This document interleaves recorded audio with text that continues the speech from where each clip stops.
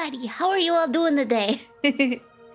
I woke up and I'm like, oh no, today's gonna be a low energy day. But that's okay. I'm excited to play more Umineko. I just have a little sticky note on my little hair that says I'm sleepy. I'm sleepy. But yeah, how are you doing, Bailey? The last time we played, Kinzo was like, "Hi, I'm gonna be the cause of all these deaths for the first Twilight." I don't even remember which adults survived. I think both of Battler's parents died. Eva and Hideyoshi did. Who were the other two? I don't remember who the other two were. I'm yes. well, it's better than no, presumably. I'm trying to remember, because it was just from the parents, but I know some of them survived. Did Rudolph die? I would assume Natsuhi's dead, but maybe... No, I think Rudolph is alive for some reason. But I don't remember if Natsuhi is dead or alive. Let me see. Let me get it selected over here. Indeed, yes. Let me see. But yeah, we'll figure it out. Because I think anybody who hasn't died is in a hole right now. This is where we left off, as far as I recall. Okay. Oh, I think the audio is like way too loud. Hopefully that is okay. Hello, Lisa. How are you doing? Let me see. Oh, I forgot. I wanted to add a limiter to this so that way... yeah, we'll go ahead and do that since we're not started quite yet. Because if we add a limiter, that means that, like, once it gets too loud, it'll prevent it from being so. I don't know what level to have it at. I want to say... We'll have it there. We'll have it there, and if it gets too loud, we can always change it. Water sounds right. Listen to that water and all that listen to that umi and all the uminekos. Are you doing fine? It's better than not fine. I didn't realize how, like, dark it is in my room. It's like it's getting into spring, even though, like, snowed yesterday.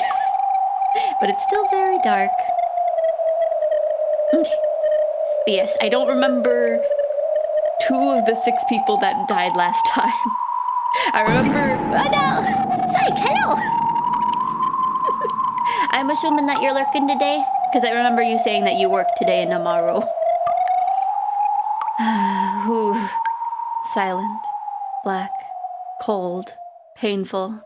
Rosa regained consciousness bit by bit, and the first thing she thought was that it would have been better if she hadn't. I maybe need to move my mic too. Maybe that might be better. I don't know. After all, with her body this cold and hurting, the pain grew the more her consciousness returned. Have a good stream? Okay, I'll do my best to have a good stream. Have a good day at work. It felt like she'd been sleeping on ice-cold marble in the darkness, lying face down for a long time.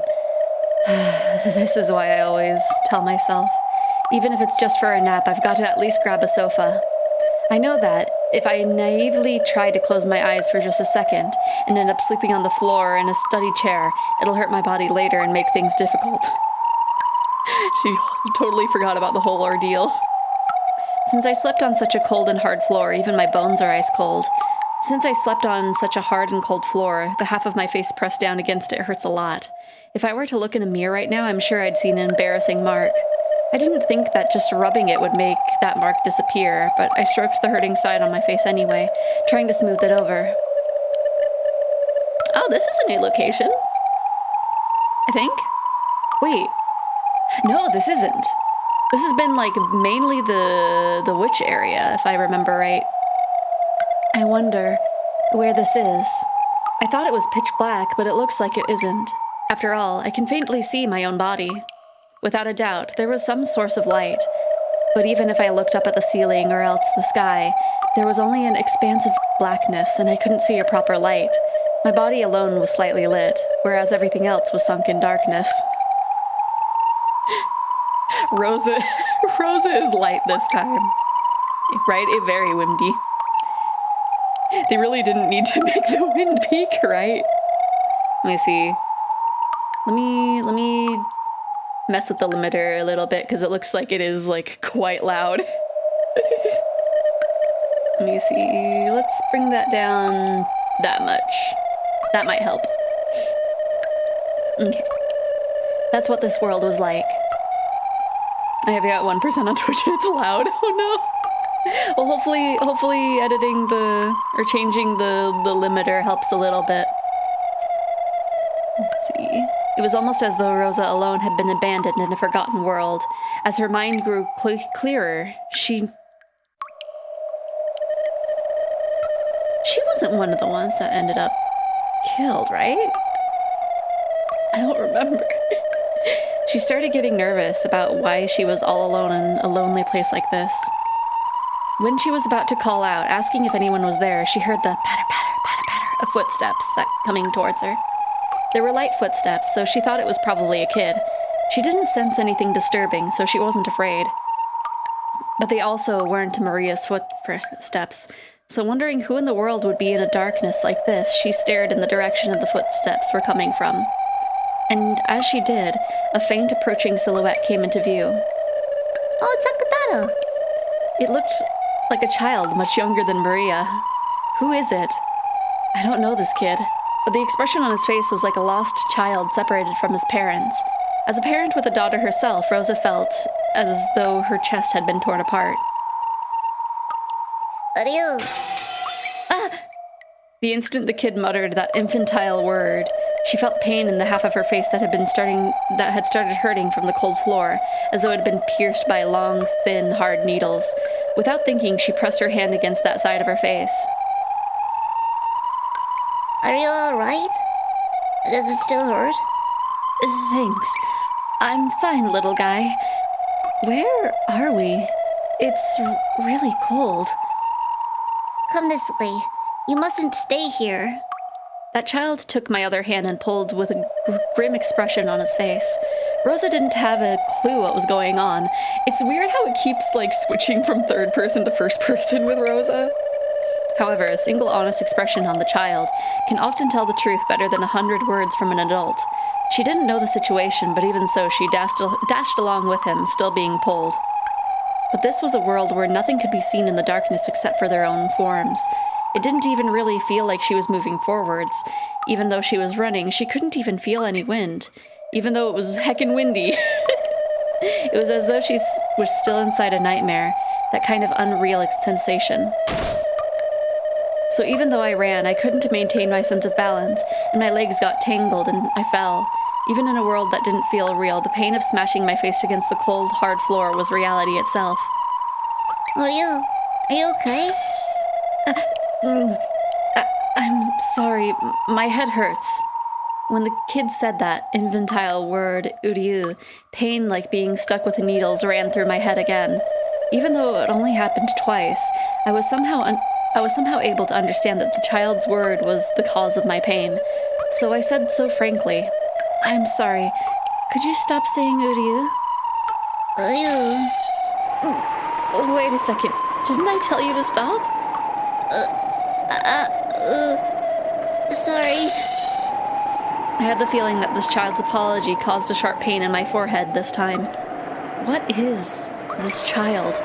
I know there's no malice in him, but when I'm around this child, my head hurts. Are you okay? Let's go, quickly. You mustn't stay here. Why shouldn't I be here? Hey, where is this? Who are you? Where is your mama? I'm the one who made me. Is you, Mama? Huh? That child stared at me with round eyes.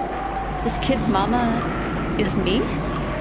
Who is this kid? I don't remember at all. Did you forget about me? You made me, right? Wait a second, stop kidding around. Maria is my only child.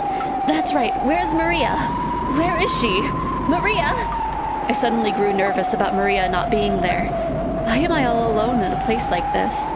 Where is Maria? I'm only able to be me because Maria is there for me. Maria is here, but she's not Maria now. It's better if you don't meet with her now. That's better for your sake and Maria's as well. For Maria's sake as well. Escape. Huh? What are you saying? Where is Maria? Maria! Answer me! Maria's gonna find you. Come this way. Quickly, Mama. That child pulled on my hand again. He was probably pulling me in the opposite direction from Maria, so I stopped walking. Let go! Just who are you? What gives you the right to call me Mama? Mama's the one who made me. Did you forget? For Maria's birthday present, you made me with your own hands. Did you forget? You couldn't be. Maria's Sakutaro? Yes, the lion stuffed animal Mama made. Yeah! A fierce, sharp pain struck me. It came from the palm he had grasped with his hand, when I knocked his hand away without thinking and looked at my palm. A hole the size of a thumb had been opened there, and deep red blood gushed out. It was a hole so big that I could see through to the other side. Dang. Are you okay? Are you okay? What's wrong? Sakutaro noticed my wound and panicked. As far as I could tell by looking at him, he couldn't understand why my hand had sustained a serious injury. But in my eyes, it felt like I'd been injured because he grabbed my hand. Regardless of whether there was malice in him, I could understand that this child was something that would do harm to me, and he instantly seemed eerie. Go away! You have nothing to do with me! Sakutaro was just a disgusting, crappy stuffed animal, right? I don't know you, I'm not your mama. Go away! Disappear!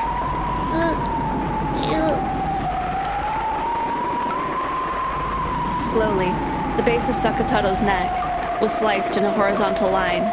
It gaped open, a pitch-black insides peeked out. No blood poured from it. Only an empty blackness peeked out. Oh dang. Then, from the insides of the gash, cotton snow poured out, and as bits of cotton scattered, he slumped over. Then, all that remained was a crumpled yellow cloth, and bits of cotton that looked like sticky, crushed cotton candy. A lion, a stuffed animal, without a doubt. These were the remains of the Sakutaro stuffed animal I tore apart on that day, while overcome with my emotions. The instant I realized that, a long, sharp shriek that it could rupture an eardrum tore the world apart.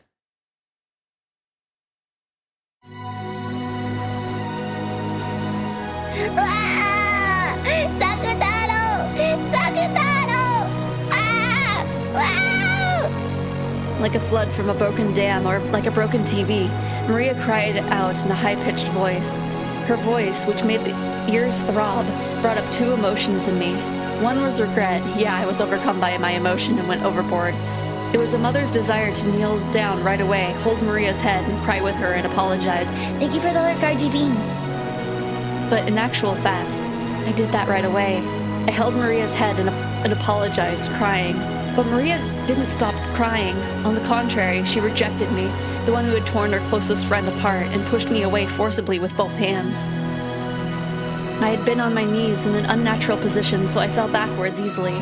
Maria scraped together the yellow scraps of cloth and cotton bits, buried her face in them, and cried even more. Watching that, another emotion welled up. It welled up rapidly, and then it burst. After all, she refused to make up with me even though I had apologized, and there was nothing else I could do now anyway. It was all Maria's fault in the first place. Since she was too busy playing with stuffed animals all the time like this, she can't make any friends, and that's why people treat her like a freak.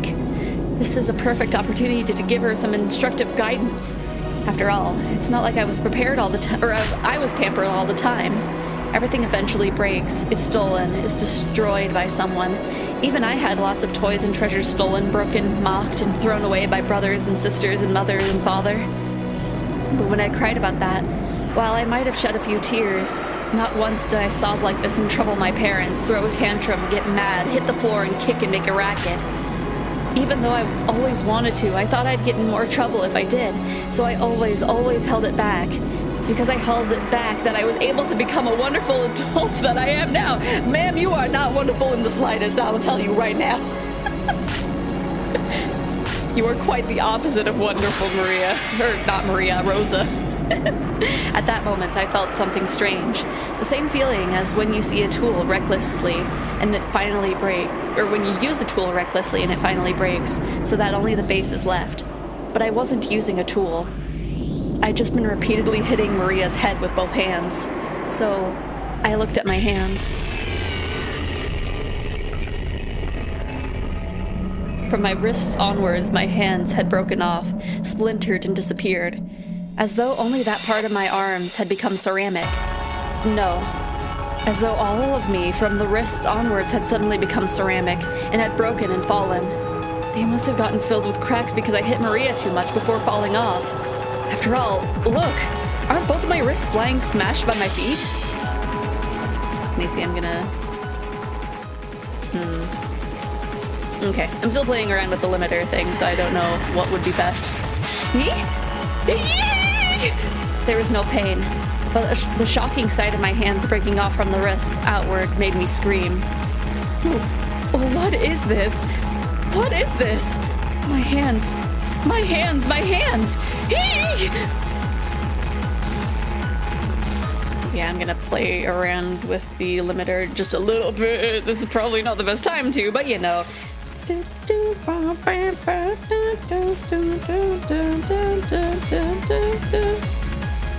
Okay, well, we'll have it like that for a little bit.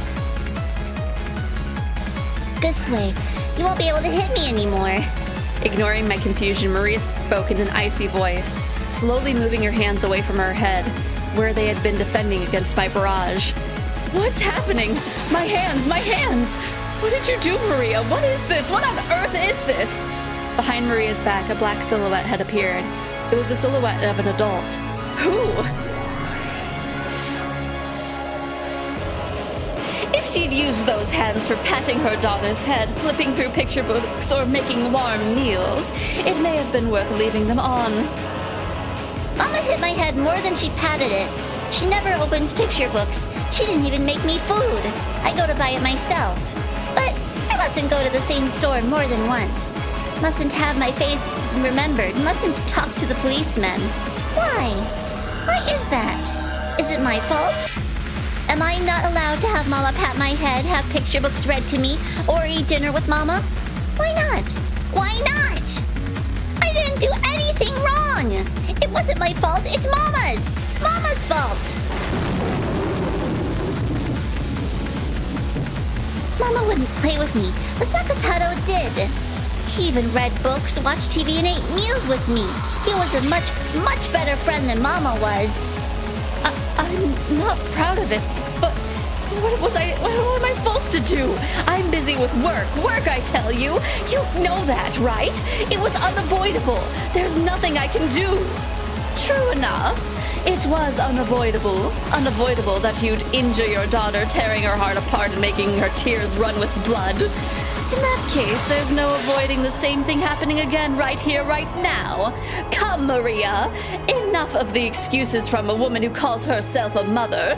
Can you forgive her or not? Is she innocent or guilty? I won't forgive her. Mama's guilty. I'll make Mama meet the same fate she gave Sakutaro. I'll take Mama from the seam at the neck, tear her apart so she can see the cotton inside her. My goodness. Maria going hard this episode. Maria's eyes ominously flashed blue. In that instant, invisible massive arms stuck their fingernails out and tightly grasped Rosa's entire body. All the bones all over her body made a sound like twigs being stepped on. They cracked readily and broke apart. Rosa had understood vaguely.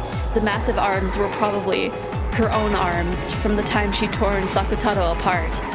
From a stuffed animal's perspective, her arms certainly would have been this massive. So she could imagine what would happen next. The sharp nails stuck deep into the base of her neck, and she heard the skin tearing with her own ears. Then, as the two witches watched over her, Rosa's flesh was split in two, top and bottom. When Sakutaro had been torn apart, bits of cotton had flown about like snowflakes. But in Rosa's case, something like black, thick tar came out, filthily flying all over the place. There wasn't even a trace of the red of blood. It was something black, filthy, and thick. It was probably what a bloodless, tearless human kept inside their body.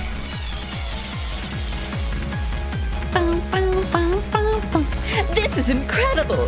Hideous! What filthy insides! Splendidly done, Maria! Well then, is this enough for your revenge? Can you forgive your mother or not? Innocent or guilty? I can't forgive her. Still can't forgive her. She's guilty. When Beatrice brandished her pipe cane, gold butterflies seeped up and restored Rosa's broken flesh in an instant. Oh gosh, she's getting the same treatment she did in the last episode.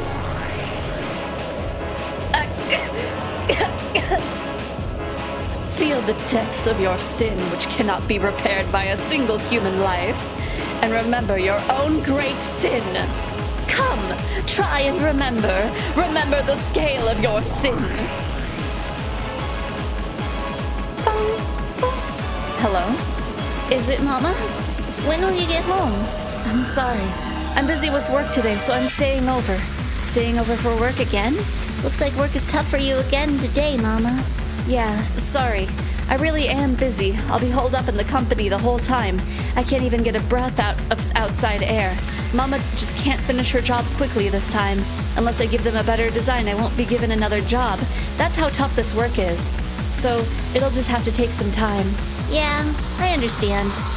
I'll be a good girl and watch over the house. So do your best at work. Finish it quickly and come back, okay? Thank you for understanding about Mama's work. I promise I'll buy a delicious cake tomorrow and take it home. I don't think she ever bought the cake. I don't need cake. Instead of taking time to go to the cake store, I'd be happier if you came home that much sooner. Don't worry. I'll come back quickly, I promise. So let's have some delicious cake together. Let's drink delicious tea together. Let's read a new picture book together. Let's play with the wolves and sheep puzzle I bought the other day. Both of us together. I promise. Yeah, promise. I'll be waiting. Do your best at work, Mama. Oh, it's a lonely story, but isn't this mother and daughter love wonderful with both looking out for each other? Do you see any problem with it, Maria? Rosa? I kept that promise, didn't I? The next evening, didn't I do as promised buying a cake and returning earlier than usual? That's not it. I knew. That evening, a pay-on-delivery package came from Mama. But there wasn't enough money in the wallet. So I called Mama's company to ask what to do. I was told only to call at special times, but I thought it'd be bad if the package was something important for Mama's work. So I called. This time I will have some echoes since it's in the past. Then I was told... Oh wait, no, this is not in the past. This is not in the past, oops. We have Mirage Coordinator OST noise. How are you doing now?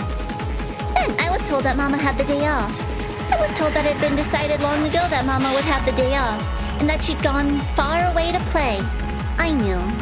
The whole time. I knew Mama was lying. But you know what? Sakataro scolded me, saying that wasn't true. Every day Mama was very busy at work.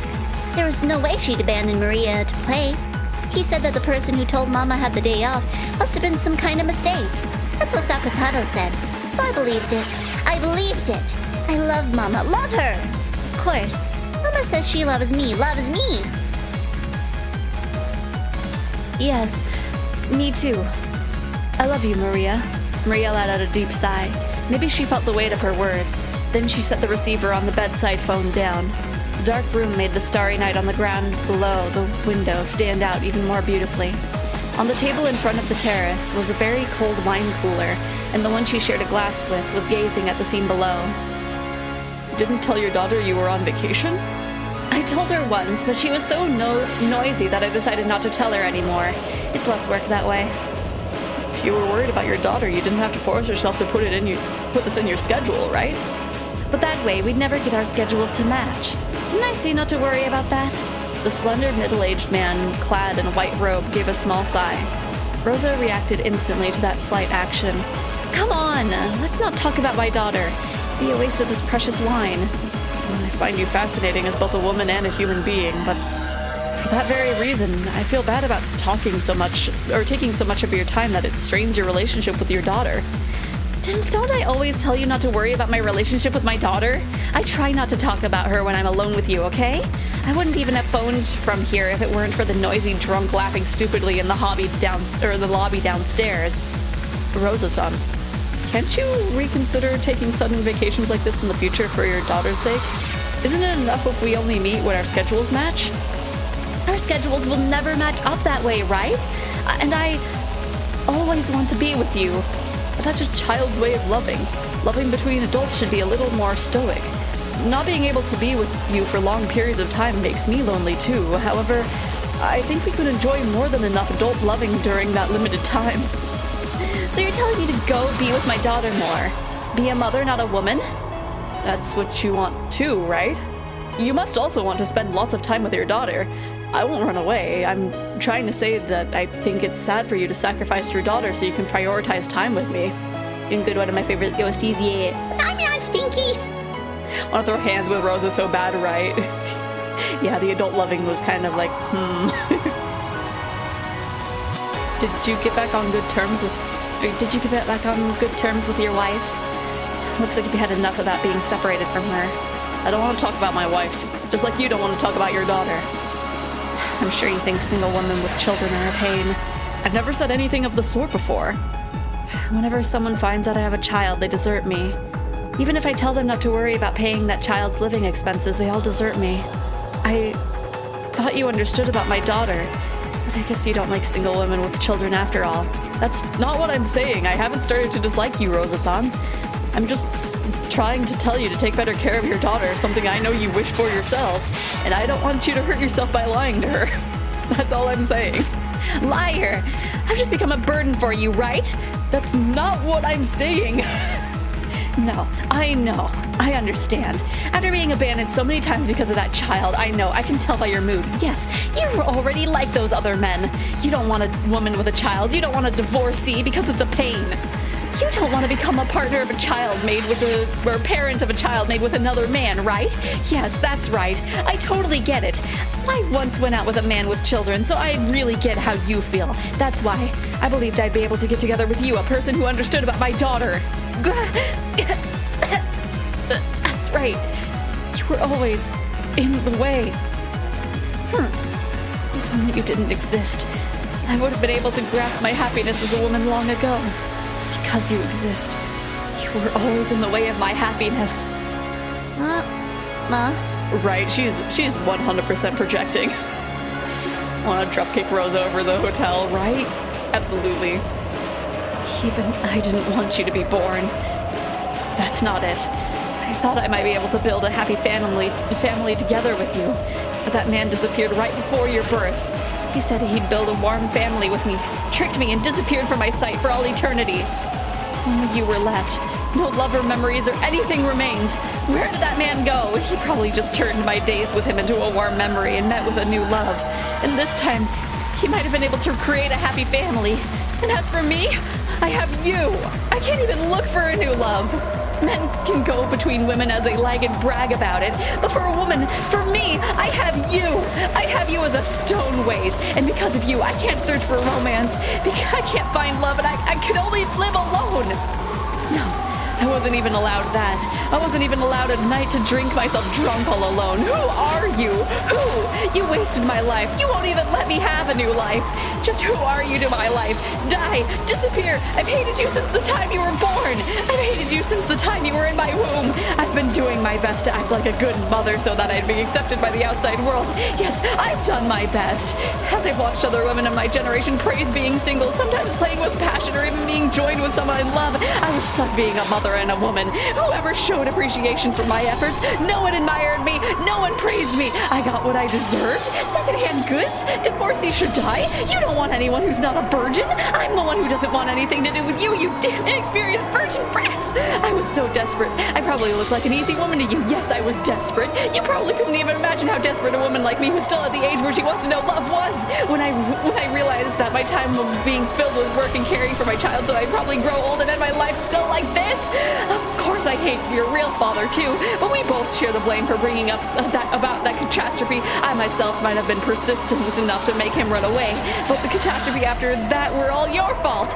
When did I ever scold you for that? Never, right? The day after one man left me when I wanted to drink myself dead drunk was Parents' Day at your school. When I tried to hide my tear-stained eyes with heavy makeup, the way I felt when you said something off the mark and the whole class laughed at you is something that not only you, but probably everyone in the world couldn't understand. I hate you. I loathe you. And until now, I've never really loved you even once. Wow!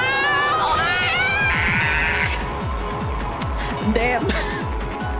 Damn, Rosa. Why does Maria have a card captor staff? Because she's a witch. Good mother, right. But her no, her favorite song is like "Hate Everything About You" by like what is it? I don't remember the band, but like but maybe Tainted Love is high up there too. Maria's face was still stiff. If the words really had been blades, Maria's whole 3 Days Grace, that's right. Another song that popped out of my head was like, justify, don't really know why. When you justify, whip us up, that might be another one of Rose's. Listen to Milana as a teen, yeah. If the words really had been blades, Maria's whole body would have probably been stained red with fresh blood right now. Even after gaining the power of a witch and resolving herself to take revenge for Sakataro, she couldn't stand these curses coming out of her mother's mouth.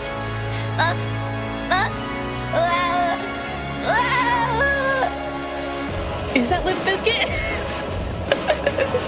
Also listen to as a teen, right? Just like all the teen like edgy playlists are like are Rose's top songs. Ugly. How ugly is a woman drowning in lust. Now you see this woman's true nature. Even I, as a witch who has explored the depths of evil, find this most difficult to watch. Oh, Maria, now is the time to part from her. Smash the ugly lump of meat that calls herself your mother. It would be pointless for your pure soul to be bound by the chains between mother and daughter any longer. With your own hand, release your own soul now. You have now gained the tooth and claw to protect yourself. Now you'll taste the pain I had to go through. Now I'll take revenge for those days of suffering. Aren't you the one who's been hurting me? I'm the one who wants revenge. I should have done that before you were born. If only you hadn't been born. Disappear! As Rosa howled, in a way that could only be described by the word splat, her upper body was crushed, and in an instant became something similar to a wrung, blood-stained towel. Be crushed! I can't forgive you! Can't forgive you! What filth! That form suits you. Even though Rosa's waist and below was standing normally, just the upper half of her body had been pinched, and that extreme contrast was bizarre. Then she fell over, but the instant she fell, her body was restored.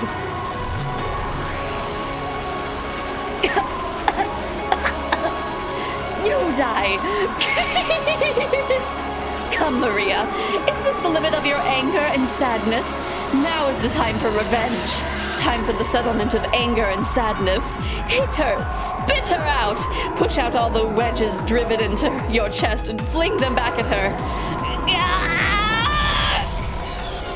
Maria's howl was adorned with the ugly sound of flesh and bone being crushed at the same time. I thought that was Rosa yelling, but oh well. As Rosa, who had foully insulted Maria, lay spread-eagled, a neat, perfect circle was cut out of her chest and crushed, as though her chest had been trampled by an invisible elephant. Her heart and her lungs and her ribs were trampled so mercilessly that they were completely indistinguishable. It might have symbolized the pain in Maria's heart up until today. So, Maria, are you satisfied now? Can you forgive your mother for her sin, or not? Innocent or guilty? I can't forgive her. Not yet. Not yet. Maria is guilty. Her mama is guilty, not me. Guilty, guilty, guilty. Can't forgive her. Indeed. How could this level of punishment compare to the bitter days you suffered through? No, it's Rosa. Come, try to remember. What form did you have? Revive in order to be killed. Be killed over and over so that your sins can be purified. When Beato waved her cane, the body was restored again, and Rosa stood up, coughing violently in apparent pain. And once again she spat out curses, rejecting Maria. You aren't Mama. You're a witch tormenting me and Mama. I won't forgive you for just because you look like Mama. I won't forgive you. You're the witch, aren't you? Always reading creepy books and pretending to play with witches. You're the one who should disappear. Because of you, even I'm treated like a freak. Because of you. Because of you! If only you hadn't been born. Don't be born. I've hated you ever since you were born. Maria screamed. Was she unable to bear her anger and sadness? Or else had she been taken over by an indescribable emotion? It was surely a cry of hopelessness. And yet, it was a reality that had been accepted. Maria knew. She knew that she knew that she was thought of as a burden. But even though she herself had known that, she didn't believe it. She believed that her mother loved her and had done her best to positively interpret several events that could have made her doubt this, trusting and clinging to her mother's love. But she had no one except Mama. Even so, she really did like Mama and wanted to return to the days when she believed that Mama loved her. So I howled. I'll erase all of it. I won't accept it. I'll deny it. I'll deny the mother who says these things, the black witch who makes her say them, and the part of herself that can't forgive my mother. But I can't deny it. This is reality, fact, the truth, the answer. Without any mistake, this is absolute reality. Maria turned Rosa into a lump of meat over and over in the dark world that reflected her heart, rang the ugly sound of flesh and bone being torn apart, which would make anyone want to cover their ears. Each time Beatrice revived Rosa, she dragged her back into the world of endless torture, which could not be escaped from even by death. This was the true, deepest hell that the endless witch Beatrice could create. However, this world was not made endless by Beatrice's will, because every time Rosa turned into a lump of flesh, or meat rather, she asked the same question to Maria. Are you satisfied, Maria?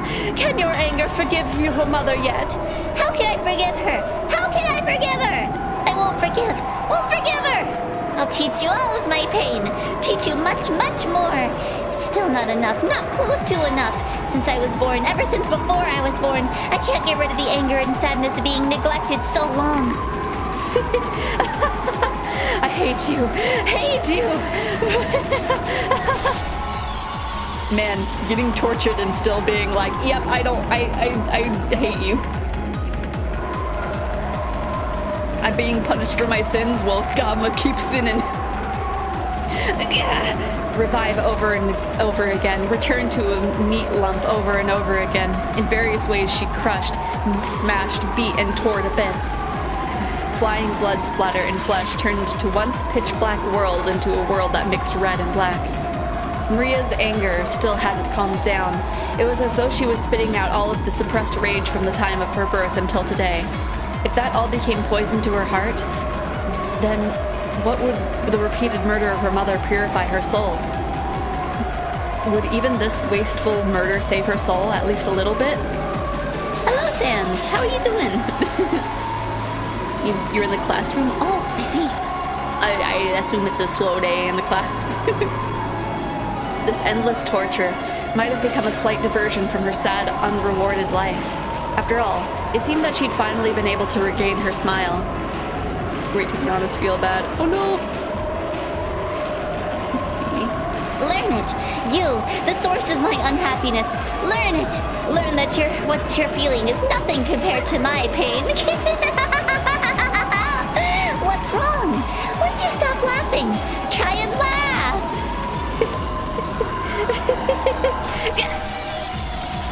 Half of her skull collapsed. Eyeballs flew out and black cranial fluid gushed. Fragments of teeth scattered. Come on, revive! Try and laugh!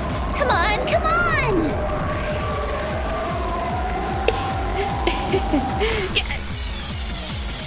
Her whole chest along with her ribs turned inside out, exposing her filthy innards.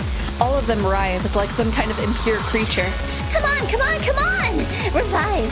Can you still laugh? Can you still laugh?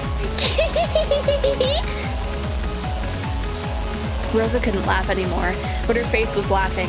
It was filled with a twisted laugh and covered with a malice that rejected her unwanted daughter. I erased that laughing voice. Next, I'll erase that laughing face. I'll erase it, I'll crush it, I'll tear it to bits. Laugh. Try and laugh, Mama.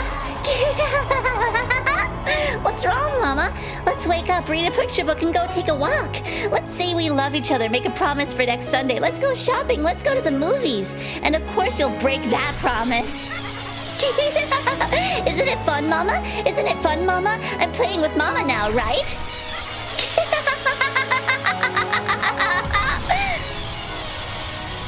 That's right, you are now playing with your mother, having fun with her. Tell me how you feel right now. I don't believe that it's anger or sadness or pain. Yeah, that's right. I get it, Beatrice. I'm having a lot of fun now. I'm playing with Mama, so it's tons of fun. And even though I'm killing Mama over and over again, she can be revived with just a single bit of magic. I took care of my toys because I couldn't fix them if they broke. But if the toy could be fixed, I'd want to break it over and over again.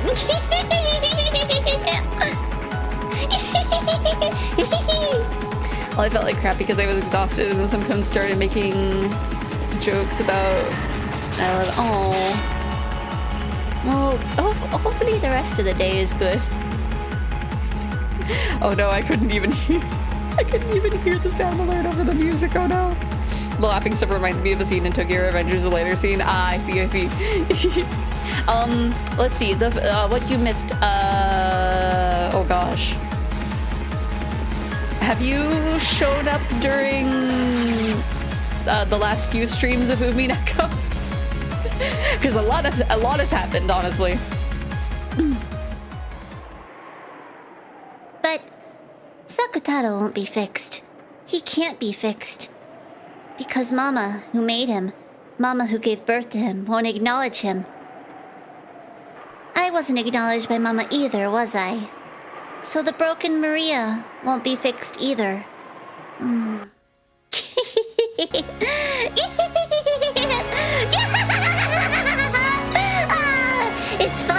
It's fun, Mama. Since it's gotten so fun, I'm somehow starting to feel like I could forgive you. Hey, Beato, this is a really strange feeling. Why? Why am I starting to feel like I can forgive Mama? That enlightened state is only reached by witches who have gained the power to control life and death at will. You can kill at any time. You can revive her if needed. If that's a pain, then it's all right to kill her again. Once you've learned that you can do this at any time by simply snapping your fingers, all nonsense spoken in the world of humans becomes a chirping of insects that isn't worth listening to. You didn't begin to think about forgiving your mother because your eyes were open to your mother's love. It was because now you stand at the entrance to the world of true witches. Welcome, Maria, to the profound and sweet world of witches. I've done it. Maria is no longer Maria. I may still be an apprentice, but I've surpassed the human world. I am now the apprentice witch of origins, Maria! There's nothing to frustrate me, nothing to make me sad. Mama, I'll forgive you.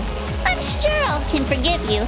I think I'll be able to forgive you even after doing just a bit more.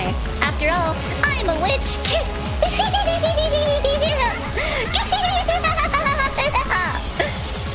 If I came here to chill instead of doing my essay, yeah. Well, Rose is getting what she deserves, so. Maria would probably forgive her mother eventually, after brutally murdering her countless times, graciously.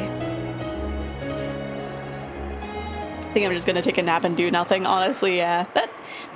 That's good too. Let me see. I'm gonna stand up a little bit so that way I can get the blanket out from underneath me.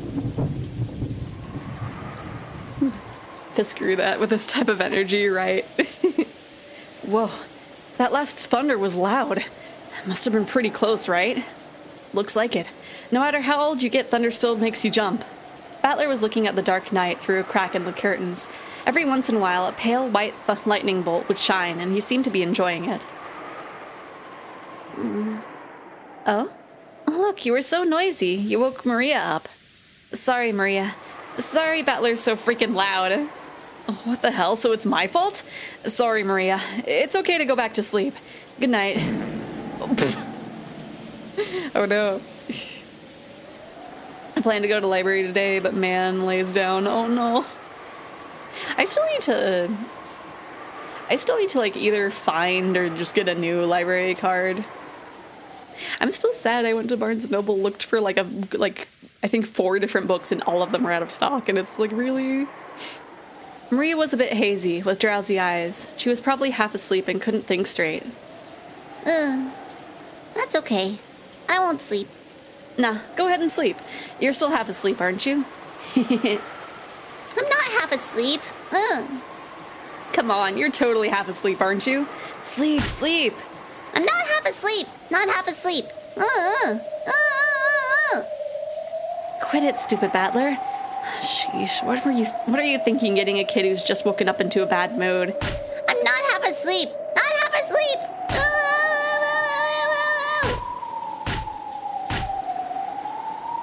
I understand, Maria-chan. You aren't half asleep, so calm down. Not half asleep. Not half asleep. Maybe it was because of her delicate mental state after waking up, but Maria suddenly threw a tantrum. Battler had only been trying to tease her a bit, so he was confused by this extreme overreaction. George held her head, trying to calm her down, but Maria's tantrum wasn't going to be quelled easily. Battler and Jessica were trying to push the blame onto each other, saying, "It's your fault too." I can't sleep because I'm in class, but I feel a lot better now. That's good. Yeah, it's supposed to rain today. I don't feel like carrying an umbrella. Plus, yeah, honestly, I get you. Hey, be quiet, you two. Jessica-chan, there was still hot water in the pot, right? Could you make some tea for her? Did you calm down, Maria-chan? It looked like her tantrum was dying down bit by bit, but she still glared at Battler, who had made fun of her with sharp eyes. Battler-kun was just kidding around. He doesn't really think you're half asleep, so calm down, okay? George noticed. Maria was staring at Battler with incredible eyes, and despite having just displayed all that emotion, she laughed in a small voice. Instead of a laugh, it seemed more like she was muttering while thinking about, or else counting, each he. As though each time she said he, something brutal would happen over and over. Back, I thought Maria was a witch. She is! But she's, how to explain it. I think she's a witch in the fourth wall area? I don't know. George felt something creepy for just an instant, but he couldn't spot the madness that peeked out of the depths of the girl's eyes for just a moment. After a short period of stunned silence on George's part, Maria stopped her bizarre, quiet laugh and pushed George's arm aside, as though telling him to let go. I just learned when I'm done, I can drink a lot of water. Ah.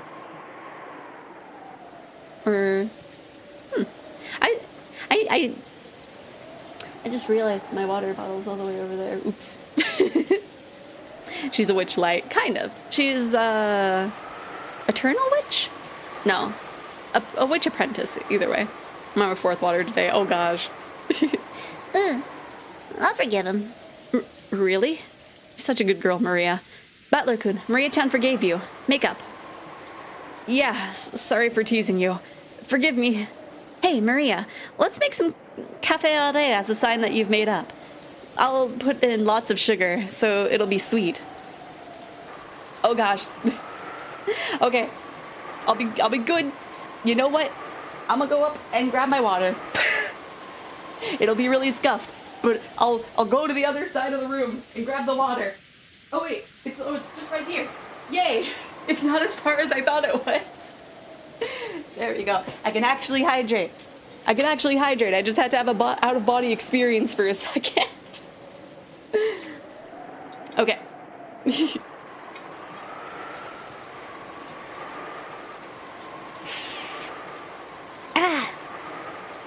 There we go. Oh gosh, I don't... My desk got crowded again. Oh no! Okay. Even the bot was like, hey, you need to hydrate. I don't need it, but I'll forgive you. Because I'm a witch. One more time, Maria laughed in a creepy, quiet voice. But it was only for a very short time, so Battler and Jessica didn't think much of it. They decided to think that it had probably only looked that way when the lighting hit her cheek with a pale, white light for an instant. At that time, they could hear the sound of loud footsteps coming from the hall. It was already about 10:30, late at night. Late at night is usually a time when you aren't supposed to be disturbed. Hearing footsteps like that at this time was far from calming. Right, Maria, don't kill Battler, we kinda need him. Then, along with a clearly ominous knock that repeated fiercely, they could hear Goda and Kumasawa's voices that clearly told them that this was an abnormal situation. Children, are you there? Are you there? It's Goda! It's Kumasawa! Is everyone alright? What has happened? What has happened? When George opened the door, the two of them tumbled in, sopping wet. It looked like they had dashed here from the mansion without an umbrella. What's wrong, you two? Did something happen? It was the master and Klaus-sama and everyone.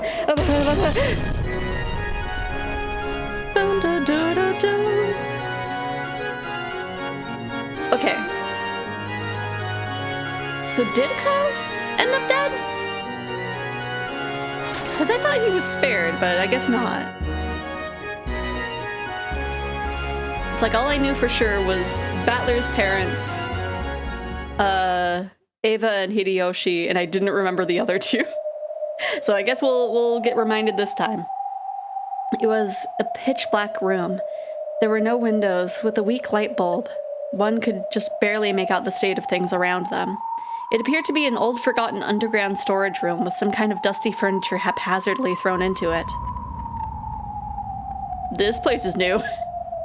I think I'm sick, man. Oh no! Oh no, hopefully you get better soon. The water will help. Being hydrated does help. I don't know of any other things that can help, but water does help. However, even with just a little light, one could at least make out that it probably wasn't a storage room. After all, that room was sealed off with iron bars. Oh, was it just the dad? So I only know 3 of the people that ended up dead. Gatorade and Powerade. Oh, true. True, get those electrolytes in you. I only know because I feel warm and this ice cold water feels like heaven on my head. Oh yeah, so that's definitely an early sign. So yeah, be hydrated with as much water, Gatorade, and Powerade that you can. Get yourself some lime cucumber Powerade, or no, it's Gatorade. Yeah, quench your thirst with a Gatorade. Where is this? I don't know. Could this be underneath the mansion? Has there always been a room like this directly underneath the dining hall? They had dropped into what had appeared to be a pit, falling into this room. Therefore, it was natural to assume that this room was directly under the dining hall. However, not even Klaus could bring himself to believe that there were pitfalls rigged in his beloved dining hall, where he had enjoyed his meals for years. Come on, brain. We're less than an hour in here. We can read. However, not even Klaus, and that this dungeon-like room lay directly beneath it. But the ceiling above was of crude stone craftsmanship, and they couldn't understand how they've fallen from somewhere up there. No, all 5 people who had dropped here thought the same thing. Although they had the sensation of falling into a pit, there was no way there could be pitfalls in the dining hall, nor could this dungeon-like place be directly under it. But the truth was that they actually had fallen into this place and were locked in. So they were confused. It is lucky that no one was hurt after falling from such a height. Shannon, Canon-kun, did either of you two know about this room? Oh, right, Genji was one of the 3 people. So, okay, so that was the 4th person. Okay, so we still need to figure out the other 2. No, we did not know of this room either. Really? Really? We really don't know about a room like this. Despite their age, Kirei apparently wouldn't have found it odd if they, as servants allowed to wear the one-winged eagle, might know of the mansion's secret tricks. There were a long silence. I'm already losing it. My goodness. There was a long silence, as if Klaus was evaluating their answer. No, it's probably true that you don't know. After all, this is a clean freak Shannon we're talking about. If she knew about this room, she'd probably scrub this place until it was sparkling. The filth of this room is proof that you don't know of it. More importantly, I think we should worry about what to do next. Exactly. We need to call the police, or rather administer first aid as soon as possible. Nanja's words were hollow. Obviously, 6 people had been killed in the dining hall. Everybody had seen the exact moment when they'd been killed, and since half of their heads had been destroyed, anyone could tell the deaths had been instant with just a single glance. Everyone understood that first aid no longer held any meaning. Thank you, Dr. Nanjal. We already understand that our partners are no longer alive. Thanks for trying to console us by mentioning first aid. Natsuhi. Once again, a gloomy silence dominated the atmosphere, but Klaus shook his head harshly over and over, and for the time being, decided to forget the pain of losing his wife, and to dedicate himself to figuring out where they were. Okay, so Natsuhi was killed, okay. So we just have one person that we still need to figure out who died. Everyone, listen to me. Father is hopeless now. Actually, now that I think about it, I could just go into here. Maybe? No. Weird, usually when they're dead, it has a little... Okay.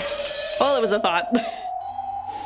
Everyone, listen to me. Father is hopeless now. We've passed the point of searching for a reason or an explanation that could be expressed in words.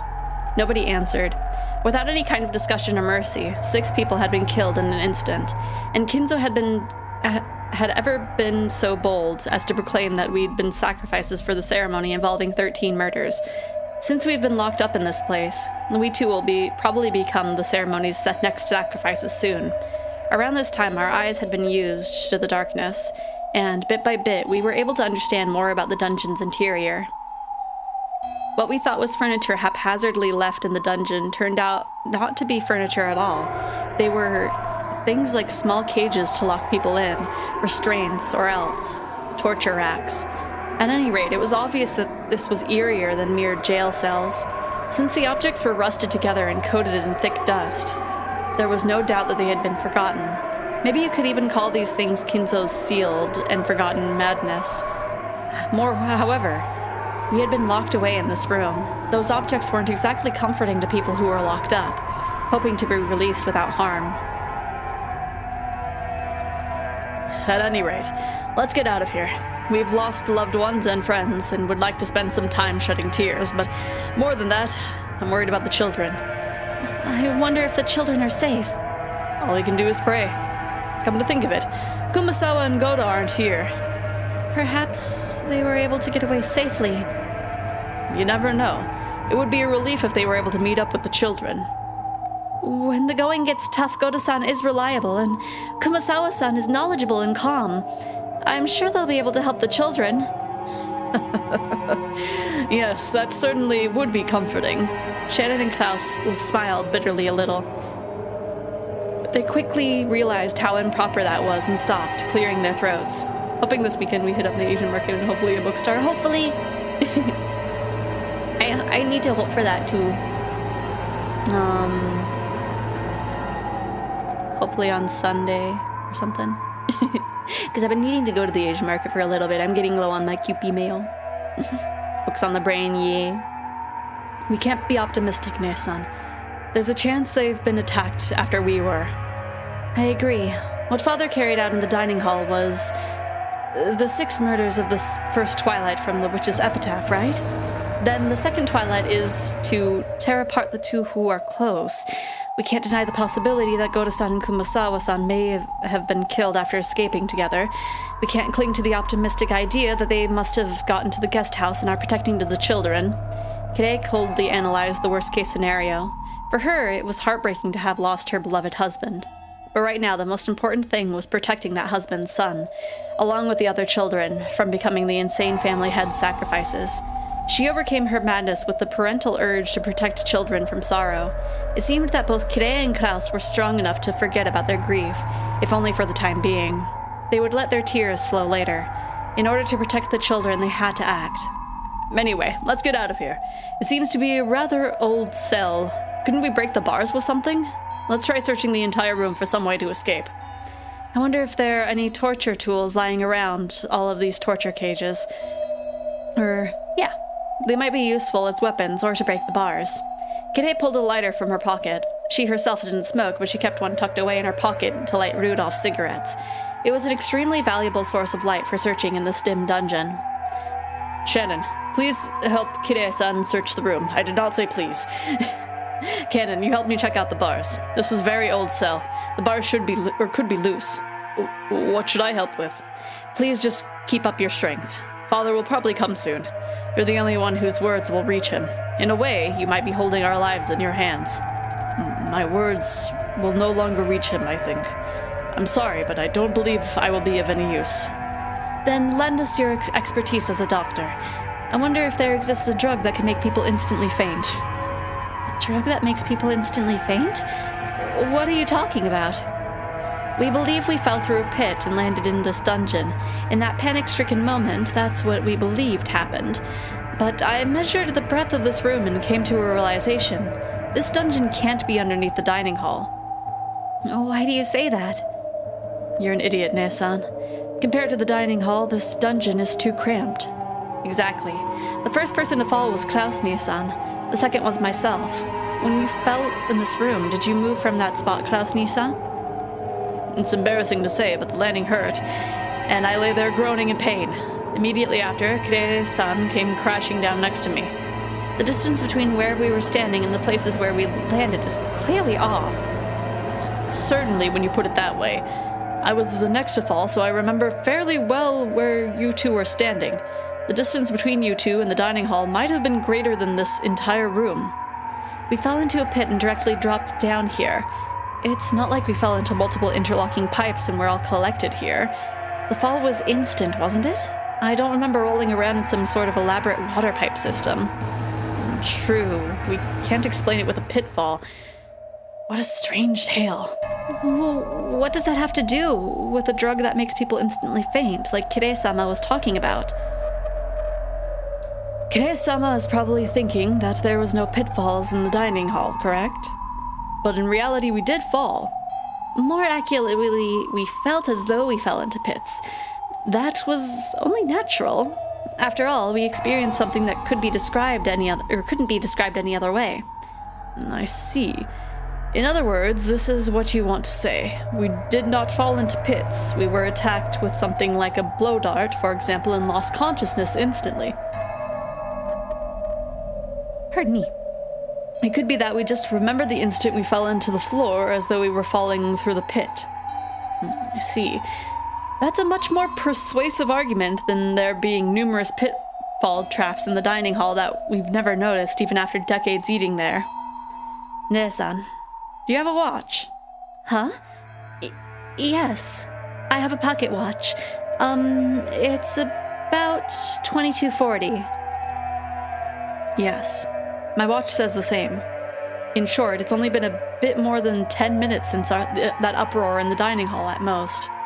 My watch has the same time. That's much too short a time to knock us out and carry us somewhere.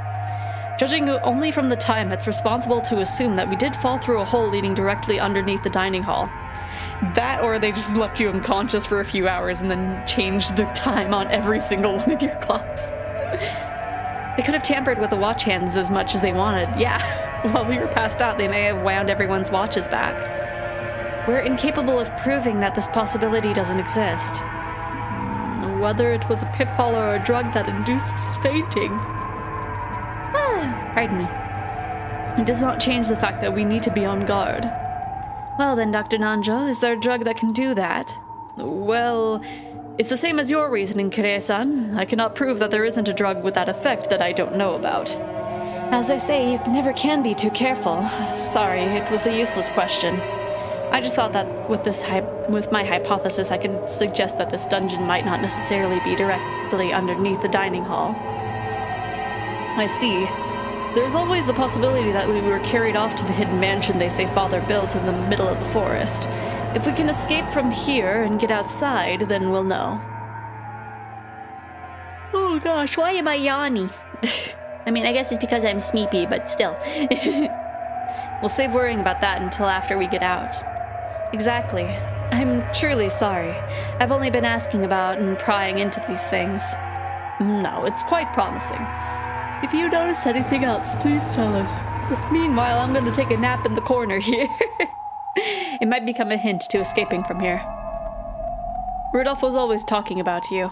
He said he was always surprised by your ideas and they would sometimes give him valuable hints. The fact that you are here is a blessing within a tragedy. Thank you. I heard something from Rudolph-san as well.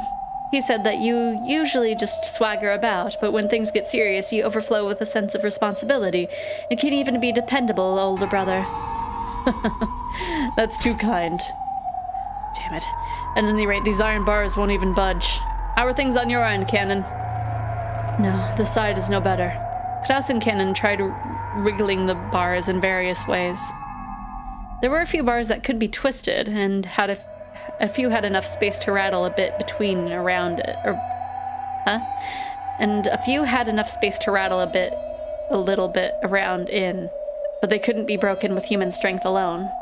However, there was still hope if they could use some kind of lever-like tool. It was still far too easy to give up yet. The children's lives were hanging in the balance. Even if there was no hope, they couldn't stop their struggle. And it was better for them to act this way. If they were to stop, there's no doubt that they'd once again be overcome by the grief of losing their loved ones and curl up, clutching their knees.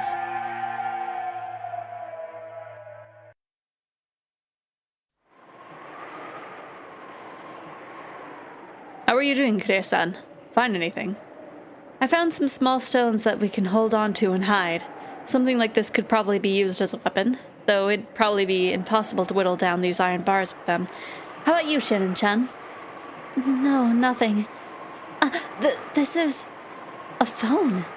I doubt it's connected, but we might be able to use the cord as some sort of string-based weapon. If we break it, we could take out the metal parts. Klaus, Nissan, there's a keyhole for opening these bars, right? Yes. It's a pretty large hole, quite old-fashioned. If we twist some wire in it, we might be able to pick it up. We might be able to use the metal parts from the phone as a substitute for something. This phone will become our weapon. It's just like in investing. Our weapon is information. Klaus and Kure laughed at each other at how they hadn't even thought of using the phone as a means of communication. What are you doing, Nissa? Oh gosh, why do I keep yawning? Stop! Stop! I just wondered if maybe the phone was working. Dummy Nissa. Huh? What? At that point, Shannon let out a small, surprised cry. Kire-sama, this phone, it's connected. What did you say? It was like when people move out of an office, taking everything with them, leaving only the telephone behind. That's the feeling the phone gave off, having been left in the corner of the cell. The cord was wound up into a coil, the tip of it being swallowed by the wall. And just looking at it, there was no reason to assume that it wasn't hooked up. But to think that it was actually... What? Am I okay? Is my head okay? Kire took the receiver from Shannon and pressed it to her ear. Certainly, the electronic hum of a phone was a familiar sound, and this phone was certainly alive. What good luck! Let's contact the police. Hold on. This is too good to be true. Could it be bugged? If they were planning a trick like that, normally they would cut the phone line. There's actually a good possibility that they overlooked this. If they noticed, they might actually cut the line this time. There's nothing we could tell the police that would be problematic for us if they overheard. Surely that was true. True. The point of a wiretap is to overhear some important piece of information. But the way things were right then, she couldn't think of a single thing that would come up in a conversation to the outside world that might be troublesome to be overheard. Kire instantly concluded that it was more likely to be a mistake on Kinzo's part than a trap. You do have a point. I believe you start with 0 to make calls through the external line. Kanon-kun, I'm gonna make a phone call, so will you watch things, or how things are out there for me? If you send somebody coming, let me know. Yes. Kanon raced off towards the iron bars, silenced his breathing, and strained his ears. As everyone present watched her, Kire dialed 110. However, she pushed the hook down and redialed many times. It didn't seem to be working very well. The outside line begins with 0? 110 would be 0110 then, right? It doesn't seem to want to go through. Hand it over here. I'll try to call. Klaus took the receiver in Kire's place and tested various things. It's like you're pressing 0 wrong. Here, let me do it. But in the end, they were unable to notify the police. The phone itself was definitely live, but the circuit was apparently cut somewhere. Did this mean that they were not so naive? So it's useless after all. It means our enemies aren't naive either. Kire let out a deep sigh, leaned against the wall and hung her head for a while. As cool thinking as she was, for a brief moment she may actually have had the naive hope that the phone might actually work. She sneered at herself mockingly for holding on to that naive hope for even a single moment. Then she remembered just what was happening here. Truth be told, even after being shown a scene like that right before her eyes, or rather, exactly because of that, she still couldn't think of that gruesome mass murder as something real. It was less that she couldn't believe it, and more that she didn't want to. Ushinomiya Kinzo killed 6 family members. He summoned strange witch-like, demon-like people right out of thin air, and with something like magic, began to kill people one after another. It's just all so screwed up. Even though she definitely saw it, there was no way she could accept that spectacle. There's no way that's what happened. Those were obviously Father's friends or something. They just hid somewhere in the dining hall beforehand and used some tricks to appear suddenly and fool us. Yeah, I don't remember her name, but she shops at Demonic Pretty and Alice in the Graveyard or something. You know, not Angelic Pretty and not Alice in the Pirates. There's no other way to explain something as screwed up as that. But when those 6 had their heads blown apart, the golden arrow had flown around and around in the room that had truly looked like magic. Was that another thing we just saw wrong? There's no way it was magic. It was definitely some kind of setup. Since those heads were smashed, there's no doubt it was some kind of explosive. For example, a steering toy plane like they sell at candy stores painted gold, and with a powerful explosive loaded into the end of it. However, though it had seemed to be flying around at random, Kide couldn't imagine that being after being fired 6 times, each time had perfectly hit the victim square in the head, one after the other. It couldn't be that there was a computer control system for finding and hitting targets, making it a high-tech steering plane at the same level as a guided missile, right? Would he invest such a large amount of money into developing some stupid trick like that? For that insane sideshow? Does this take us back to the old I wouldn't put it past father? A number of mysterious people appeared out of thin air. 6 people had their heads demolished by a mysterious golden flying object, and the 5 of us were locked away in a mysterious dungeon by a mysterious set of pitfalls, or else put to sleep by some fainting poison dart. The family conference started a bit after 2200, so like 10. It'd only have been a bit more than 30 minutes since then. Most likely, even though I witnessed it myself, that event took place in such a short period of time, so I still can't understand it and I still can't come to grips with it. For argument's sake, even if we did get a hold of the police, it would be probably impossible for anybody to accurately explain what we saw. Even though I saw it just now, my brain's fried and I have no confidence in what I saw myself. Kide tried her hardest to cheer herself out of her overwhelming confusion, to just hold on to her sanity. Damn it, what's going on here? Damn it. Kraus started to become desperate, hitting the hook multiple times and resetting the dial. Kraus had been feigning composure, but he was unable to hide his panic. The more he retried the dial, the more the pretense of serenity peeled away. I don't know what's going on anymore. Kide couldn't help but pray that the events that had just occurred were a dream. At that time, the look on Klaus's face changed. Oh. I got through! It's ringing. Really, Klaus-san? I see. How shallow, old man. Since we can't contact the police, the external line was probably been cut, but he failed to sever the internal line. The internal line? Oh, is he calling the kids? Gap. Oh, right. I remembered it was like a really weird name. Yay, class is almost over. Yay! The internal line. Klaus-san, where did you call? The guest house. I'm calling the room where Jessica and the rest are staying. Hello? Hello? It's me. You're... Goda. Is Jessica there? Is she safe? Klaus-sama. I'm so glad you're safe. Yes.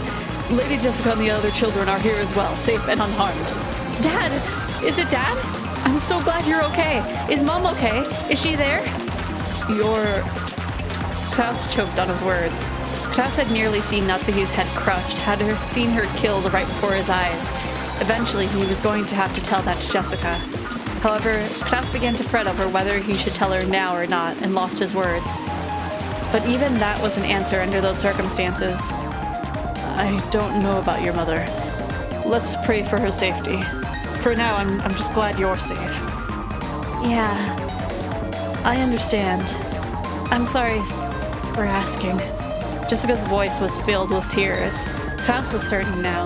Jessica and the rest had heard everything, start to finish, after meeting up with Goda and Kumasawa at the guest house.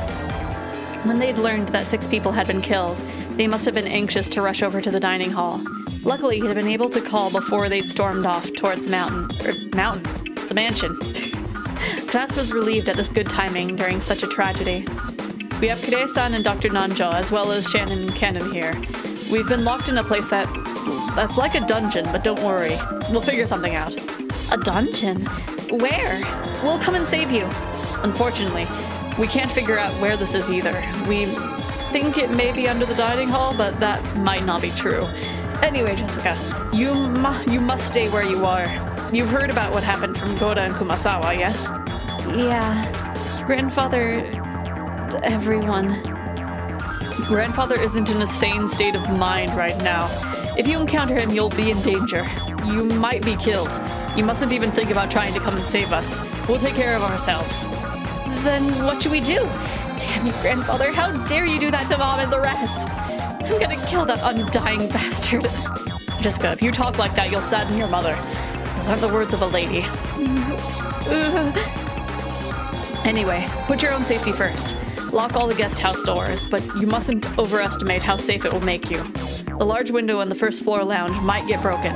Stay in your room and use a bed to make a barricade. There's a toilet and fridge in there too, right? You should be able to stay holed up until tomorrow morning. Listen up, and I'll say it again. Don't think of doing anything violent. Don't even think about trying to take revenge for Mom. Only think of hiding, of getting through this without provoking our enemies.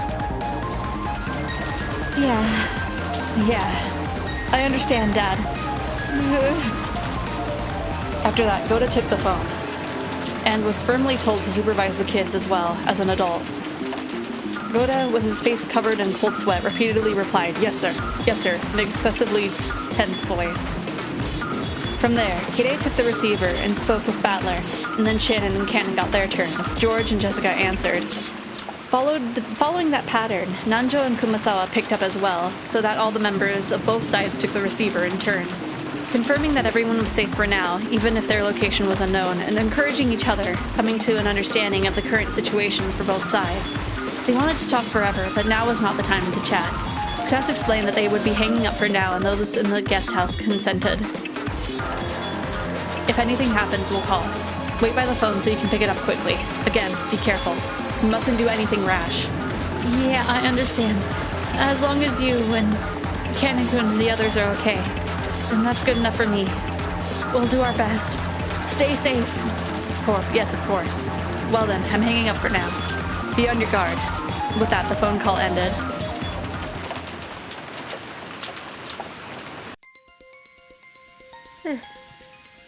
Sorry I keep yawning. Like I thought I got enough sleep.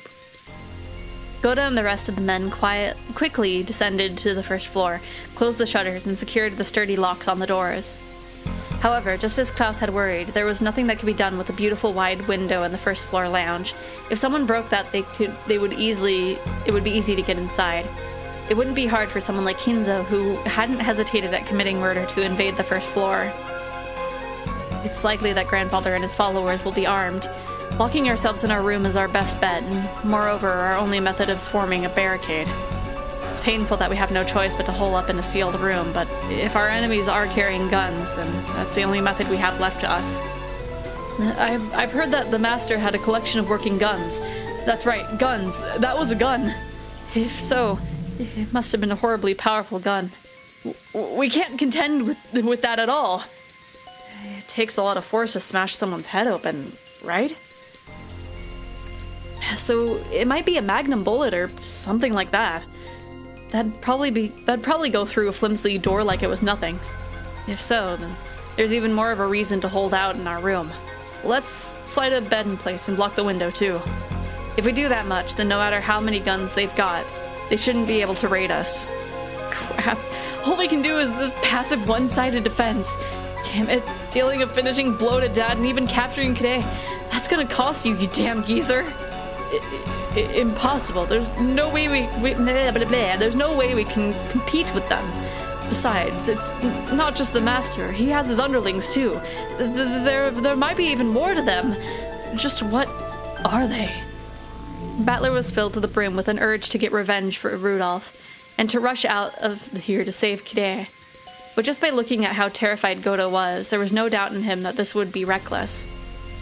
It's gotta be hard on you too, right, Aniki? And yet, you've got to stay holed up here. Damn it. Of course, I'm torn about it too.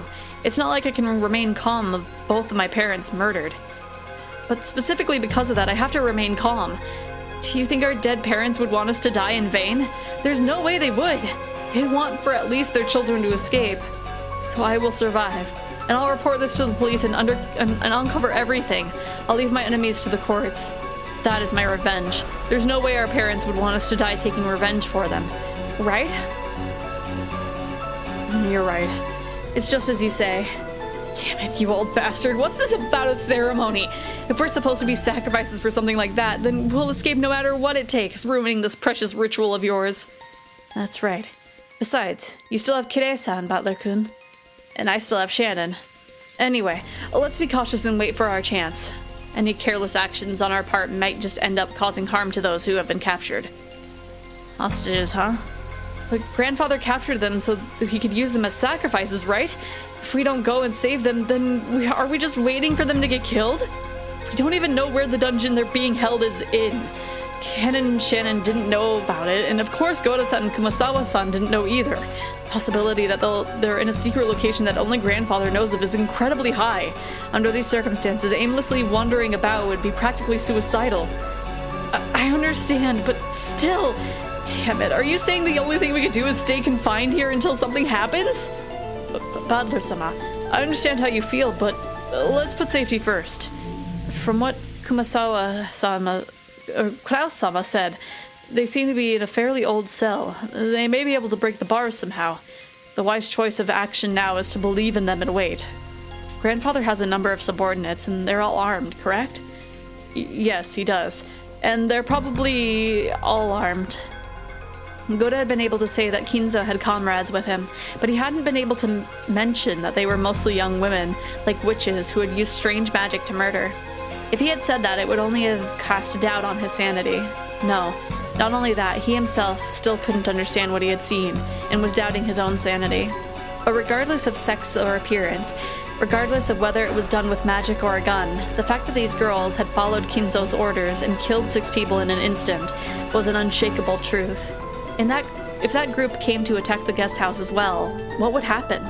By closing the doors and windows like this was... or just closing the doors and windows like this was surely meaningless.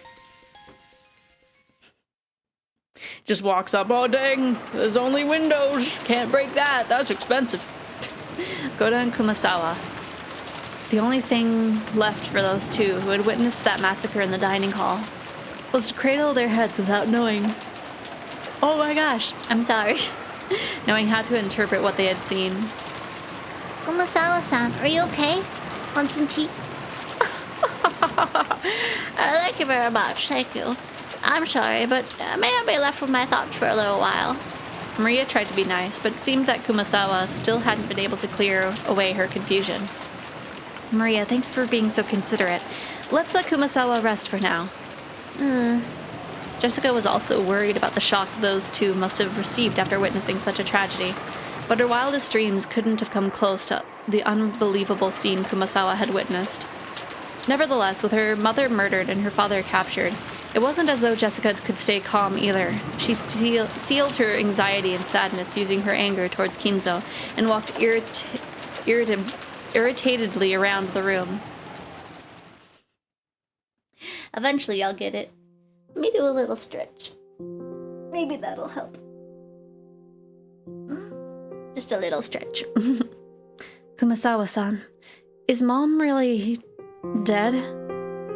Yes.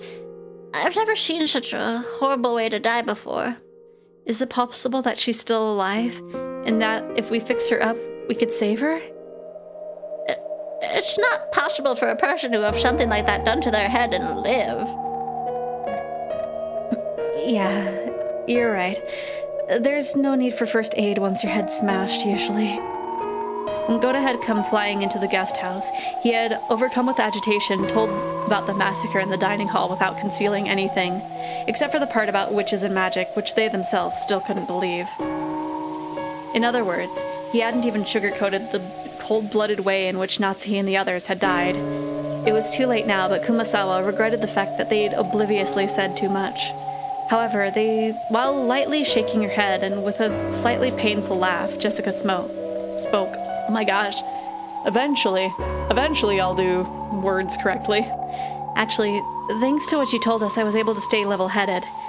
If you'd avoided mentioning the part about her head being smashed, I would have thought she might still be alive.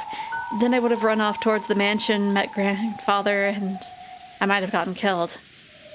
That sliver of hope could have been fatal in the end. So, I'm grateful. I'm truly sorry. I'm so sorry we didn't choose our words more carefully. Don't worry about it now. There's nothing we can do for Mom, but Dad's still alive. Ken-kun and Shannon, Aunt Kire, and Dr. Nanjo, too.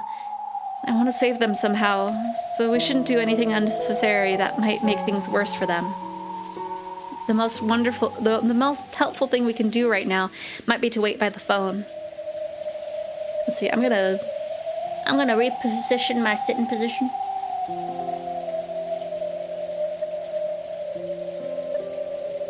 There we go. now I'm all cozy. Imagine if I fell asleep while reading Rumineko on stream. They might receive a phone call asking for them to create a diversion while the others escaped. Or the others might discover their location and call for a rescue. Jessica understood that in order to act promptly while that time came, the only thing that they could do for that time being was to wait in this room.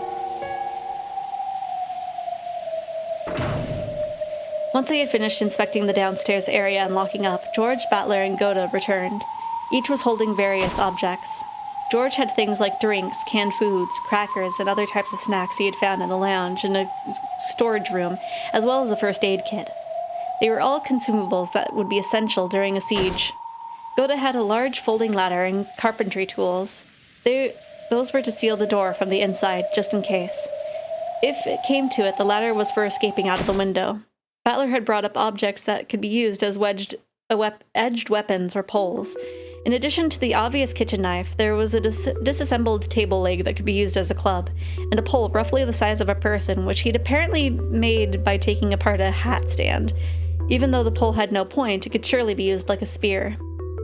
There was a good chance that their enemies had guns, so it was dubious whether they would be of any use. But it was still better than not having them, and having those could give them at least little peace of mind, then they'd be useful for their calming effect. Then the bed and sofa were placed up against the door, barricading it. They didn't go so far as to seal it up with nails.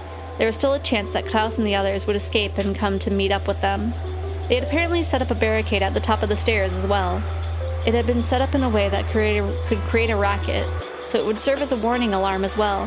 That had apparently been Battler's idea. For that reason, they turned the TV off. This way, if the first floor window were to be broken, they would hear. Once the switch had been turned, all that was left was an eerie silence.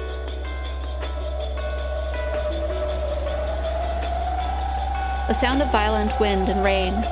Were they going to spend the whole night being crushed by such suspense? The boat would come tomorrow morning. However, judging from the weather report, most of tomorrow was going to be covered in the typhoon, and the boat probably wouldn't come. The typhoon was set to pass by the morning of the day after tomorrow. In other words, the boat would be arriving in the morning after next, the morning of October 6th. And right now, it was late at night on October 4th. They would have to spend more than 30 hours on this island, with Kinzo turned cold-blooded murderer and his weird companions prowling about. Even with the shutters closed, there would definitely be a little bit of light seeping out. It might let the enemy know that they were hiding here. Butler suggested that it might be best to turn off the lights, but they had already been overwhelmed by a ghastly feeling by just turning the TV off. There wasn't anyone who directly challenged his proposal, but then again, there wasn't a single other person who agreed with it. We can't watch TV? Yeah. Sorry, but you'll have to bear with it. We can't let the sound of the enemy breaking in slip by. Boring. Even though they had been told of her mother's death, Maria alone didn't feel an approaching sense of danger. Okay, so she did die. Okay. She just seemed to be upset that the TV had been turned off. Even though she's in such a bizarre situation, can she not share in our sense of danger? Is it because she's so young? To Battler, even his faintly unsettling feeling from such a young girl made him sense that there was something very eerie about Maria. Moira, yeah. Okay, so now we know who all the 6 first victims were. Because, like, I couldn't remember if Rosa had died or not. Okay. Well, I am so sorry. That said, we've already done all that we can. Do you think we'll be able to do anything about the bars? Unfortunately, they're tougher than expected. Oh gosh, me adjusting and my team make me on again. No, I don't want to be sleepy. I want to be sleepy. Unfortunately, they're tougher than expected. I don't know when these were made, but there's no problem with their lifetime guarantee. These truly were built rather well. Did I miss Natsuhi's trial, or I think Natsuki just, got unalived, I think. I think she was one of, like, the first ones down? I could be wrong about that. Kide chuckled softly. They had no moves that they could make, but she had calmed just a little. So I'm not sure for trial. This place is just like the capture pile of a chess game. So are there no remaining moves left to us? Okay, so that hasn't happened yet. Okay. Now I know it'll happen. Not yet. It's still too early to give up. If we stop thinking, we might as well stop breathing, right? Exactly. Chess pieces in the capture pile may serve no purpose, but in shogi, they can be quite significant. Just one captured pawn should be able to put pressure on the opponent. I see. But still, there's nothing that can be done about these bars. For us, maybe. But if we can figure out where this is and contact Goda-san, he might be able to come and save us. I see. But that would mean putting Goda-san in danger. And if that happens, I would also be worried about the children in the guest house, alone without a fully grown adult's male. When you're afraid of risk, it's all right to bide your time until the pieces start to go up. However, if you're too afraid to cut your losses, you might end up with just a scrap of paper. Though in this case, it represents our lives. And our dignity as parents, right? After talking big like that during the telephone call, telling them that they should behave because we'll manage something on our own. We can't just start asking for help right away. That would be very uncool. By this point, I've long since thrown out such useless pride. Why don't we put our heads together? Where is this? Is it really underneath the dining hall? Or else is it a different place, separate from the mansion? Kraus, Kire, and Nanja began to discuss this further. Kennen was squatting by the bars, silently trying to sense anyone's presence, just as he had been ordered. Shannon came close to him, and they both squatted down together.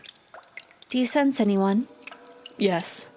They haven't focused their attention in this direction, but there's somebody relatively close by. Is it human? I think it's the goats. Their breathing is rather noisy. Cannon's ability to sense the presence of others was several layers above that of a human. He said that their breathing was noisy, but Klaus and the rest couldn't even pick up on the slightest hint of it. Therefore, he had obediently reported, or if he had obediently reported it, they would have merely doubted Cannon's ears. They got us, didn't they? It's rare to think that they captured us without killing us. This time, Beatrice-sama didn't make an appearance, and the master left his study. I don't have a clue what's going on. I know. Whatever happens or changes, it's all for that witch's fickle entertainment. In the end, nothing will change. I wonder if we'll be able to go to the Golden Land this time. Who knows? We have the highest rate of losing. Come to think of it, it's very rare for us to survive the first twilight together. I get the feeling that it's incredibly unusual for us to be able to talk together like this, even though the ceremony has already begun. That may be. But even that's just for the witch's entertainment, I'll bet. I can't think of anything other than her letting us live just a little longer to ridicule us, since we usually drop out right at the beginning. I wonder if we'll be able to reach the Golden Land again. I'm sure we won't make it there. If we hold on to any foolish hope, we'll get taken advantage of again. That's right. Last time you got taken advantage of, didn't you? I'm an idiot. Kennen made a sour look and turned his head. Shannon laughed softly and apologetically leaned against his shoulder. But I'm glad Milady is safe. She's only escaped from the first twilight. She might just be waiting for an even crueler death later on. What about you, Ne-san? Aren't you glad George-sama's safe? It'd be nice if you two could reach the Golden Land together. Hello, Crimson. Just got back from class. Hopefully it went really well. I don't think any death has happened yet in this sitting. I've just been yawning a whole bunch, but you know, I have this little sticky note on my horn that says I'm sleepy. So, you know. Hopefully I stop being sleepy. I've got some what?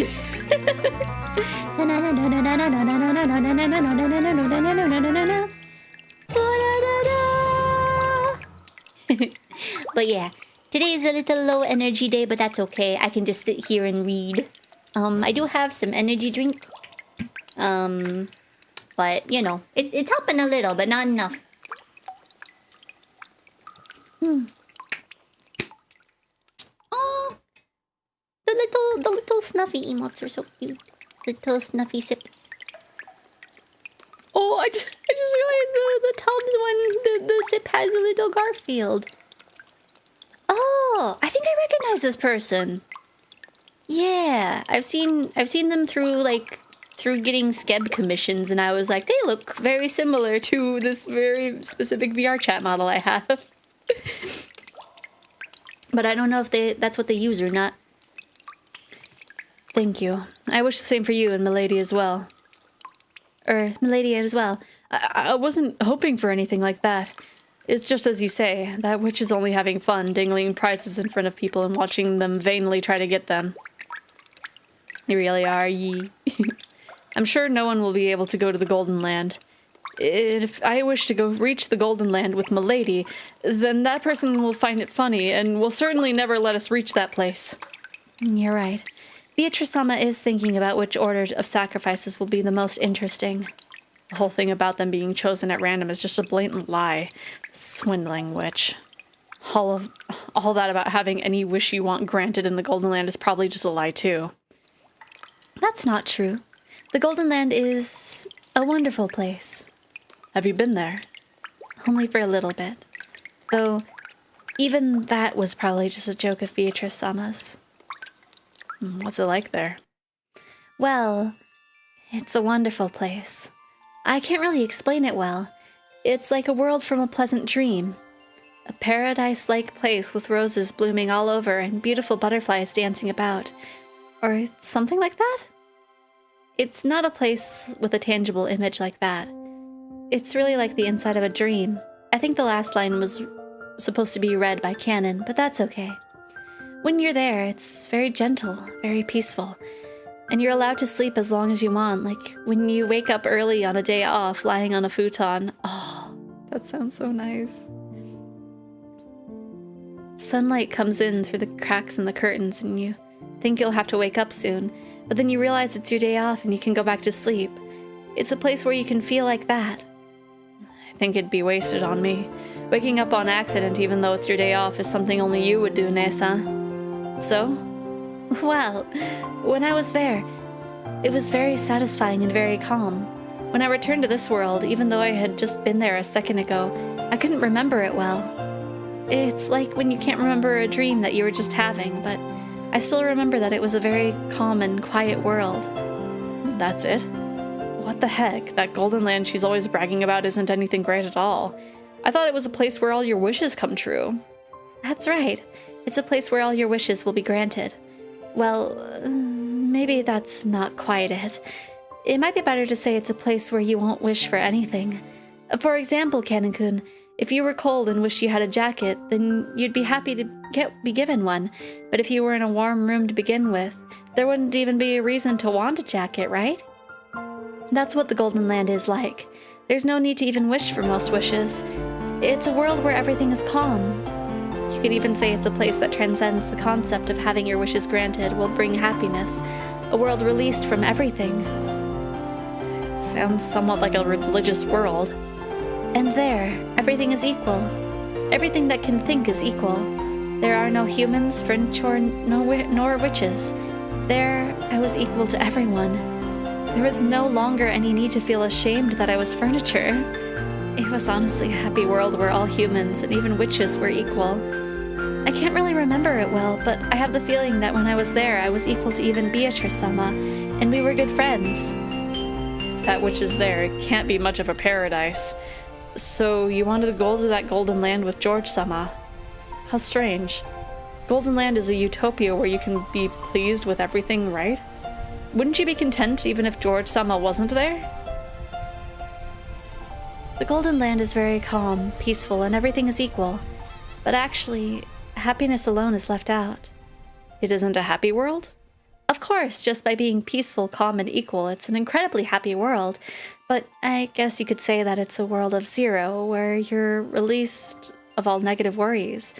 The human world is filled with negative, so of course a zero world is incredibly happy, but it's still zero. What a luxurious problem to have. It's something like this.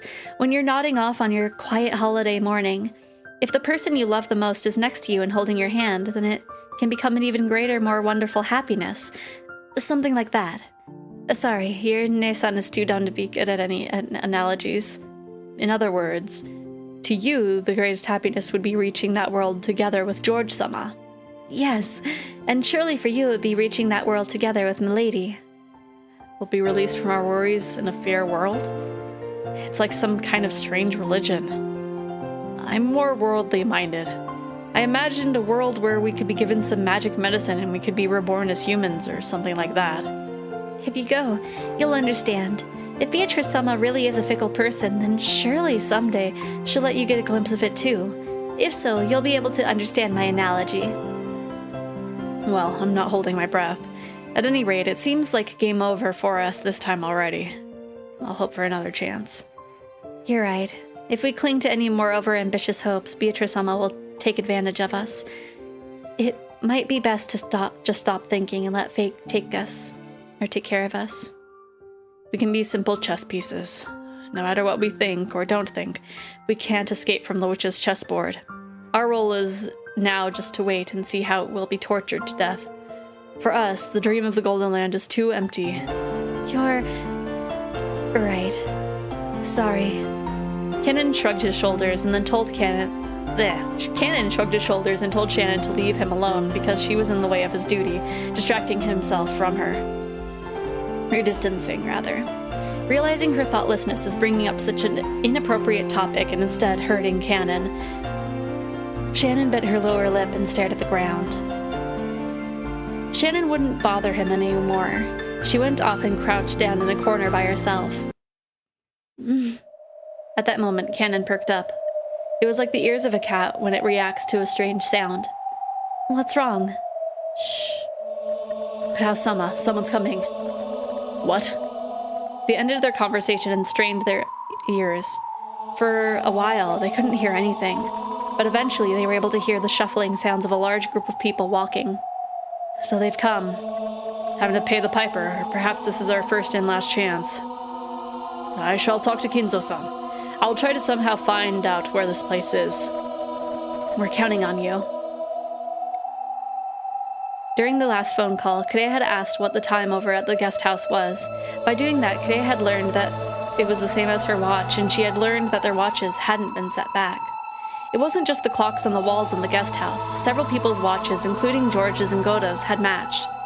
If that was the case, then it had only been a few minutes between the time of the massacre in the dining hall and the time that they had been transported to the dungeon. Holy boss music, right? Not enough time had passed for them to be knocked out and carried away.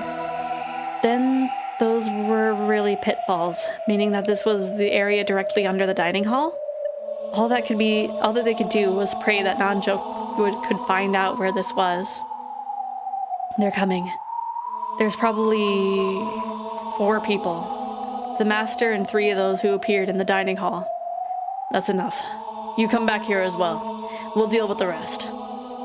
Shannon-chan, sorry, but can I have you sit by the phone? Hide it with your skirt. Yes.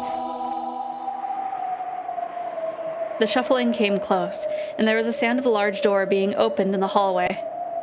The light they were apparently carrying illuminated the hall, stroking the walls with a sharp razor-like shadows.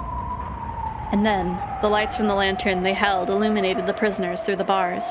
The bar's sharp shadows divided them up lengthwise. There were 4 silhouettes. It was Kinzo, Ronabe, Virgilia, and Gap. Silence, everyone. Please welcome the head of the Ushinomiya family, Lord Goldsmith. Goldsmith? His father's pen name. It seems he always signs with it when writing those bizarre glimpses. Kinzo, made English style? Shouldn't that be Gold Warehouse? What more's a warehouse than a place to keep things in?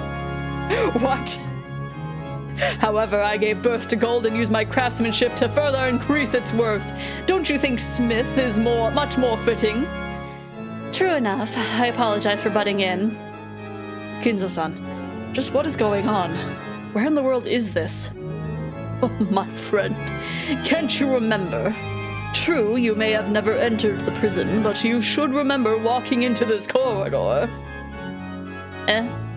Huh? You don't mean... Do you have an idea? But, well... It's unthinkable. Firstly, we fell through a pitfall and were locked up here only after a few minutes. Not only is the distance too great, it's physically impossible. For a human, right? I still haven't figured out a good voice for Cap. Father, is this the mansion? To think that the mansion had a basement like this. Clouds. Wasn't there a place where existence you all whispered of and which you followed after me several times trying to find? This is that place. No. To be correct, this is the basement. Ow, I kicked my computer tower and it hurts my toes. Oh, yeah. Could this place be the basement of Kuadorian? A splendid observation. It is indeed the basement of Kuadorian. Kuadorian? You don't mean Father's rumored hidden mansion? It really exists? This mansion was constructed by the sole use of my beloved witch Beatrice. It truly is a blame that I cannot guide you to the above-ground sections. That is such a beautiful, elegant mansion. How lovely, just the two of them alone in the mansion with a prison like this. I guess Father's tastes are a bit more than I can stomach. Kire-san, perhaps it would be wiser to refrain from such crude comments. A sultry. But I agree. If a mansion I was given had this kind of dungeon in it, that'd shake me out even more essentially long love, and I'd take anything of value and run. I feel like that probably wasn't sultry. Oh my, so you don't have an interest in this kind of thing? And here I was thinking you went head over heels for it. Of course I go head over heels. Like if I get a collar or something like for a birthday present, but only if he's hot. Wow. Honestly, I shouldn't be surprised with like her entire side out like that. Silence. Perhaps you could use a gag more than a collar right now. Oh dear. Oh, you have an interest in that too? You sure aren't picky, Leah. Don't go around shortening people's names on your own. Enough, you noisy women! Are you gonna tell me you'll be locked up in the same cell? I apologize, Master. This old body of mine would not be able to stand such a cold prison. Virgilia quickly apologized, but Gap and Ronabe merely laughed together. It was like they thought they alone couldn't be imprisoned, or else that even if someone tried to imprison them, it would be pointless. A prison is a place from which the captured cannot escape. That implies a strong will and love to not let them go for a lifetime. That's not even worth speaking of love to a woman you could give up on if she ran away.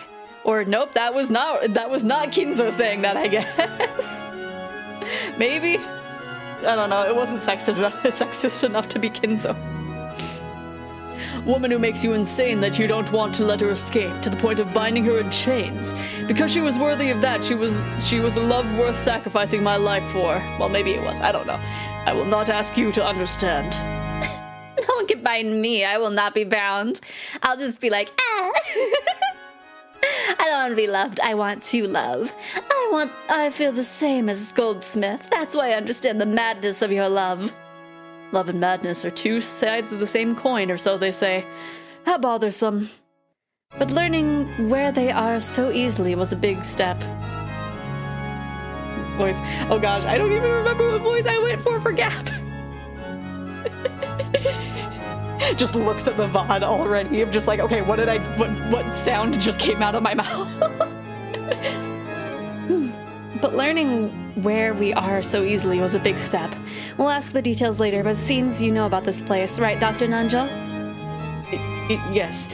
If that hallway is the underground passage beneath Kuadorian, then if we go straight down it could become a long tunnel, and if we stay on that, we should be able to return to the mansion. Then if we could do something about these bars, then we could go home. Father, what are you planning to do with us? As I have already declared, you will become sacrifices for the later Twilights. There are conveniently 5 people here, exactly enough hostages for the 5 gougings. I see. Then it's time for us to pay the piper? Eventually. That's not why I've come to visit you this time, so relax. Besides, I believe I have said it already. One of my grandchildren is deemed suitable to inherit everything from me, then the ceremony will be called off. In other words, your lives will be spared. What are you planning to do to the children? I shall give them a test to see if they are suitable to be the successor or not. If even one of them can surprise me, I'll call the ceremony off. And if there's anyone, if there isn't anyone suitable, what are you planning to do to the children? There's no need to worry about that. After all, you all will be sacrificed first. How could anything that happens after that concern you? Entrust your fates to your own children. Your children, the embodiment of what you've born, taught, and raised. They should be the most suitable ones for you to trust you with your fate. Ha ha ha ha! Don't look so worried, Klaus. Believe in the daughter that you brag is worth 10 billion yen. Exactly. Children are the embodiment of their parents. It's fitting that we put our fates in their hands. That applies even to you, Father, right?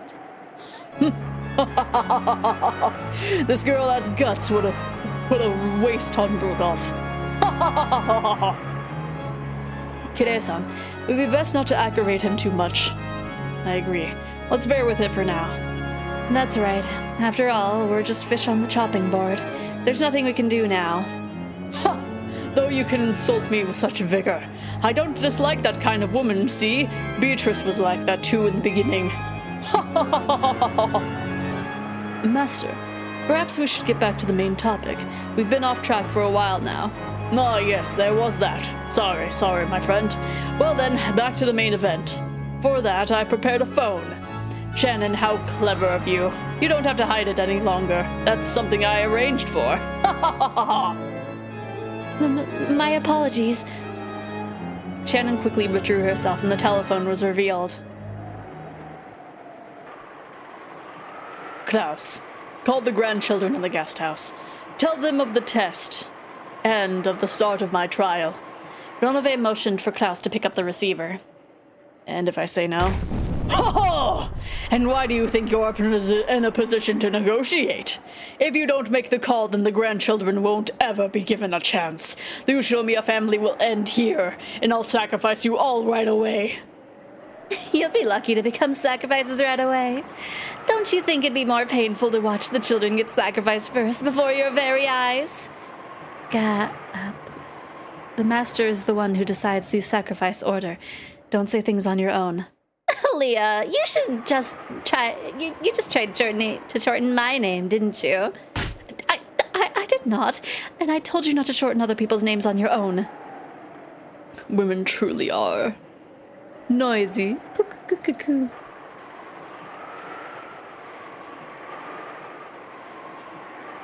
Oh, we're me sitting here, it's like, man, it's already a scene transition. I look, it's been an hour. It's like, oh. Time do be going fast. the laughs they come up with makes me laugh. Yeet. Okay, now we're in the future, so now we get to focus on... Why do I keep forgetting her name? Her name's not even that weird. It'll come up eventually. The clinic that Nanjo had opened and later passed on to his son still existed in Nijima. This aged doctor was Nanjo's son, but the atmosphere about him was very different. He also didn't get updated art. I'm truly sorry to say this after you've come all this way, but I have nothing in particular to tell you. Nanjo-san said that very indifferently. After the incident on the island was taken up by the broadcast in the most indiscreet manner, even my father, who was Mr. Odashima's doctor and friend, was focused upon by many with a wholly regrettable interest. All of it was without proof, and they even managed to defile all of my father's previous achievements. I still feel a great deal of resentment because of that. I think that's understandable. The same thing happened to me. I had to put up with it constantly since I was 6. True. My apologies. The doctor finally remembered that Anji was also a victim who had been exposed to the same curious eyes that he had been. In that case, you can probably understand why I don't want to have anything to do with that incident. That was an unfortunate accident. The only ones who want to make a fuss about it being a crime are those irresponsible TV shows and magazines. I'm more than fed up with their attitude. Nanjo had been bathed with attention for being one of the Ushinomiya Kinzo's few friends. Because of that, there was probably an aggressive and persistent rush among the witch hunters and the press to use Nanjo's son as well, a surviving relative, as a source of information. The doctor went on and on, criticizing the bro indignantly. Bro was denied Pachinko's art, right? It's like him, and then like there was a professor guy from the last there was the last stream for it where it's just like, yeah, we're gonna meet the witch hunters. Maybe, I don't know, because the professor was one, and he was like, oh yes, we went to a convention, and it was a very fun time. If you ever go, like honestly, it's so fun. I really don't understand how you feel. A person like me, who was obsessed or observed even in her whole personal life, and whose privacy, likeness, and even human rights might have been violated. It's really easy to pick up on the anger of someone in your position. And for that very reason, I want to know, more than anything else, what in the world happened in the incident that so thoroughly ruined my life. So I came here. I'm already a related party just like you. Not a magazine columnist or an interviewer. Please, don't get the wrong idea. I didn't come to this for fun. Quit looking down on me. If we're gonna argue over whose life was most screwed up by that incident, you're no match for me. Anji spoke sharply. The doctor, who hadn't imagined that he would be talked back to in such a forceful manner, couldn't help but fall silent. From Anji's perspective, the doctor really was whining over nothing. She really didn't want to be looked down upon. It was about time to let him understand how many days had passed for her before arriving on this island. The doctor realized that he had said something wrong and remained silent for a while, looking uncomfortable. I know this is probably painful to remember what happened at the time, but if there's anything you do know, please tell me no matter what it is. I was going a little valley girl there. Of course, I'll keep quiet about it. I visited here today to bring some resolution to my life. I'm 18. That incident took away 12 years of my life, and it'll probably keep on taking. Since that day when I was 6 years old, I've remained shut away in darkness. Are you saying that despite that, I still don't have a right to know? No. How rude of me. It seems that since all the others who came here were ill-natured folk, I instinctively put up my guard. I apologize for my rudeness. I understand. If you'll swear not to breathe a word of this to anyone, I'll tell you everything. Thanks, Doctor. Then, if you would, please tell me anything you can. As you know, my father was not only Mr. Ushinomiya's head physician, but his friend through a game of chess. That relationship was very long, stretching back to the time Mr. Ushinomiya moved to Rokkenjima. Just how close were they? Very close, it seems. It seems that their connection through chess led my father to stay at Mr. Ushinomiya's mansion quite often. Although I may not be the one to talk, Mr. Ushinomiya was extremely moody, and my father was an exceedingly magnanimous man who excelled at interacting with humans like him. It's not hard to imagine that he was a rare friend for the isolated Mr. Urashima. That day was the day of the family conference. At the Ushinomiya family conference, the family's wealth and its management were rigorously scrutinized, making it almost like a financial conference. Which means Dr. Nanjo must have given a trust so great that he was asked to attend even that, right? My father was a simple doctor, so I cannot imagine that he was in a position to advise on the management of financial resources for a massively rich family like the Ushinomiya family. He was most likely called there to assist Mr. Ushinomiya's health because it was not at its best at the time.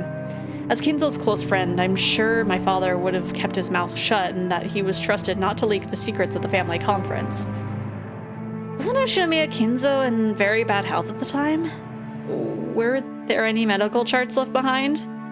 Perhaps he brought the medical charts with him on the day of the accident. I'm afraid to say that the entire folder of Mr. Ushinomiya's medical charts has been lost. He was my father's patient, so I do not know the details. Around the time of the incident, anything strange happen? Yes, there was one thing. However, it seems exceedingly likely to invite misunderstandings, so I very much do not want to discuss it. What is it? Please tell me. For a while, the doctor beat around the bush, but after saying that much, he wouldn't be able to fool Angie by dodging the subject. He eventually gave in, and after making Angie swear herself to secrecy again, told her.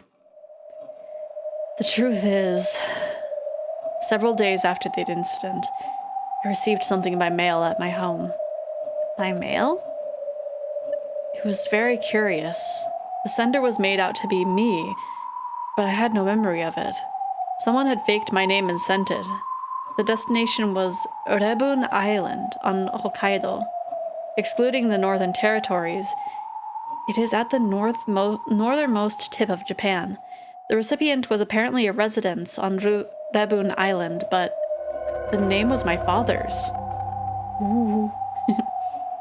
However, it seemed that there was a problem with the destination address, so it was stamped as address unknown and returned to the sender, me. It was truly a strange tale. Nanjo's son's name was written as the sender. However, he said that he hadn't mailed the letter. In short, that meant someone had faked his name and sent it. Sorry, I had a little itch in my throat. I had to cough a little bit. The destination was Nanjo Terumasa on Hokkaido's Rebun Island, but the lot number written on it didn't exist, so the local post office had been unable to deliver it, and instead sent it back to the sender, Nanjo's son. What was inside? I do ask that you keep silent about this. It is extremely troublesome to me as well. Even so, I cannot throw it away.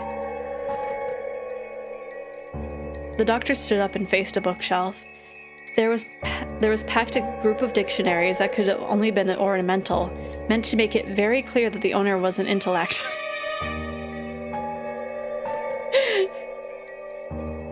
Thinks back to, like, all the dictionaries that we owned at my parents' house. Just like, yes, we are very intellectual. We're a very intellectual family here. We know many things. When we pulled several volumes out from there, a large brown envelope peeked out from behind them. He took that out and tossed it onto the desk. It had been carefully sealed with cellophane tape. Cellophane, not cellophane. And its faded color and dryness made it clear that it had been sealed 12 years ago. I ask most solemnly for your silence on this matter. Being so persistent that it was annoying, the doctor removed the seal with a paper knife. Then, when he tilted the envelope, an already opened mail envelope spilled out. The envelope had a weight to it, hinting that there was something other than the letter inside.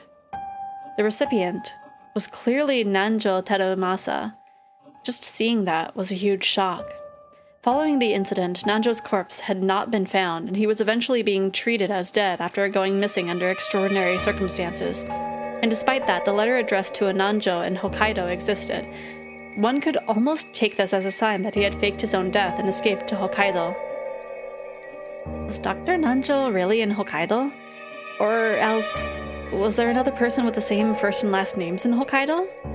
If my father had somehow escaped from the incident and lived in Hokkaido, that would have made us, his family, very happy, regardless of the circumstances.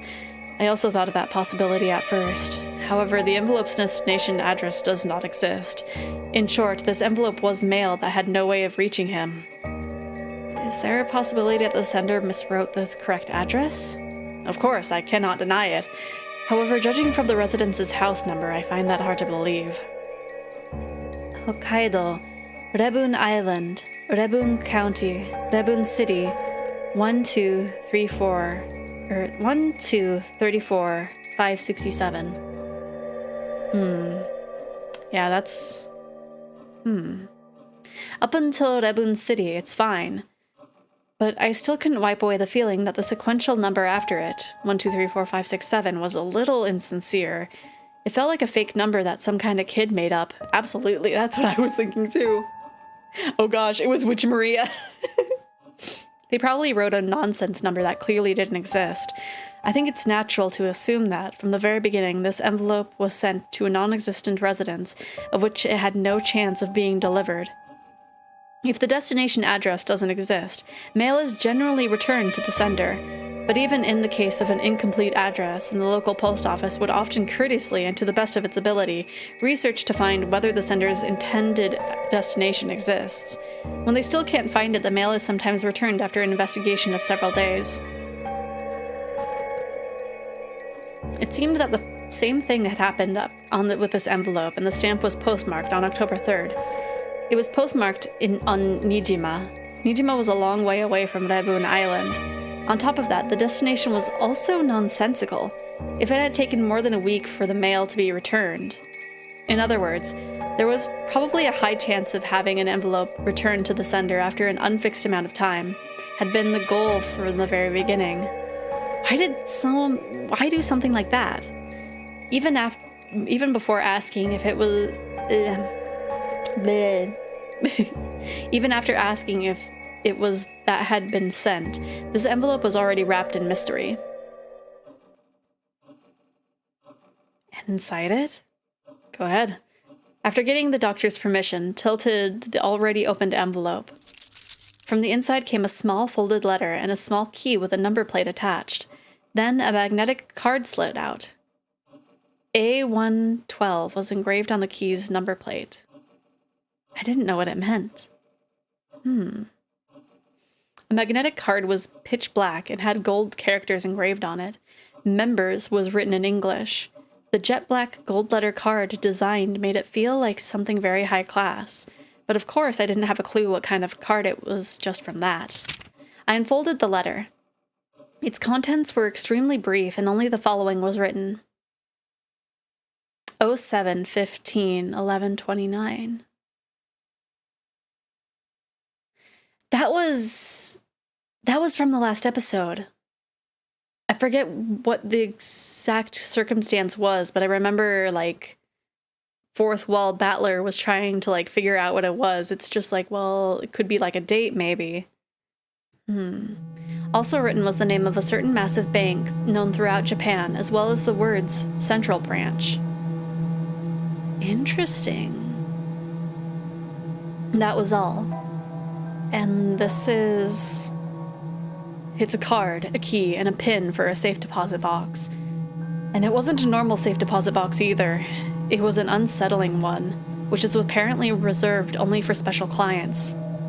Spoopy, right? Man, I wish I remembered what the circumstance was, but it's been like, I think 2 months, maybe? Maybe a little over a month, slightly. After he finished putting his affairs in order following his father's funeral, he had visited the bank. Pin and card and key. There was no doubt that something of great importance was kept there, and he'd been naturally curious about what it might be. Back with Chuckle? I want Wait, okay. I remembered that there's chocolate downstairs, but then I saw a chocolate wrapper next to me, but this chocolate wrapper's empty. No! I tricked myself! I tricked myself by leaving the wrapper on my desk! How rude past me, how rude! At first, he hadn't known what to do. The card wasn't something he'd owned in the first place. When he mustered up his courage and showed the card to the bank clerk, he was then switched to a clerk of clearly high status and was guided to a large vault on the 4th basement. No, how rude indeed, right? At least there's chocolate downstairs, but that means that I can't get in until our break. But that's okay. The security on the way there was strict. The doctor had himself stored valuable items such as real estate transcripts in safe deposit boxes before, but this was something on a whole different level. Unlike the procedure at the deposit box I had been using, with this system, as long as you had a card, a PIN, and a key, you didn't need to have your identity confirmed. But anyway, I was frightened at how imposing that secure vault was, and I wondered what kind of shady objects might await me that had to be stored in a place like this.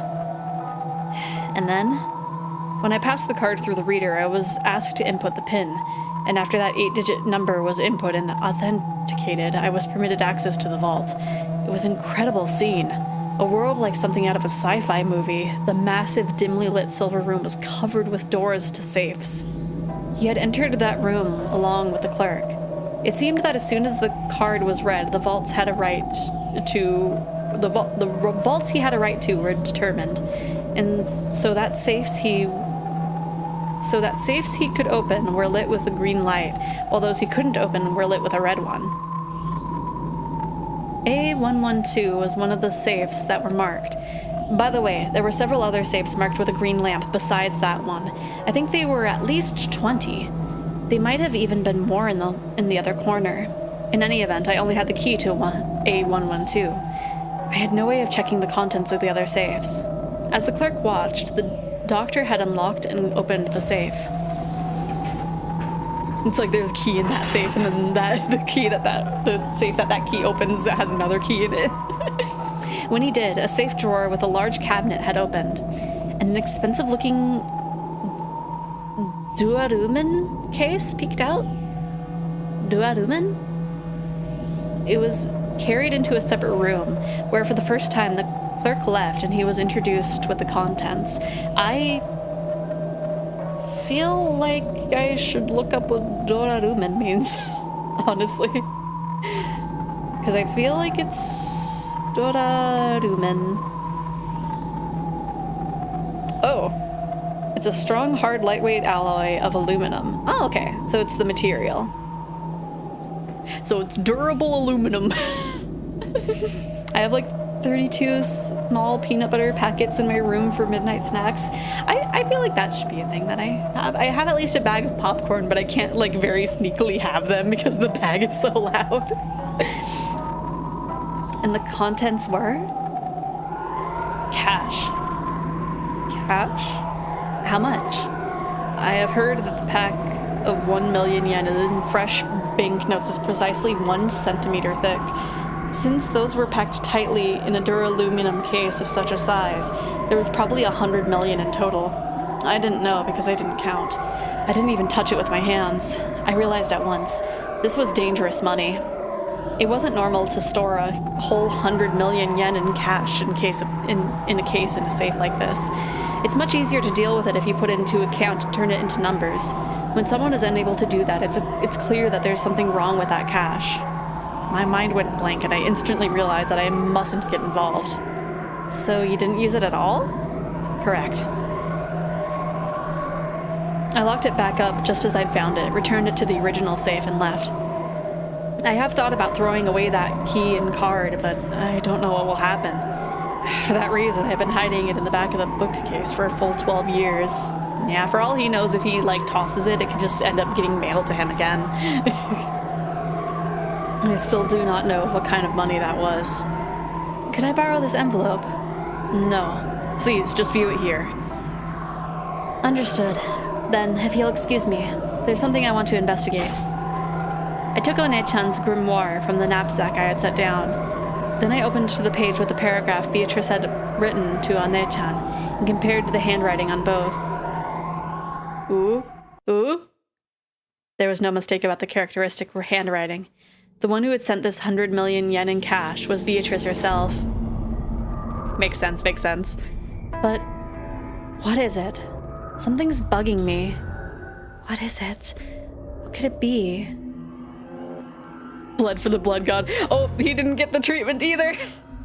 Who are you, sir? You're not important. Yeah, I'm pretty sure I got something like that in the mail. Hey Ma, where'd you put that? The same envelope and contents had been sent to Kumasawa's son, who had once lived with her.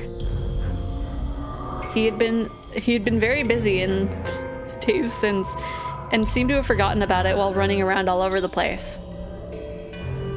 Wait. Right?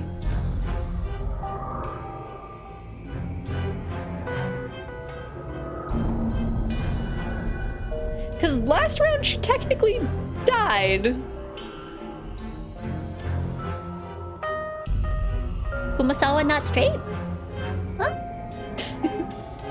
that are some like Japanese language things, maybe. Pachinko said, yeah, no. We don't see you every single chapter. No, you're not worth it. But he had been very busy in days since and seemed to have forgotten about it while running around all over the place. However, its strange contents had apparently stayed in his memory, and he remembered as soon as Anji mentioned it to him. After a bit of a wait, his thin-lipped wife found an envelope. Okay, it's wife. Okay. Found the envelope, complaining that he always forgot where he put things right away.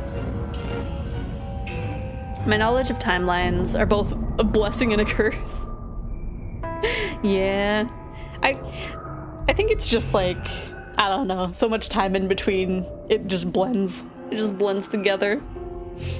The modus operandi of the sender and the recipient was the same as Nanjo's son. The sender was made out to be Kumasawa's son, and the recipient was Kumasawa Chiyo.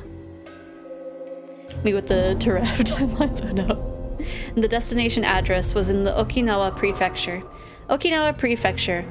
Yaeyama Country, Yanoguni City, 1, 2, 3, 4, 5, 6, 7. Yonaguni Island was I know, I'm sorry, I'm trying my best. I'm trying my best to read. I'm trying my best to read, okay? Yonaguni Island was the westernmost tip of Japan, and the lot name was the exact same sequential number that had been apparently chosen without much care. Now it was certain. This envelope was definitely sent with the goal of having it be returned to the sender. Its contents were exactly the same. A letter with a pin and the bank's main branch written on it, a magnetic card, a key with an attached number on the plate.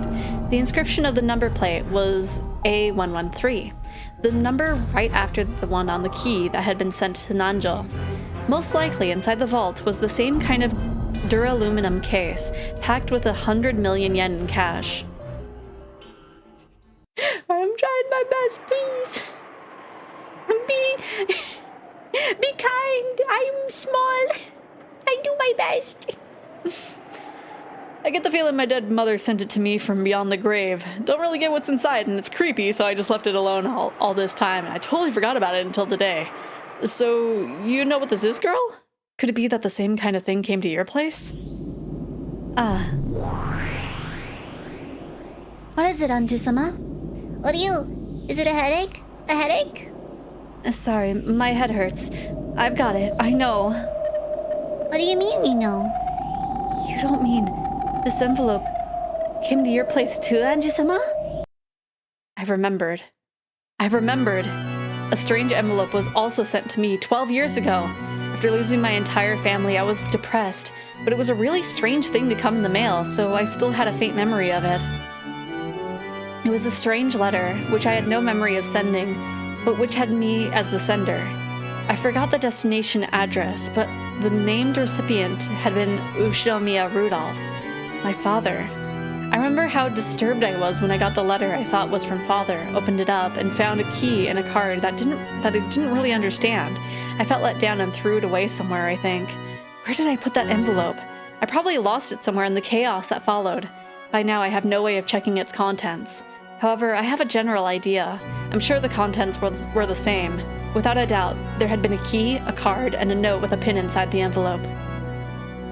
Beatrice. What was she trying to do here? So did she hand out this stupid money to all the surviving relatives? I'll forgive her for mocking them even after their deaths. What are you, Anji? Sakutaro acted nervously. As I looked at his worrying face, my agitation began to cool off bit by bit. I'm sorry. My hatred of Beatrice isn't anything new. I was just surprised and angry to find out that I had a connection with the witch already, at the age of 6 on that day.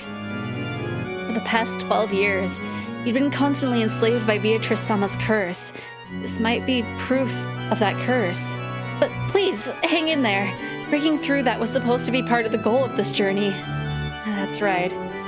Just letting the blood rise of my head won't get me anywhere. I have to think calmly. What's going on? Yeah, Takutaro. Bro, the Beatrice theme is so cool, right? A lot of the tracks are awesome, honestly. Is that a furry joke? I mean, like, technically, you could probably call it a Jijinka since, you know, in the human form, he was just given the ears. So it's more just like equivalent of cat girl than like a cat who's a girl. I don't know. It's like a 1 on the furry scale. Maybe a 2. What's going on? What's the meaning of handing out 100 million yen to the relatives? Is she trying to provoke us? Damn that Beatrice. A funny but sad story. Kimono Mimi, yeah. Yeah, that would be more accurate. Because I was thinking Jijinka because it was like a stuffed animal like turned into a person. That's usually like you would have something that's like not a human turn into a human. I don't know. You know, my friend put on a maid outfit. Awesome. I should do that too at one point. Looks at Psych. But I gotta do a 12-hour stream. Oh gosh, best of luck to you. I haven't done a 12-hour stream yet, but like I can imagine that it would be like very energy taking. Probably because I would have to start like really early to compensate. Anji, calm down. What are you? As Sakutaro buried his head in my stomach, he urged me to stay calm. I took another deep breath and started thinking. Oh gosh. Again, best of luck to you. I wonder if this envelope was sent to support the theory that Beatrice was behind that crime. It was postmarked right before the family conference, and it was intentionally set up so that it would be sent back after some time. Back school got out so I can use Wi-Fi again. Yay, welcome back, Rocket. I don't know why I wanted to say it that way, but hello, Rocket. You wanted it to arrive after the incident. Is that it? Yeah, that's what it implies, but it raises a few questions. Why use such an uncertain method? Uncertain? Yes. After all, no one could even guess at how many days it would take for the mail to return before you used this trick. Normally, you couldn't even guess at the amount of time it would take for the receiving post office to do their research, determine that the recipient was unknown, and return it. Yeah. Now that you mention it, it'd be more dependable if they just set an arrival date and mailed it that way. What do you... Man, this is making me think of the one time that like someone ordered something and then it got returned to me like a month later, or no, a few months later, because they couldn't find it, and it's just like, oh, well, I don't know what to do in this situation, because it was like 3 or 4 months after I sent it out initially. I just remember getting it back and being like, oh, we're okay. Just ate half my snacks. Oh no. That's how it be sometimes. You gotta be careful. Maybe, but still, if they mailed it the day before, then no matter how quickly it returned, it would probably arrive Monday or later. I wonder if they wanted to make it seem like a letter from the dead. Letter from the dead, you say? You're right. It surprised me and it made me feel bad. Some mail with my dead family's name written on it on the outside in large letters was thrown into the mailbox with an ominous label attached.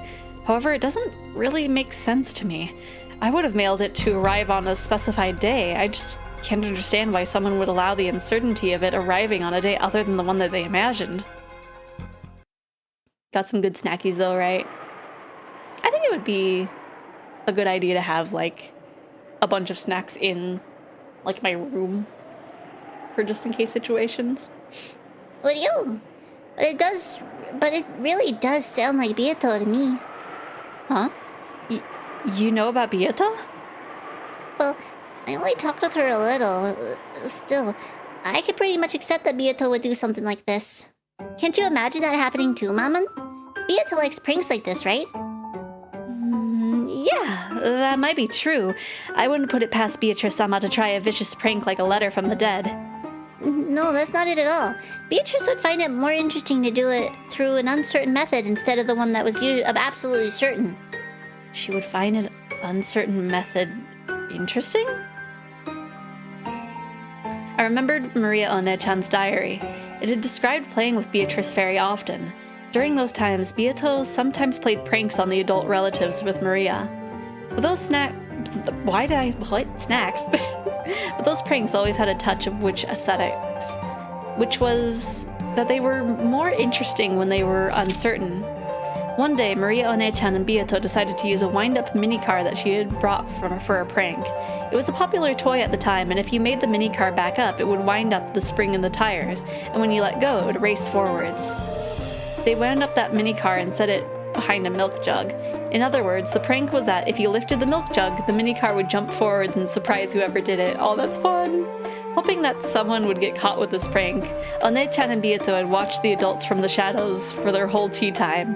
If they were looking forward to seeing someone get caught by it, but no one moved the trapped milk jug and the trap ended in a misfire.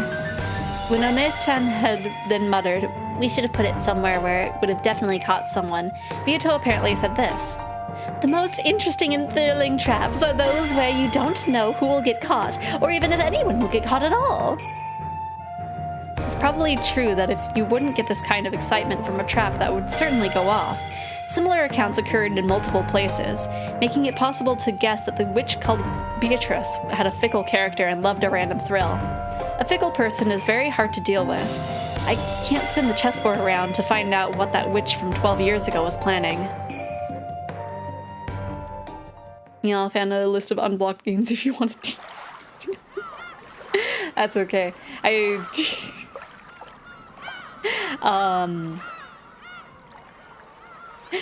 think you might be the only person here that goes to school still and isn't someone who works at the school. I rock it. The E. E. I think snacks. A little like snack cart thing would be cute. I could actually have it under my secondary desk. That might be a good thing. As Anjit examined these, her gaze darted from place to place. Then she suddenly showed her interest in the wall. There, several framed pictures were hung. Many of them were commemorative photos from when the relatives of the Kumasawa family gathered or went somewhere to play, and Kumasawa was in several. And she still wore a smile that made it so you could almost hear her light-hearted ho-ho-ho laugh. It's part of my distant memory, but I definitely remember that she was the kind of a cheerful old lady. Why do you have more than one desk? Ow. Because I have... I don't know, there's like 3 desks in my room, not counting my elves.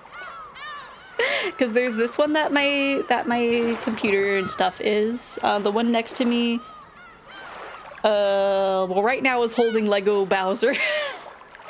It's supposed to be like a small project desk, but that hasn't happened yet for it. And then my other one is for sewing. It's part of my distant memory, but I definitely remember that she was that sort of cheerful lady. Did you notice anything different about Kumasawa-san in the days leading up to the incident? Nope. She looked the same as ever. The family conference put her on edge, so she was always grumbling about how tough it was. What's this? Among the several frames, there was one that had something other than the picture of people in it. It was a picture of an enlarged relief of a door from a Western-style house or something. You couldn't see any interesting subject in particular, which already bugged me a bit as I wondered why anyone had gone to all the trouble of taking it. As I got closer, I realized that some characters had been written with the pen. If it's Lego Bowser, I can give it a pass, yeah. You have 3 desks too? And I put some stuff on my dresser, so 4, I guess. Fair enough. Just got me some pizza. Nice. What kind of pizza did you get, Crimson? Primary desk, secondary desk, and book desk. Or snack desk. Oh, that's a lot. That's a lot of desks. Let's see. Oh yeah, that's a photo I got when Mother's belongings were distributed. I think it probably has something to do with that legend of the gold thing. Which is epitaph, you mean? A pepperoni? Classic. It was whispered that it pointed out the location of the hidden 10 tons of gold, so Kumasawa-san tried to solve it too. But this isn't the epitaph. It's the first time I've seen it. There was an arch above the Western-style door, and that's where the relief was. English words were engraved there, and it seemed to be what the picture was focused on. The pen writing appeared to be a translation into Japanese. This door is opened only at a probability of 1,000,000,000 to 1. You will be blessed only at the possibility of 1,000,000,000 to 1. I don't recognize it. Nothing like this ever showed up in the epitaph or on One-chan's diary. Isn't this something that Birkenstall told her? I could be wrong. It just seems very Birkenstall. Birkenstall/Risa. Or not Risa, Rika. I need to move my desk so I can throw a second desk. So I don't have to steal folding tables from upstairs to do Gunpla. That could be a good idea. Because yeah, I built this little secondary desk has I also built that like giant Mario question block build. I want more Legos. Play Cookie Clicker. Oh my gosh, classic. In Mother's belongings, there were quite a few photos and notes that looked like her trying to solve the riddle of the epitaph. Her mother was actually surprisingly fond of that kind of thing, and there was that rumor that 10 tons of gold bars were hidden somewhere. It's no surprise that she got so absorbed by it. In both Maria One-chan's diary and her grimoire, there was a description of the witch's epitaph. It had talked about how it was a ceremony to open the door to the Golden Land, Beatrice's resurrection ceremony, Beatrice's succession ceremony, on and on. Maybe the most interesting one was the last part about it being a succession ceremony. According to Beatrice, if you were able to solve the witch's epitaph, you would receive not only the 10 tons of gold in the Ushinomiya family inheritance, but her own magical power and name, as well as the title of Golden Witch. I'm back. I made sliders with flamin' for the fam. Nice! Welcome back, Lisa! Man, sliders sound so good. Y'all are making me hungry. Among the Ushinomiya family household at the time, the witch's epitaph was thought of as a difficult quiz, which the family head Kinzo had arranged to choose his successor. But with the Mirage Sorcière interpretation, the questioner was Beatrice herself, and she had posed the question in part to choose her successor. There were slight discrepancies in the details of the two interpretations. Either way, its ominous contents brought to mind a bloody serial murder, and both of the message bottles drew a crime of a tale following that pattern. It could solve the witch's epitaph now, 12 years later. If I could. I wonder if I could expose some plot made back then. I tried to solve it many times myself, but I never did have a clue what it meant. It seems that many witch hunters tried as well. I also found theories like the La Plata theory and the Enora theory in certain books. However, neither of those theories were conclusive. I'm craving the French fries from Red Robin's. Ooh. Yeah, those fries are thick. Those are good fries. I haven't been to Red Robin's in like forever, but I think that's because like I know if I go, I'll just hear like 4 times in the span of me being there, just the happy because there's always like at least 4 people with a birthday there. Are there any other materials? I think so, but they were all split up between my siblings. I don't have any clue who has what, sorry. Just reading this English text that Kumasawa-san took a picture of, it gives the impression that this was a forbidden door that was rarely opened. But where in the mansion is it, I wonder? Judging by the lighting, it looks like it's outside. I wonder if Kumasawa-san thought that the gold might be hidden in there. Who knows? Either way, I do wonder where in Rokenjima Mansion it was. I hate to say it, but there wasn't enough money in Mother's bank account to make me think she found the gold. She probably didn't find it after all. The Golden Witch Beatrice gave 10 tons of gold to Kinzo, which meant that the witch was the true owner of the gold. Beatrice was the owner of all the vast fortune of the Ushinomiya family. The witch holding this vast wealth had massacred the humans on Okanjima that day, sending large amounts of money to the surviving relatives like it was a game. Like hell it's a letter from the dead. This is a desecration of the dead. Go to Red Robinson. But that's more than 6 hours away. I can't go there. That's way more than 6 hours away. I was once again convinced. When my family died on that island that day, they didn't go to heaven. They are being trapped by the witch even now, and are being desecrated and tormented for all reality. I mean, Rosa deserves it, so I mean... The last place Angie visited was a store in the region between the housing district and the retail stores, with a signboard saying, Marufuku Sleep Shop. Sleep Shop? What kind of store is that? It's just a place you take a nap. It would have to be something else, right? There lived a man who'd been the boat captain of the ferry boat to Rokenjima at the time. Even he, who had once lived as a man of the sea, had retired after contracting a serious illness, and was now taken care of at the house of his son and his son's wife. He also does not have updated art. Sign me up, right? Just like, here, have like $15. Let me take a nap real quick. I remember it very well. You were still about this small. Look how you've grown, and it must have been very tough on you. I know very well how you must feel. The former boat captain was in such high spirits that he couldn't even really tell if he had retired in the first place. His memory seemed clear, too, and he could remember the events more than a decade ago. Apparently even about how Angie had been at the time. Man, imagine having that good of a memory.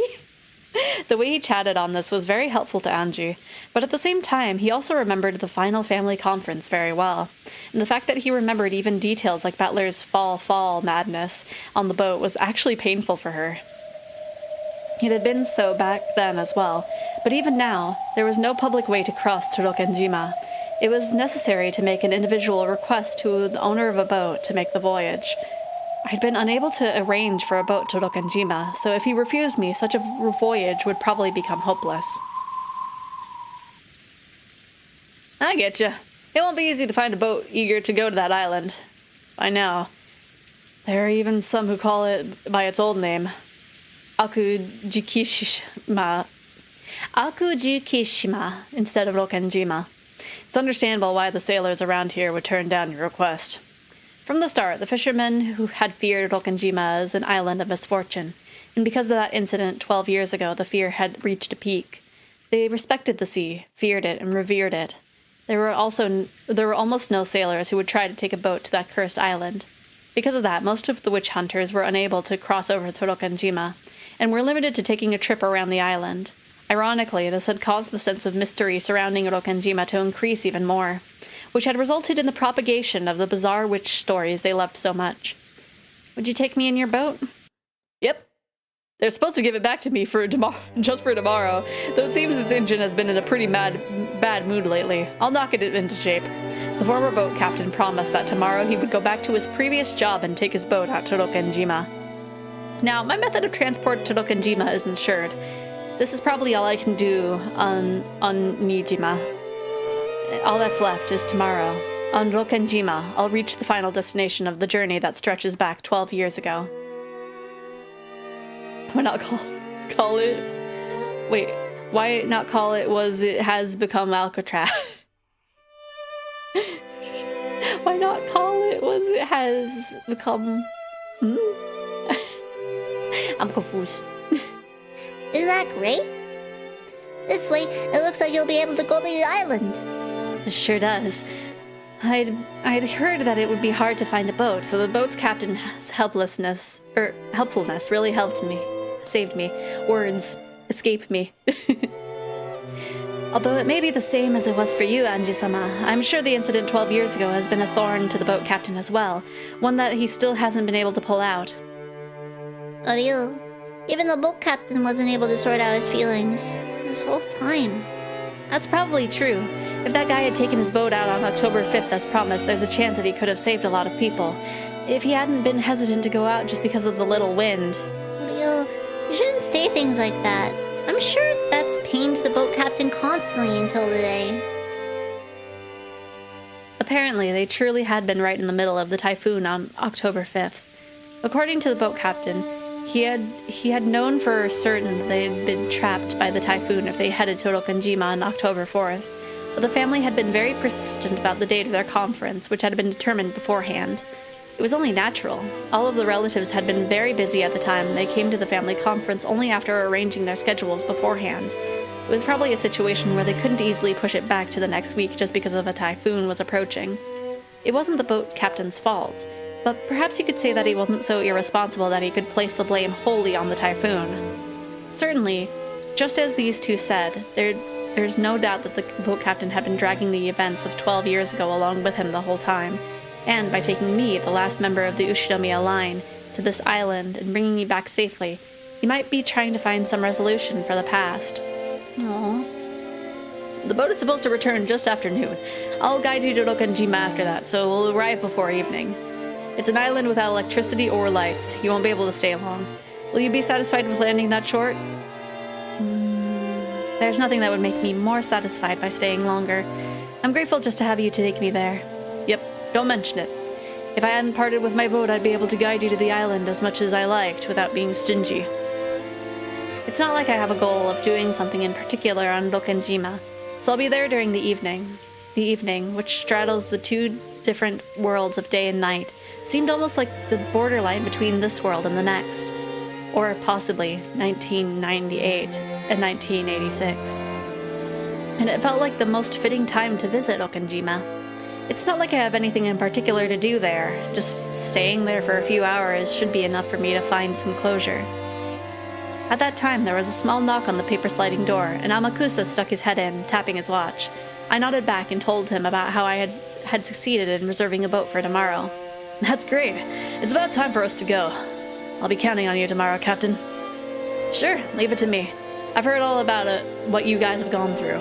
I also watched the talk shows about the time. I was disgusted by the people who stirred up that incident just for fun. I'll help out in any way I can. Thank you very much. Then, we'll see you at noon tomorrow. Here, the fare for the boat. Anji took a wrapped wad of 10,000 yen bills from her pocket. The boat captain should have noticed its thickness as well, but he paid it absolutely no interest and shook his head. I'm grateful to you. This is a sign from the heavens. I've been given a final chance to take you to Rokkanjima and bring you back safely. Now, I'll finally be able to finish the final job Kinzo-san entrusted me with. So I'm grateful to you. I got more than enough money from Kinzo-san back then. I'll accept yours. See, I want to kill my phone here. I'll fix the grammar that my phone was so generously broke. Why not call it what has become Alcatraz? Ah, I guess so. Oh, you don't know about Amakusa? I think that was his name. Thank you very much. Although he doesn't, like, show up too often. He just shows up and, like, says something in English. Watch your step on the stairs. It's steep. I went down the steep staircase that was the exact opposite of accessible. It was getting hard to believe that there was actually a chest of drawers and TV on the room upstairs. Most of the first floor was a bedding store, and many futons piled up on each other. Oh, so, okay, a sleep store would just be things you buy to sleep? So, like, bedding stuff and maybe pajamas? I have no idea. We weaved all our way through the cramped futon shop. After cautiously checking around outside, Amakusa dashed out first and started up the car. My grandchild's room is empty. I really wouldn't mind if you stayed there. As you see, we've got plenty of extra futons. Thanks a lot for the offer. But this way, even if the unexpected happens, you won't be bothered. I don't know the details, but it seems you've been caught up in a lot of trouble. There's a rumor that some suspicious people are searching for someone. It wouldn't happen to be you, would it? Who knows? Anji played dumb, but it looks like as though the boat captain had guessed. My job is to take guests to Rokkanjima and bring them back again. That job was put on hold 12 years ago and it still hasn't ended. So thanks to you, I'll finally be able to finish it. So listen, let me finish this job, okay? Do you understand me? Yeah. It's not like I'm going there to die. but part of me does feel that if I could die on that island, I'd surely be able to go to where my family is. I finally become aware of it. I might have been planning to die on that island. I might have come all this way, heading towards Rokkenjima in search of a place to die. The boat captain had guessed that as well. That's why he repeatedly told me not to die. Yeah, I won't die. I promise. After all, I'm still not sure if there's any reason why I need to go to the Rokkenjima. No, I'm sure there's a reason. Even if there isn't one for you, then there one is for...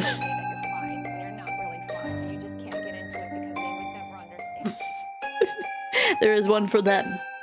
The island called you. That's why you came here. That might be true.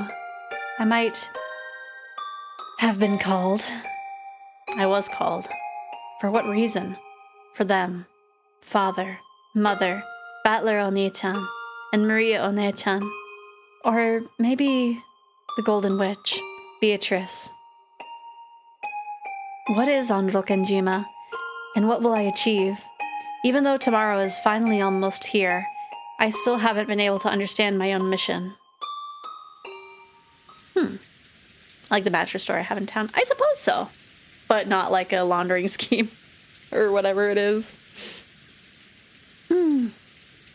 I don't know. There's probably some legitimate mattress stores somewhere. But like some of them, I don't know.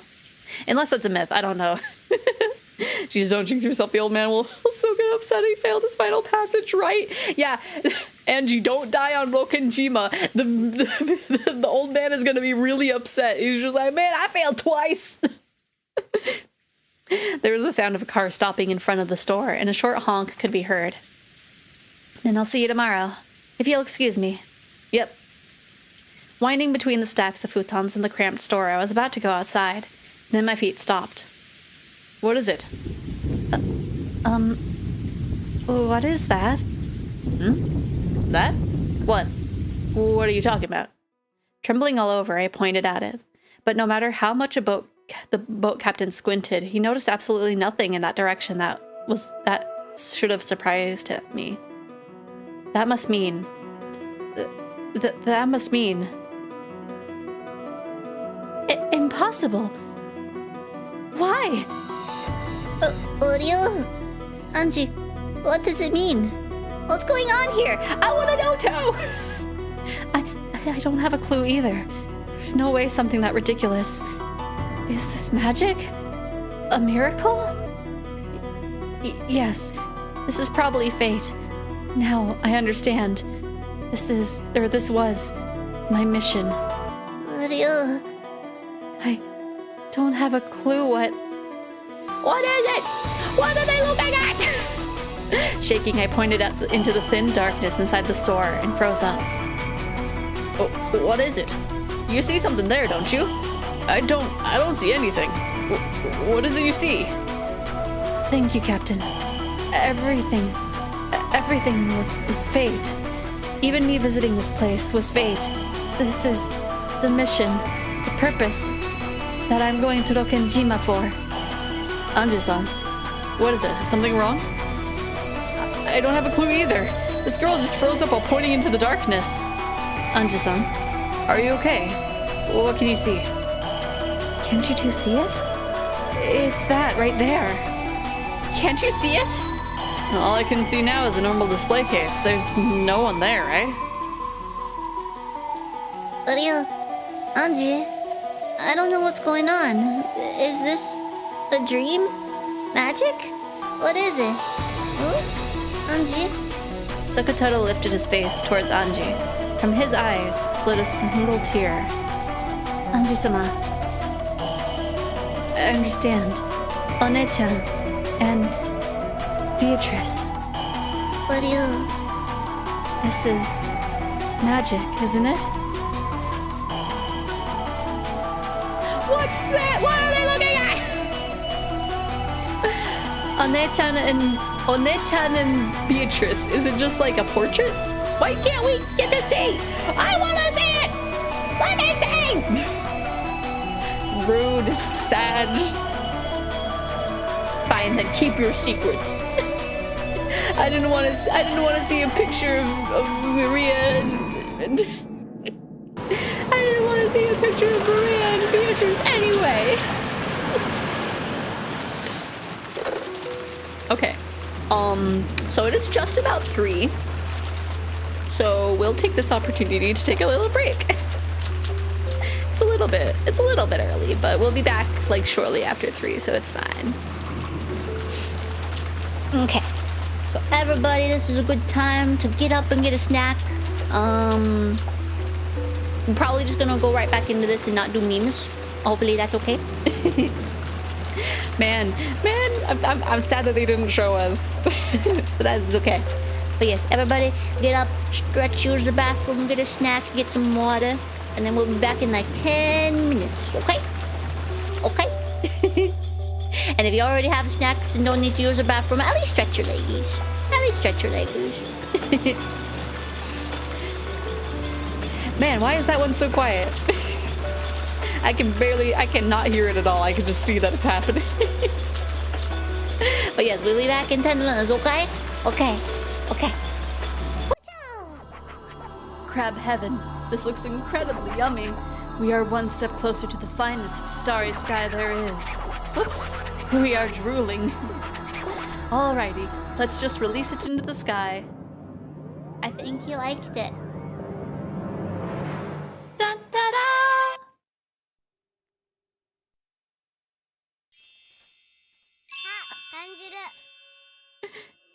I feel the cosmos. Cancer came scuttling back. So yummy!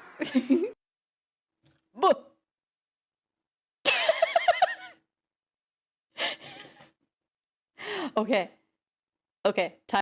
So I was thinking if I had a nickname, what would you call me? Would you call me by that? If it's good, what would you want to be called? Con Man. No. Your nickname is bad. Try again.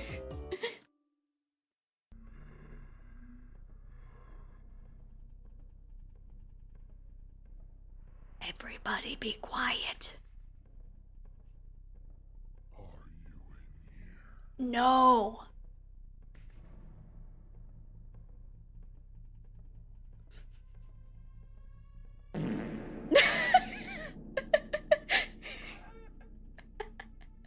Rude, man. Although, that might have been why he was asking if someone was in there.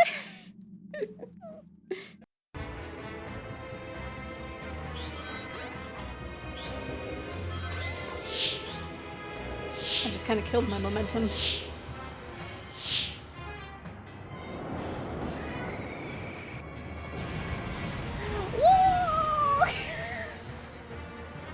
We did it! Now I don't have to fight you a third time, do I? Cool. Hey, I'll play with you some other time.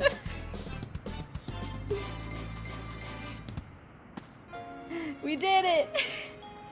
You guys sent me all the spirit zoomies. Thank you everyone for believing in me. Go! Yep, come after me, buddy. Yeah. It's my last hook. Well, it's gonna be both. Well, yeah. Oh my gosh, Peach. Peach. Yo, yo, yo, yo, yo, yo, yo, yo, yo, yo, yo. If I could just loop them as long as I. Oh my god! Oh my god. If I can just keep this up. If you can distract them long enough for Mr. Ting to do a gen. Dang it!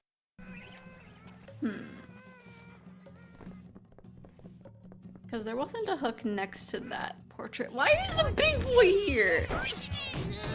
Okay, fine. Oh my god, it brought me back here. It brought me back to the first little area.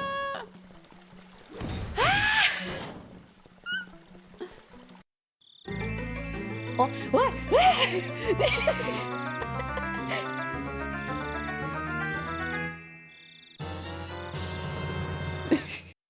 It's so pretty. Oh no, I'm farther away from the scan. No. Ah! Whoa!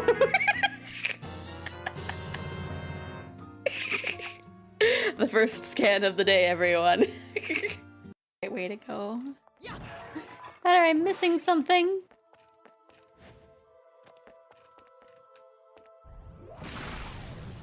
Yeah, I feel like this is the right way to go. Darn!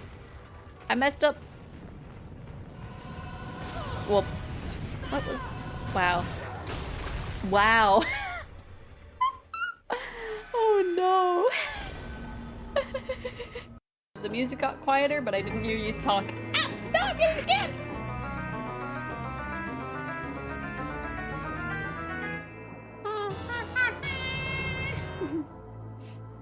I don't have my little OBS set up right, so I just... A nerd lives here. I hate what you've done to the... Yeah. Every day is great at your Junes.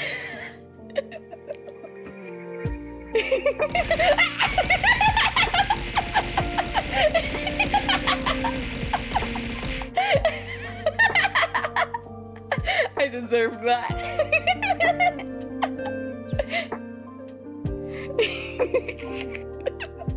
No! I think I grabbed all the people as far as I could tell. Oh, there's one. Give me bikini girl. Oh, I missed these people. The person! The person! The person! The person! The person!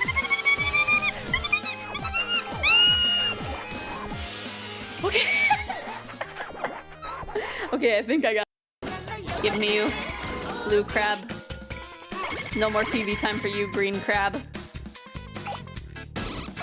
Something's coming. What? What is a threat to me? I am very tall. I will have you know.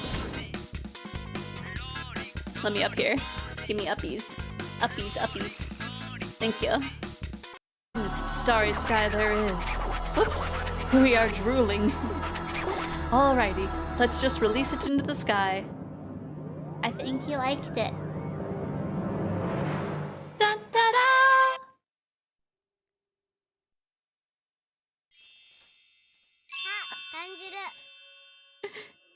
I feel the cosmos. Answer came. Come on, Froggy. Froggy. That is not poggers of you. Let me see. Can I? There we go. We'll just gonna. Oh. I was hoping we could fish there, but understandable.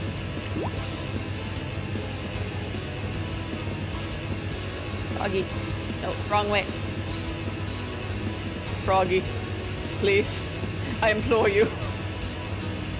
Froggy. No, you're not Froggy!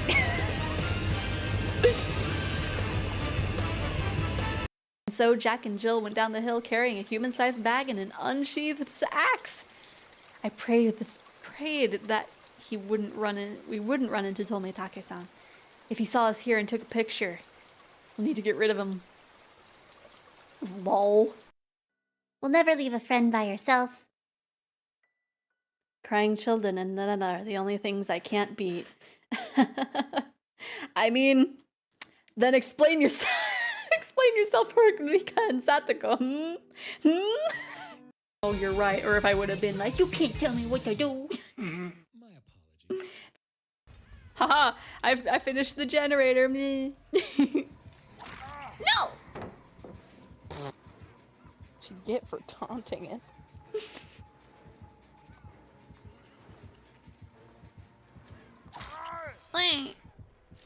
Oh, you're so fancy.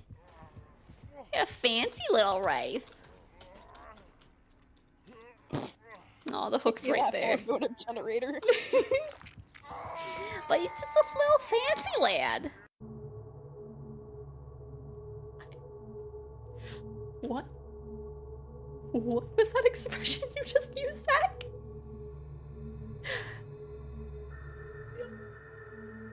I don't know.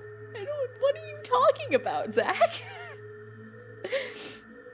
Looks like there's people even dumber than me. It's on a bowl. Hey, don't mess with it. It's already dead. Hello, baby. Hello. Hello, baby. You want to fly? I can jump and it can feel like you are flying. Yeet. Message. Oh, it's from your manager. He's up. Can you count down from 10 really quick? Sure. 10, 9, 8, 7, 6, 5, 4, 3, 2. Wow, no! You tricked me! I knew you were gonna do something.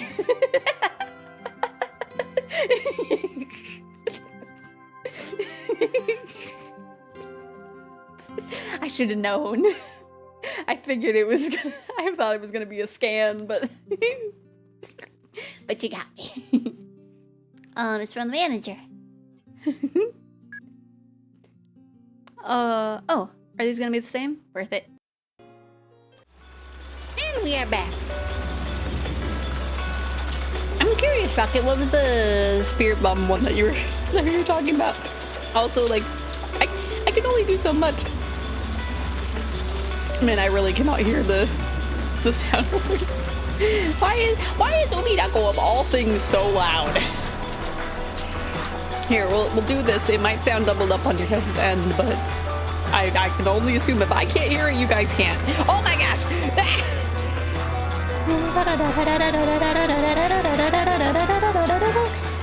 My fish is small! But yeah, also, Rocket, if my clips are getting repetitive, there can always be more made. I don't know. Although it is tough with visual novels, because most of it is just me reading. Well, you know, everybody is free to take clips of games that they like, and if you want to share it, I have clips whitelisted so the bots won't bonk anybody for sharing a link, or at least they shouldn't. They shouldn't. But yeah, let us continue. Can't make more. I usually watch at work. Fair enough. Well, I think you would still. You can still make clips at on your phone. I just don't think you can edit them. As far as I don't know. I don't know how that works. I know that you can make them, but I don't think so. A test? Yes. Listen well. Once again, there was a call from Klaus to the guest house, and the message was that Kinzo wanted to hold a test to see if the grandchildren had the qualifications to become his successor. The head has said that his successor will not be one of us siblings, that he wants to pick from among his children. From Klaus's restrained style of speech, Jessica realized that as his daughter, that he was being forced to speak. And she was forced to realize that the hostages were being exposed to danger even now. And if they refused to the test, pardon me, there was a possibility that the hostages would be harmed. No, I didn't mean it as a calling out thing. I was just... I mean, here, there you go. A clip has been made. That'll be added to the randomization.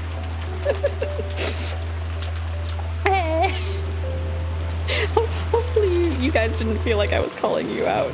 I don't know. Then, what do we do? Indeed. Hold on. Klaus put down the receiver and then looked at the grinning Kinzo on the other side of the bars. Kinzo gave his next order. Place son of the forest? Son of the forest? Who's the forest? Well, I guess the forest would be son of the forest. Oh. That is a game. Sent to find a missing billionaire on a remote island. Hey, rich people on an island.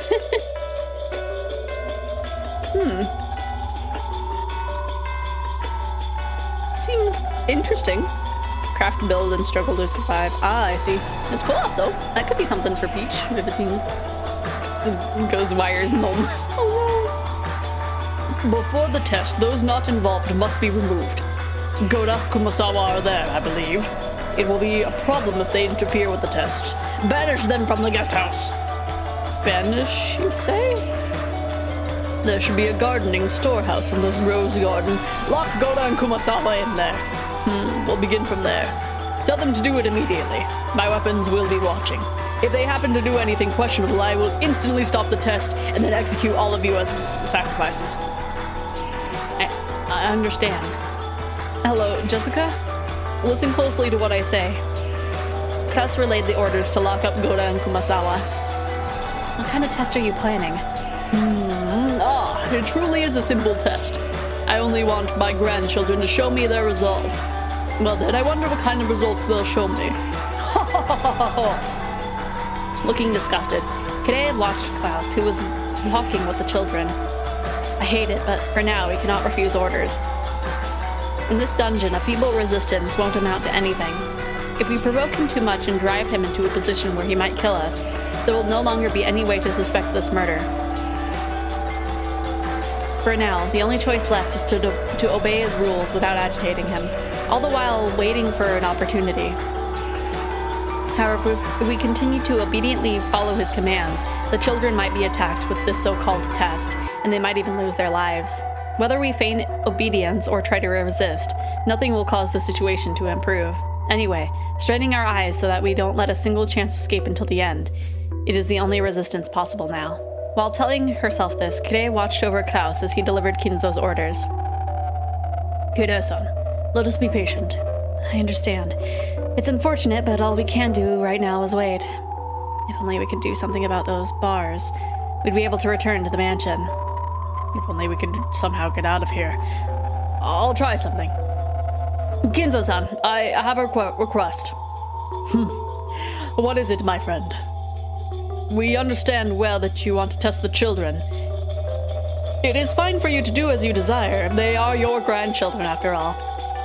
Without your power, the Ushiromiya family might have been destroyed long ago. We truly understand why you want to carefully select the person who will take charge. Besides, this is what the family conference is all about.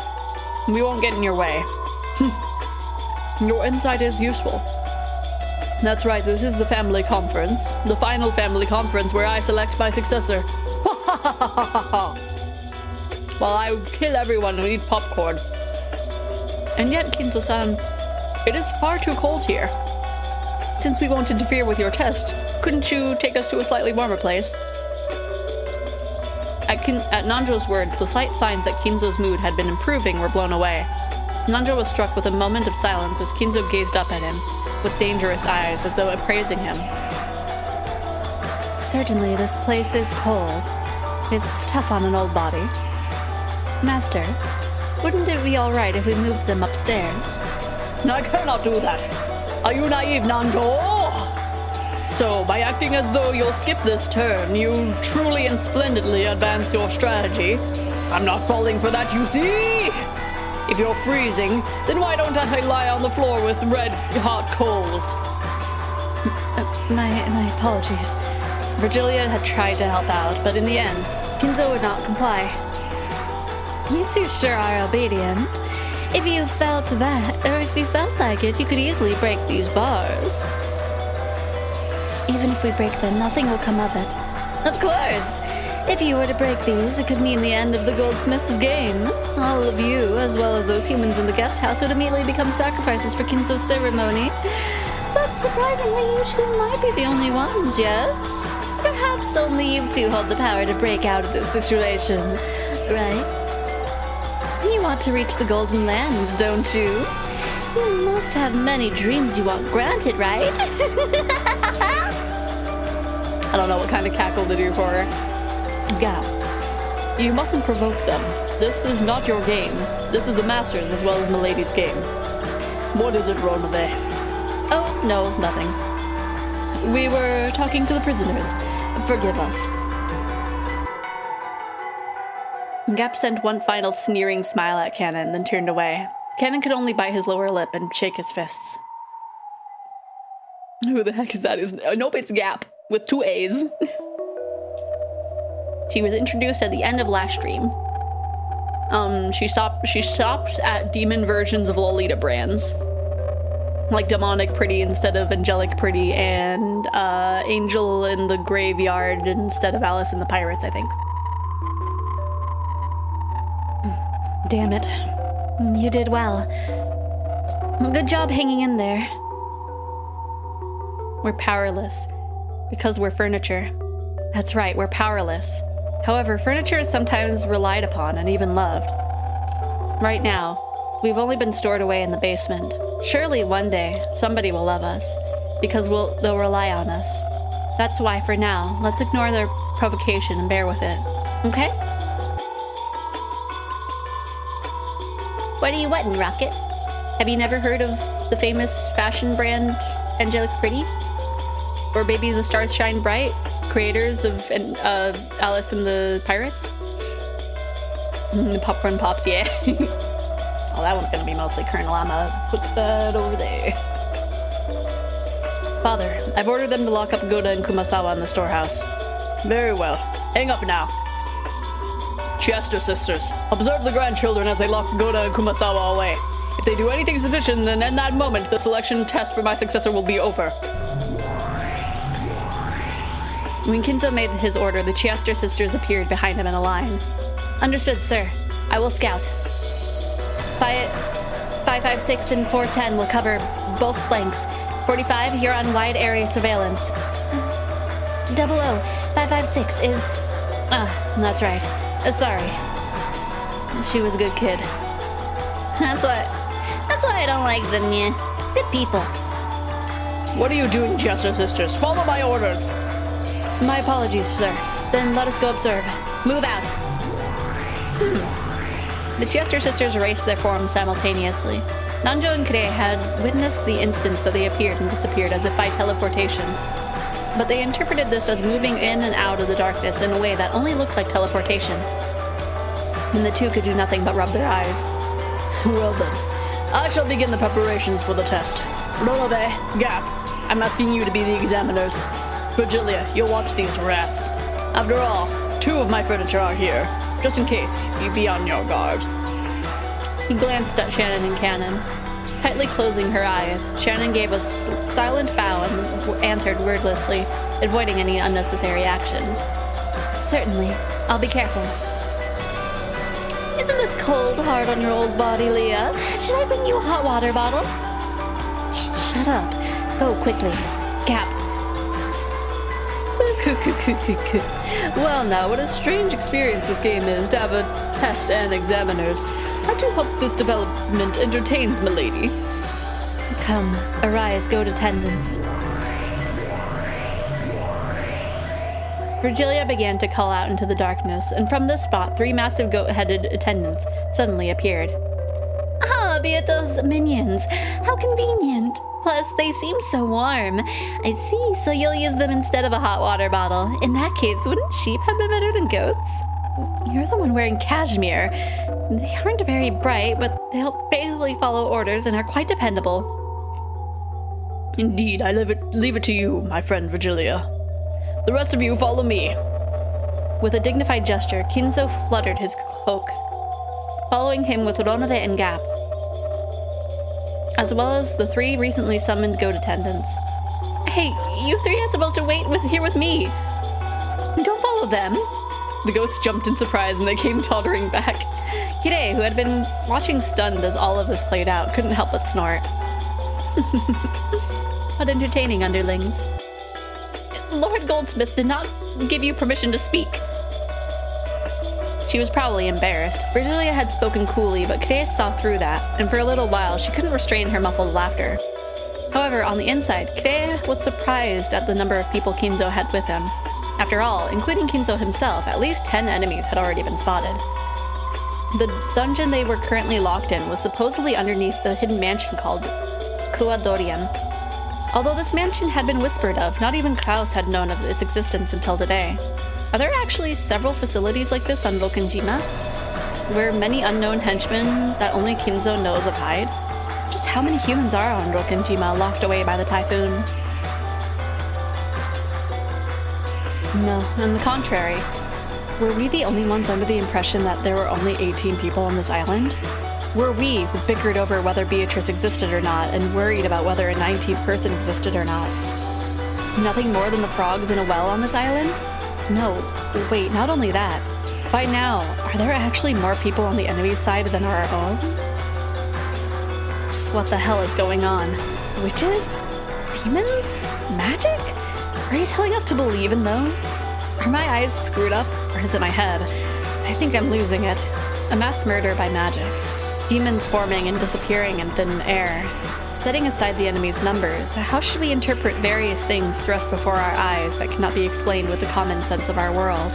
Kade started to feel that she didn't know what was going on anymore. And while desperately battling the urge to abandon everything and give up, she grit her teeth and tried to hold onto her sanity. She's doing her best.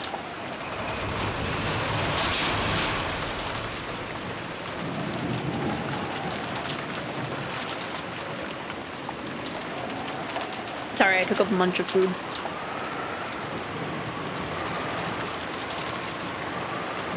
Obviously, Goda and Kumasawa were quite unwilling to be locked in the Rose Garden shed. But they were threatened that if they resisted, the hostage safety could not be guaranteed. It was fairly hard to get them to agree, but once they started thinking that their safety might actually be guaranteed if the key to the gardening storehouse was to be handed to them after being shut inside, and when it was decided that the blankets and food would be carried in for them, they were finally convinced. That was a very long sentence. This place is pretty chilly. I wonder how long we'll have to stay locked in here. It could be as late as Monday morning at the worst, so a full day and night. I really feel bad about doing this to you two. George and Battler cleared a space on the floor, then spread the blankets there. They also left the canned food, crackers, and other light snacks they had brought. It'll be hard for you guys to go until Monday with just this. If only we could make a trip to the kitchen. They said not to go anywhere we weren't told to. Sounds like we're being watched. Damn. I am honestly sorry we cannot be of any use. And these are the times that we are truly supposed to be at your sides. It can't be helped. More importantly, take care of Kumasawa-san. We don't know what might happen. If the going gets tough, I'd like to play it by ear and come to the rescue. And more than anything, I want you to be safe. Yes, I understand. Please, be careful, everyone. Right now, the Master is taking human lives like they're pieces on a chessboard. Please, look out for yourselves. Goda stared at the floor, even now unable to believe what had happened as he remembered that atrocity in the dining hall, and he hung his head in shame as his failure to fully describe that terror. Thank you. Make sure you stay on your guard. You too, Kumasawa-san. Nuho, please take care as well. I don't have any idea what's going on anymore. In the wise chaos, Marines say sanity is for the weak, blood for the blood god, skull for the skull throne. Oh no. Well then, we'll be off. Let's go, Battler-kun, Jessica-chan. Come on, you too, Maria-chan. Man, I guess it would make sense that we would all go, huh?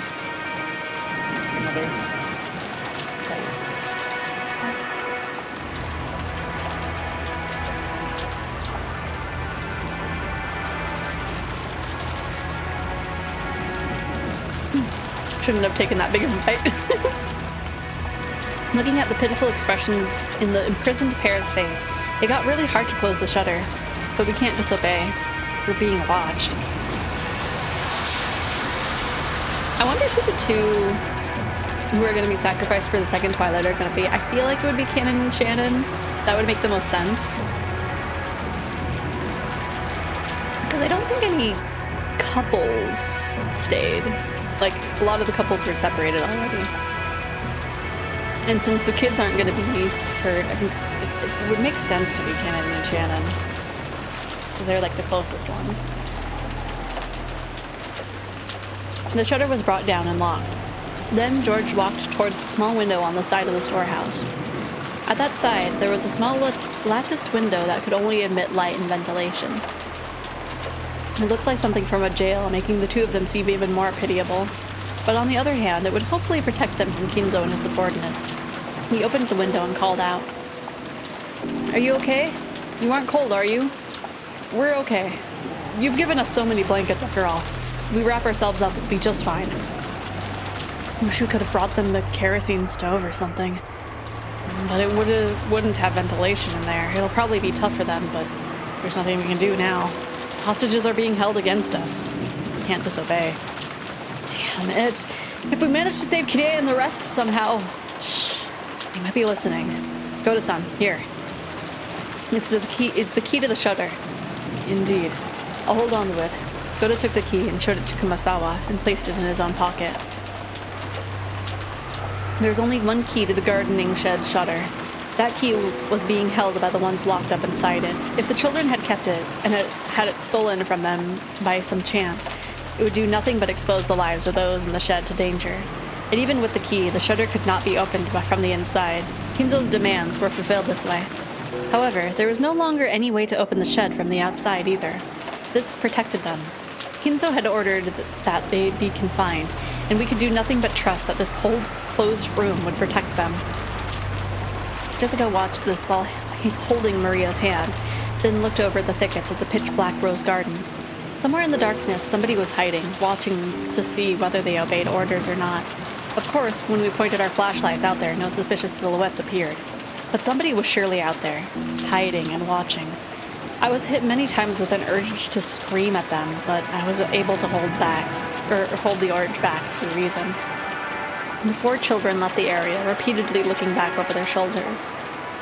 The light from the faint light bulb in the gardening storehouse was seeping out slightly. I wonder if this insane incident will come to an end somehow, so that way we can meet those two again. To George, who had closed the shutter himself, the resistance of the lock had made it feel as though he'd killed them with his own hands. But even so, we can't defy them. What's with this test? Damn geezer, don't screw with us. Killing Mom, capturing Dad for that? I don't get it. I'll kill him. I'm sorry, Jessica Oneta. There's nothing to be sad about. Maria? Soon the witch will be revived. Soon we'll be able to meet in the Golden Land. Ow! Don't laugh indiscreetly like that. Seriously, a resurrection ceremony for a witch? Getting so many people involved in delusions he should have kept just inside his head? That's gonna cost you, bastard. What is this now? Neon Genius 7 kills. Are we just waiting for the third impact? Do we fear the angles? The angels from above, or do we welcome them with open arms? I mean, I don't know. Like I said, that's one of the things that I still need to watch. Still need to watch. That should... After I'm done watching Onimai, maybe I'll just watch that in the background of working on stuff. Third impact Honkai. Not Honkai, but the Neon Genesis Evangelion. Let's return to the guest house. What if Honkai was actually referencing that? I don't know much about Honkai, so I don't know. Let's return to the guest house. It'd be bad if we weren't there when Grandfather calls. Urged by George, everyone began walking towards the guest house. At that moment, Jessica turned in a circle, facing towards the darkness of the rose garden, and roared. Hey! Someone's watching, right? Tell the old man! Tell him I'm gonna kill him! Let's go. Of course, there was no reply, only the howl of wind and rain. The children returned to the guest house, while fearing what was waiting for them up ahead. One of the bunny girls is like, damn, she swore at me. She mad. I mean, I can see it. Maybe. After they left, from the exact point of the darkness that Jessica had yelled at, two rabbit ears sprung up. Sorry. They found me out. It's because you're too slow, Nya. Pendragon-sama's gonna scold you. I'm sorry. Please don't tell Pendragon-sama. Be quiet. It was obviously just a bluff. Goda and Kumasawa's imprisonment confirmed. Mission complete. We'll report back. Yay. Out. Do you want us all stuck on nothing but carrots and water because of the collective responsibility? Let's go.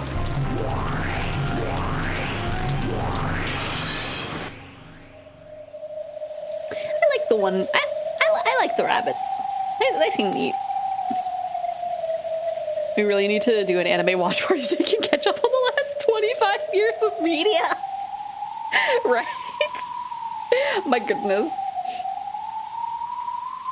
The fact that we were being watched certainly seemed to be true, because when they returned to the cousin room, turned the lights on, and laid down on their beds, the phone rang again. Like, the thing is, I was watching anime all that time. I was just, you know, watching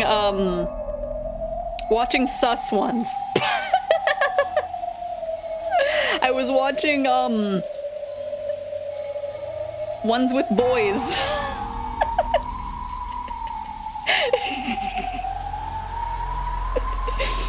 And, you know, Naruto, obviously. Spicy. Like,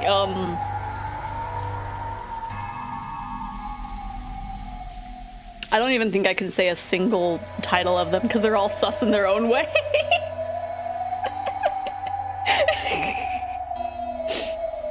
Earlier, Jessica had been answering the phone, seeing as this was her house, but now it was the eldest, George, who picked it up. This way, Kirei-san was on the other side of the line. George handed it to Battler out of consideration. Hello? Kirei-san?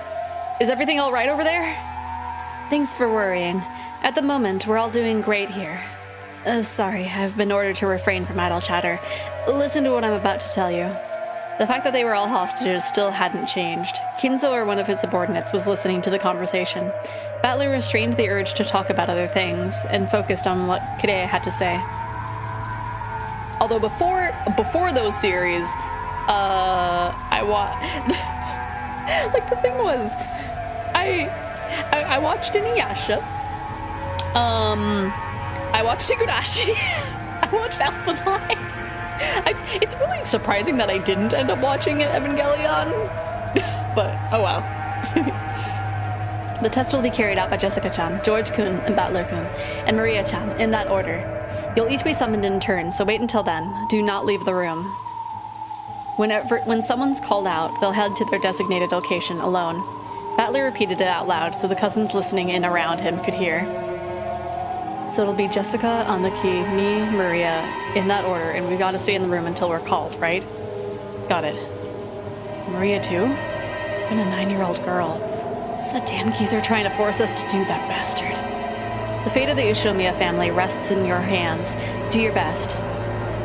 Says anime is still something. I mean, if you let me manage the anime watch party, Monster Musume and Monster Girl Doctor will be on the list. So I have watched Monster Musume.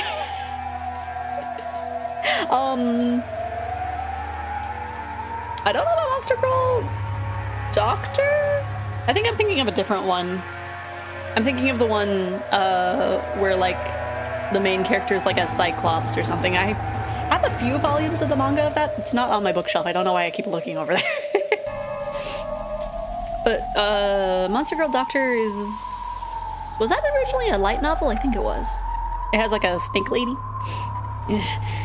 Sure. Battler noticed the strange nuance in Kirei's words. Even without any blood connection, he could still understand thanks to the long-lasting bond they shared. At this point, it doesn't make sense to worry about the Ushinomiya family itself. That probably wasn't the message Kirei wanted to send. She probably meant there's no way for us to escape from this dungeon and we can only wait to be rescued. Our lives are in your hands. Something like that. Yeah, leave it to me. We don't know what kind of test this is, but no problem.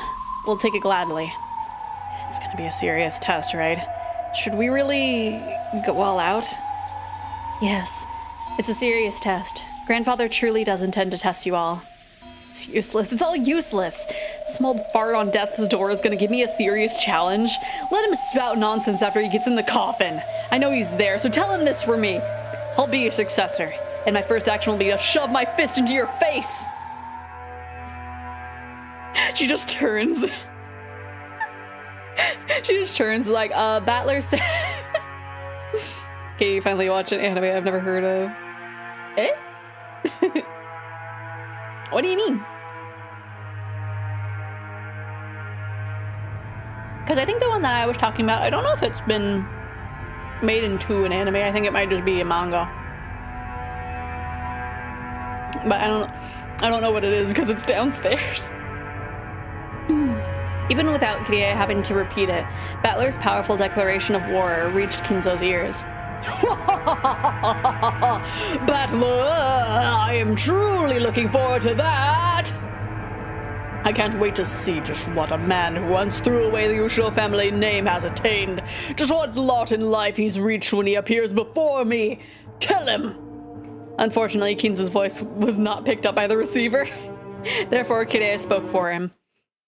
Sounds like he's more than up to the challenge. Got that, Battler-kun?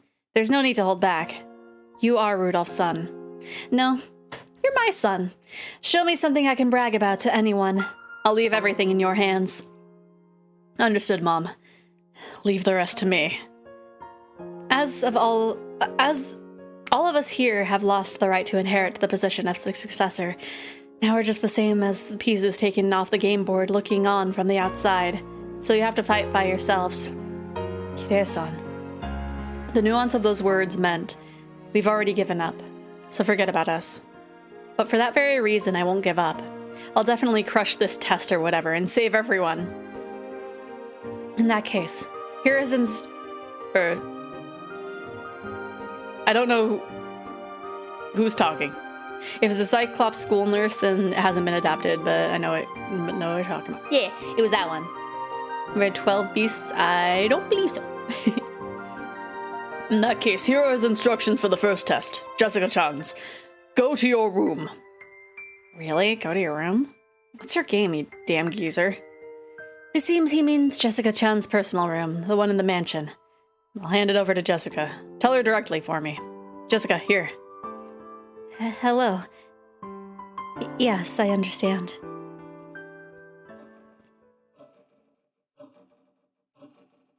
I think that's the struggle with, like, that one, like, checklist thing of, like, here's your score for all the animes you've watched, but they've all, like, most of them are animes that I haven't watched, but then there's, like, a whole bunch that I have watched that are just not on the list. So it makes it look like I've barely watched anything. This game has a lot of personality. Starting with me, huh? Well, I've been ready. See you later. Even Jessica was probably tempted to succumb to the fear of a girl her age, but she crushed those feelings and strengthened her resolve. Be careful, okay? We're probably being watched, right? We can't do anything we aren't told. All we can do is exactly what they say. They say that old geezer killed those 6 in the dining hall instantly with no hesitation. So if we try to fight back, we might end up in the same way. I know. I'll beat them at their own game. Don't do anything reckless. If you think you're in any danger, your safety comes first. If Uncle Klaus finds out that his daughter sacrificed herself for him, there's no doubt it'll tear his heart apart. It goes the other way, too. If Mom and Dad are both killed, I'm the only one left. My heart will rip itself to pieces. Battler-kun. What you said earlier is true, right? Yeah. Kirie-san and the others are already prepared for what will happen. Then, the way things are now is just perfect. Everyone's lives rest on our shoulders. Hostages can't do anything while they're locked up. That means we will have to manage everything by ourselves. If something happens, run back to the guest house. At that time, we'll be done playing along with Grandfather's game. Unlucky. At that time, we'll declare war. Wherever they're locked up, we'll save them and we'll deal with Grandfather accordingly. Are you sure, Anaki? Shannon-chan's here too. Or there too. That's why I'm saying it.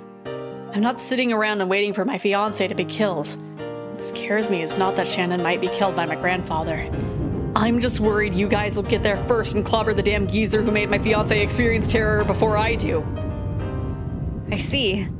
This really does sound like a test to see who will be the successor. Yep. First one to bury a fist into the old face will be the next head. George, Battler, and Jessica each forcibly nodded their heads to put their fists together. I'm just warning you, 12 Beasts is like high school EXD, which means, or beats Monster Moves. May the MC has a glove thing that gives powers depending on which is what hit. It's weird, but that's why it's good. Oh, okay, understand. Oh gosh, what did I sign up for? Then Jessica headed up to her own room as designated. Her form disappeared into the darkness of the rose garden, waving in the strong winds. Watching her go, George and Butler gripped their fists even tighter, making them quiver.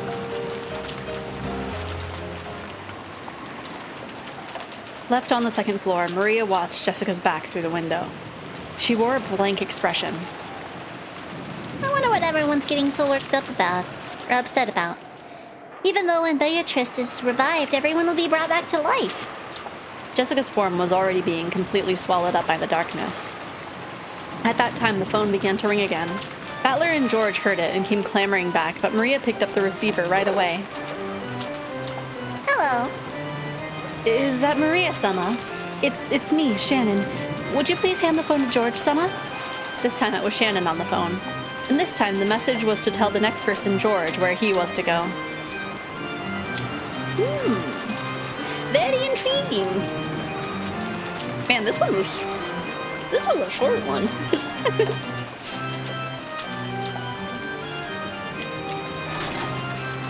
5 minutes have passed. Look at even never make a deal with me unless you want to be caught off guard by something. Fair enough. Yeah, fair enough.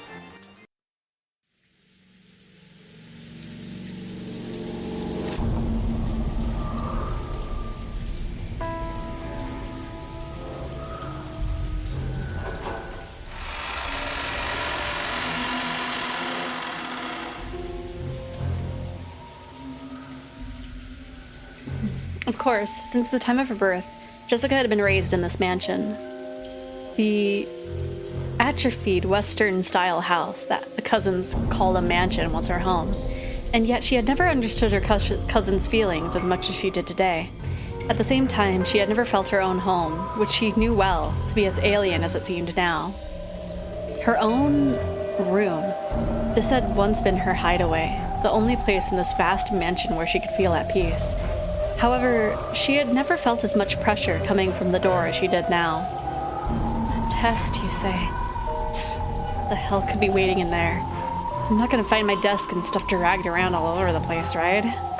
She acted tough, trying to deceive herself, trying to make herself believe that she wasn't scared of anything.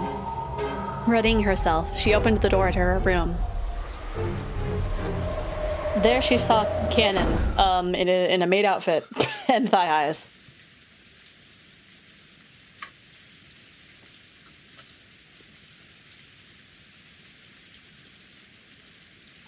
When she saw that, fortunately the room didn't appear to be messed up. She relaxed.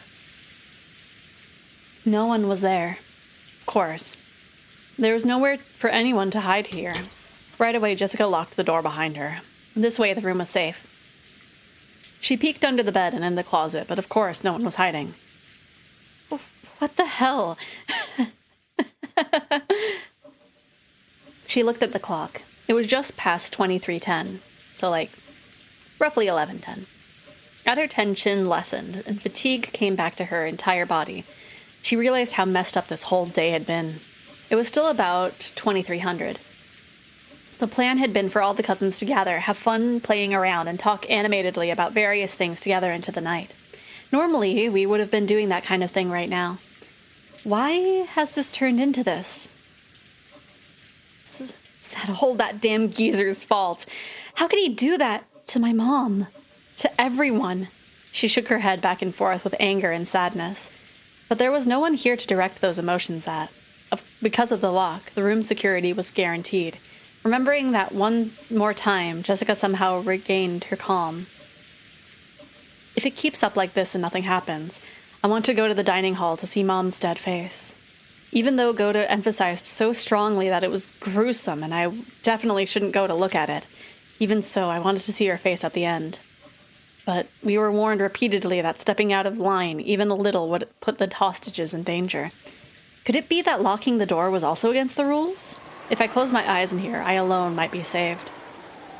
But if I don't open it, it'll surely be against the rules, and Dad, Kanekun, Shannon, Aunt Kire, and Dr. Nanjo will be killed. There's no way the scales will balance out between 5 lives and my own 1 life. Jessica tightly shut her eyes, resisting the other part of herself that said, "Isn't it okay as long as I stay alive?"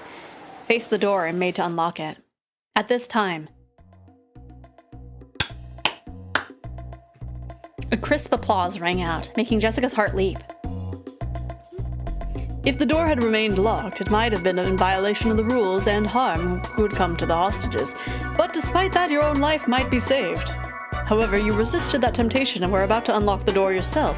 That bravery of yours is worthy of admiration. Who?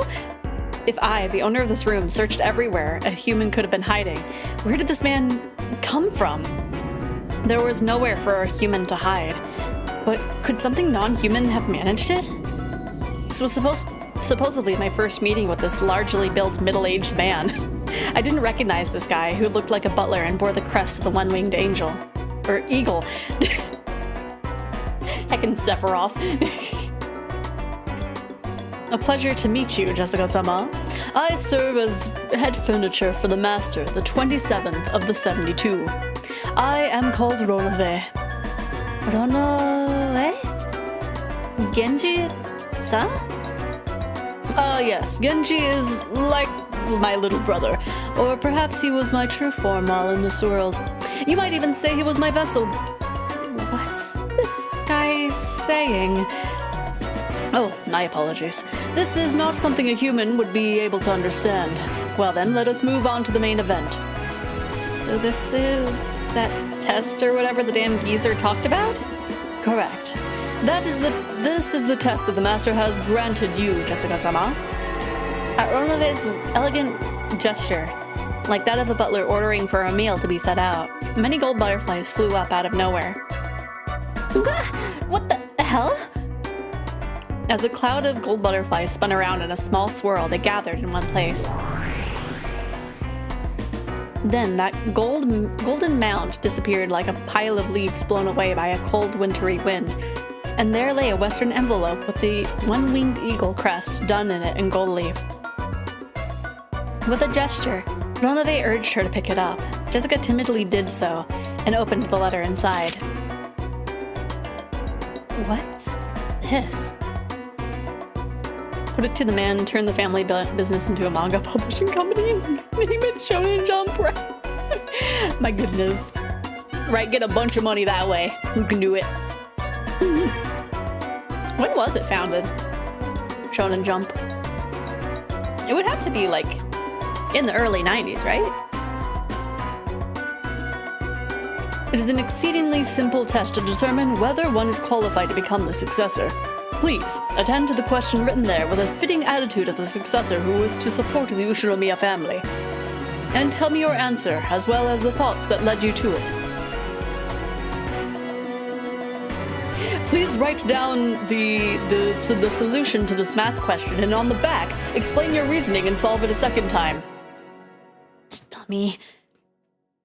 Shaking, Jessica looked between the paper and Ronove's face several times. That was like my least favorite thing to do in math class, was like those like story equations that you had to like solve, and then you had to put the way that you solved it on the back. like those annoyed me to no end as a kid. I remember there was this one time where it's like the math equation to the story problem was super simple to me, and so when it was like, hey, show your work on how you got it, I literally traced my calculator. And it was like, I used this. I was a sassy kid. At that time, George had been called out after Jessica, but could be seen in the arbor of the rose garden. Things had gone normally, or if things had gone normally, he had planned to give Shannon the ring that would be proof of their engagement, here, at this time on this day. Oh no, he didn't get to do it this time. No. But the woman in front of George now was not Shannon. Read it. That is Goldsmith's test for you. George picked up the western envelope, which was on the table where he'd once had tea with Shannon, and read its contents. Perhaps its message was short. After glancing at it, George's eyes grew sharp. What's this supposed to be? It is as you see. This is the test given you to see if you're qualified to be the successor. Once you ask yourself whether you are truly so qualified. Answer the question. What a stupid question. That's right. It really is a stupid question. Doesn't that mean the Ushinomiya family inheritance is also something on the level of the goldsmith's eyes? George lowered his eyes to the surface of the letter once again, examining its contents. George and Jessica. While the tests given to them were slightly different, they were almost exactly the same. Among the 3 mentioned below, in order to gain 2, sacrifice 1. Oh, I see. Okay. So they're the ones choosing the sacrifices this round. Oh gosh. It's a simple 3 choices. Decide for yourself which one you will choose to abandon. If you refuse to choose, the test will be suspended. I've been given permission to kill you right here by my own hands. If you want to include even that as a choice, then there are 4 options. It's been an awful long time since I've gotten to play with a kid like you, so I can't say I'd be disappointed. Are these 3 choices only a test? Will the consequence of my choice be carried out? Don't be so naive. The one you choose will definitely lose their life. I almost failed math trying to show how I did the math, but just despite the teacher, I showed the equations I actually used. Oh my gosh. Yeah, like, I don't know. Those things were so annoying. There was something that was like, oh gosh, I remember. Like, I was like one of the first people to solve the question, but in the showing my work section, I took so long because you had to basically like draw a pie chart and like split it into like equal sections. And like, I was just like doing that for so long, and people were like already turning into things, and I was just like, I'm not gonna be able to do this in time before the end of the class. And like someone walked up to me and it's like, no, you have enough proof. You can go ahead and turn it in. And it's just like, okay, what do we? Write down the character's name right. I feel like it's from a choice of 3, not counting yourself. Among the 3 mentioned below, in order to gain 2, sacrifice 1. 1, your life. Oh. 2, Shannon's life. 3, everyone else's lives. Oh no, they're presenting them with trolley problems! No! Oh no. So Jessica's number 2 is probably Cannon's life. Heck. Well then, why did Gap say that there were 4 choices? Because the 4th choice is basically the first choice. Heck. If you do not choose one, all of the above will be lost. Oh, okay. So just everybody dies if you don't. I see. Why is Shannon's name here? The second choice has the name of the most needed and most loved by the test taker. I believe Cannon's name is written second on Jessica's test. You gave this stupid question to Jessica too? You shouldn't be worrying about Jessica, right? Right now, you're the one being tested. It really is a simple 3-choice test. Which can you throw away for the sake of the other 2? Isn't that simple? If you still can't decide, would you like me to lend you a coin? Coin? How would you choose between 3 options with something that only has 2 sides? No one would throw away their own life. So, there remains 2 choices that will leave you standing. Will you give up on everyone for the sake of the one you love? Or will you give up the one person you love so that you can save as many people as possible? Either way, you should be able to find a fitting just cause. After all, this little Kenjima is now a demon island. Sentimental relationship of the human world aren't necessarily here. No one will blame you. Do as your heart desires. And ask yourself whether you're qualified to succeed the Ushinomiya family headship. Or rather, make your decision as if you truly were the Ushinomiya family head, okay? You can die twice, right? Well, I got it all together. It's just like if you don't choose, every single buddy will die. Everyone on the list. Every single buddy.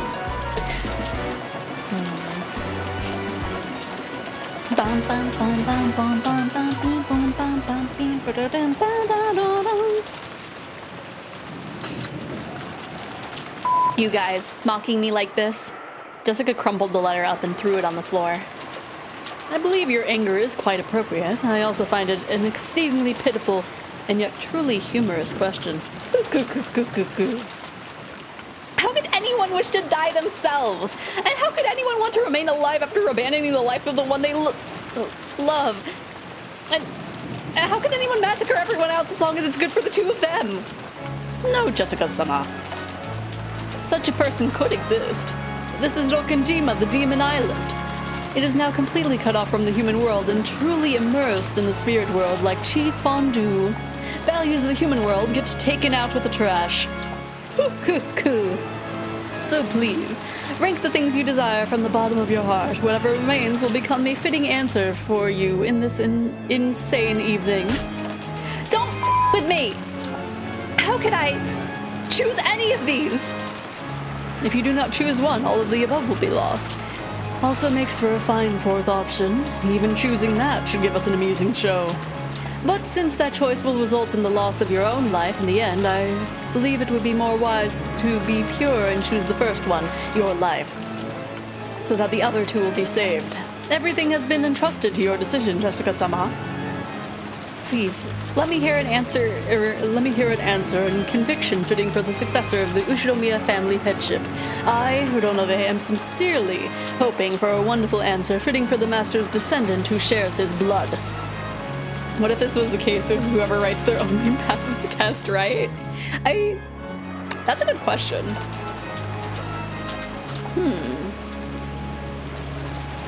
That could be the case.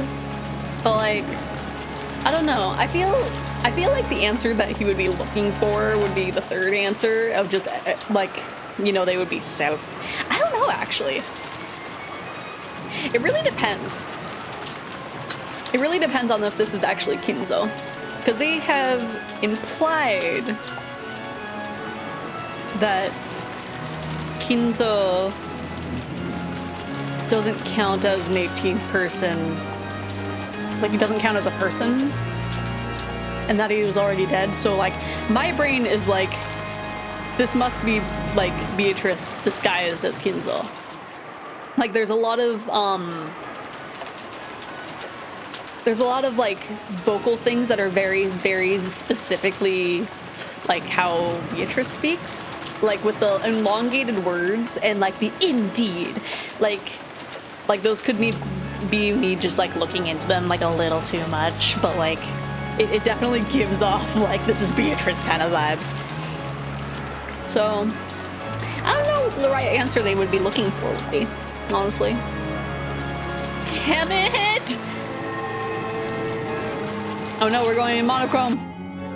He's not a person, he's a mimic, maybe. But like, I don't know. It's specifically the way that he's speaking that's making me think that it's Beatrice in disguise, but it could be something else. Who knows? That scene was observed through the magic crystal ball Kinzo held. Kinzo finally couldn't hold it back and spread his arms and facing the heavens began laughing in an explosive voice.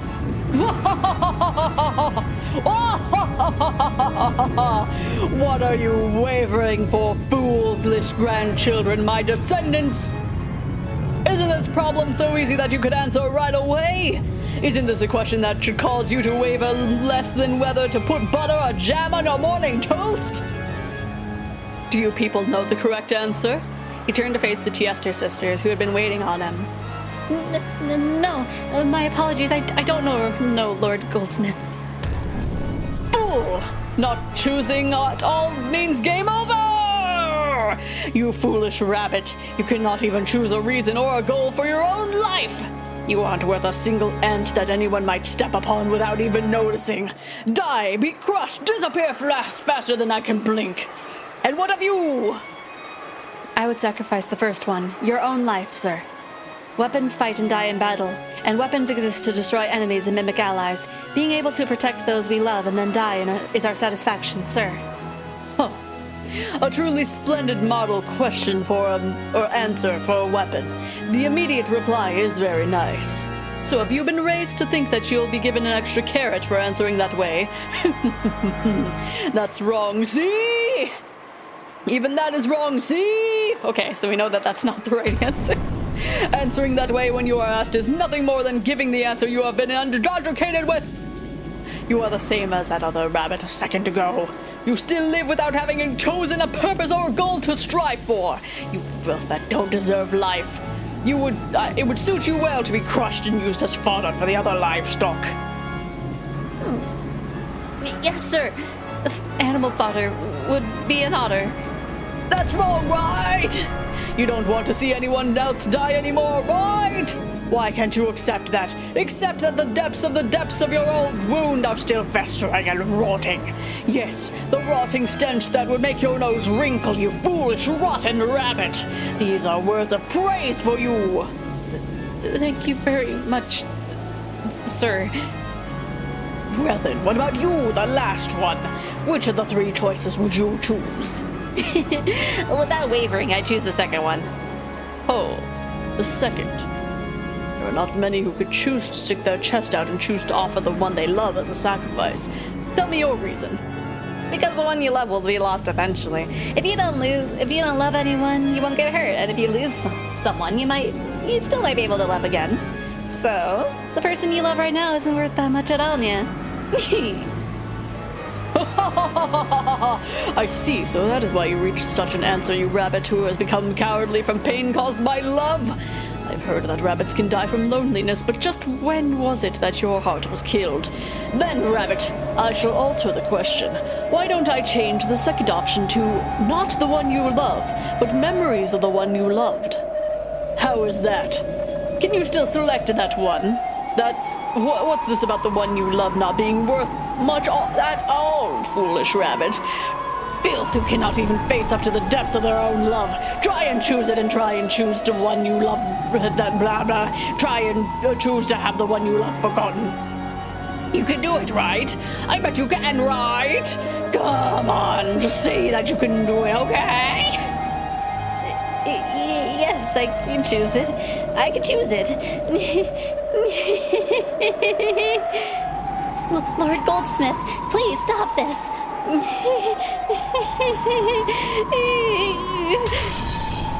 Enough rabbit filth. Go to Virgilia and help keep watch of the dungeon. Disappear. The Chester sisters, with their respective old wounds of the heart gouged out, escaped by disappearing. After that, even though there was no one to hear, Kinzo continued talking by himself as though in a play. That's the thing about ADHD, your brain will make connections faster. The people without ADHD, it's like a form of precondition. By the time stuff is nearing its end, you already know what's going on. But yeah, it's definitely Beatrice's Kinzo. It has to be. I would be very surprised if it wasn't. Indeed. That is the nature of this charming test. In truth, no choice can be said to be correct. Instead, regardless of which answer they choose, it is about whether they can choose without hesitation quickly with the resolute conviction and their own strong, unshakable will. It's their reason and their willpower that are most essential. That is what I want to learn. Yes, my descendants, I am truly looking forward to what kind of answer you will show me. Me? Yes, of course, I once had the same question thrust upon me. Because I splendidly answered that devil's question, I was able to obtain gold and honor and that which is my possession. Which answer did I choose? Did you really need me to say it out loud?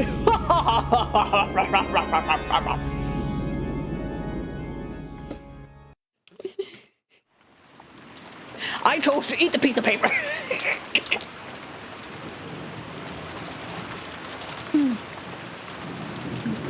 Okay. Well then, have you nearly decided on your answer? As Jessica stared at the letter that had been crushed and lay on the floor, she hung her head in constant silence. All that filled the room was the stir from wind and rain shaking the treetops. Regardless of how noisy it was, it actually made the stillness more apparent. Ronave waited for Jessica's answer. However, Jessica didn't answer. Whether she was lost in deep thought or had stopped thinking, Ronave couldn't tell. No, he might actually have known. But cruelly like a demon, Ronave urged Jessica to voice it. First Neon Genesis reference and then a Hunter x Hunter reference. Wait, really? That's one of the ones that I haven't watched either. I don't know why, but I don't know. I was waiting for Mal to be like, Hunter, Hunter!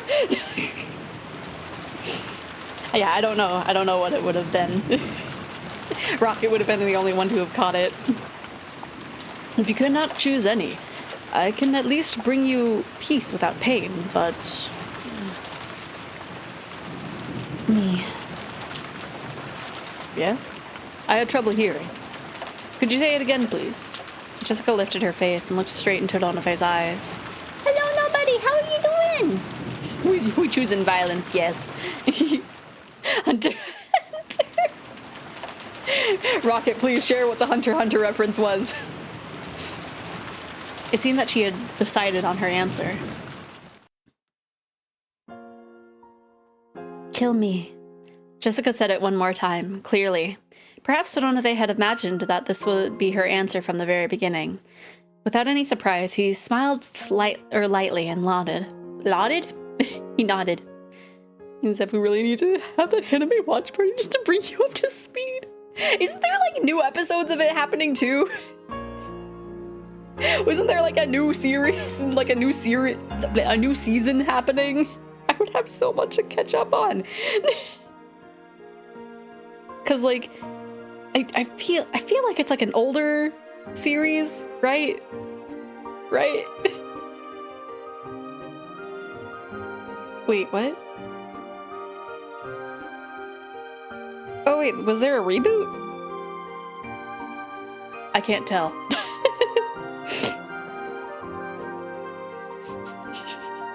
Why am I being judged for not having watched Hunter x Hunter? I sobbed at the end arc. I don't... Ah!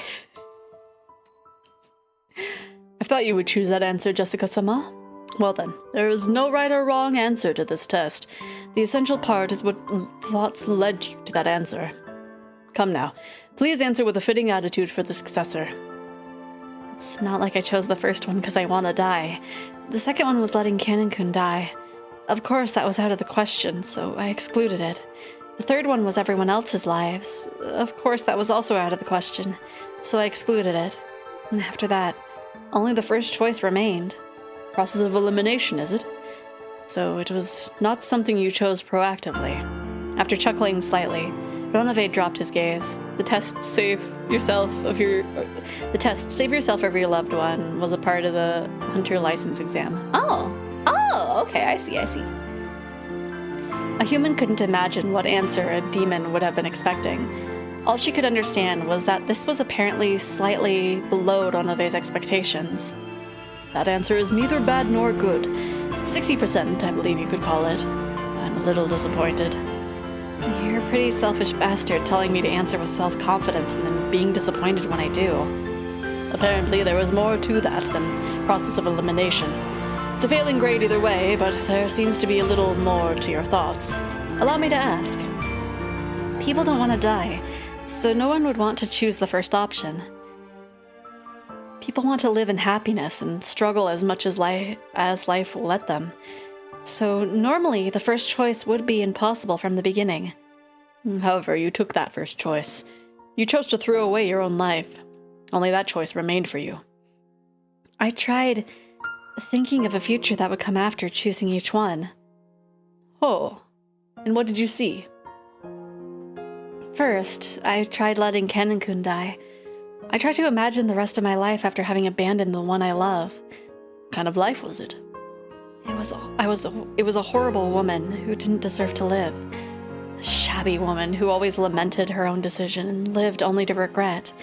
I could never forgive a horrible woman who'd choose to live and abandon the person she loved. I put an end to her myself. How brave. So, did you also consider the third option? Yeah, I tried letting everyone but me and Canon-kun die. There's no way Canon-kun would like me if I did that. So, again, even with Canon-kun, I was forced to bear the cross of abandoning so many people. Oh gosh! Oh no, my na-na-na-na-na-na-na. I've got like a chin. Look at my intense chin. My goodness. That was wild. Qualification isn't something we have to talk about. The ones who are not okay with their succession can go through training until they are. Hello, Najima. That's a really nice spot that you actually popped up in. I'm doing good, nobody. How about yourself? And even Canon-kun was forced to bear it. I'm not gonna make a foolish choice that leaves Canon-kun bearing that cross. wouldn't be able to forgive a future me who did something like that. Oh, thank you for the hydrate and the stretch as well.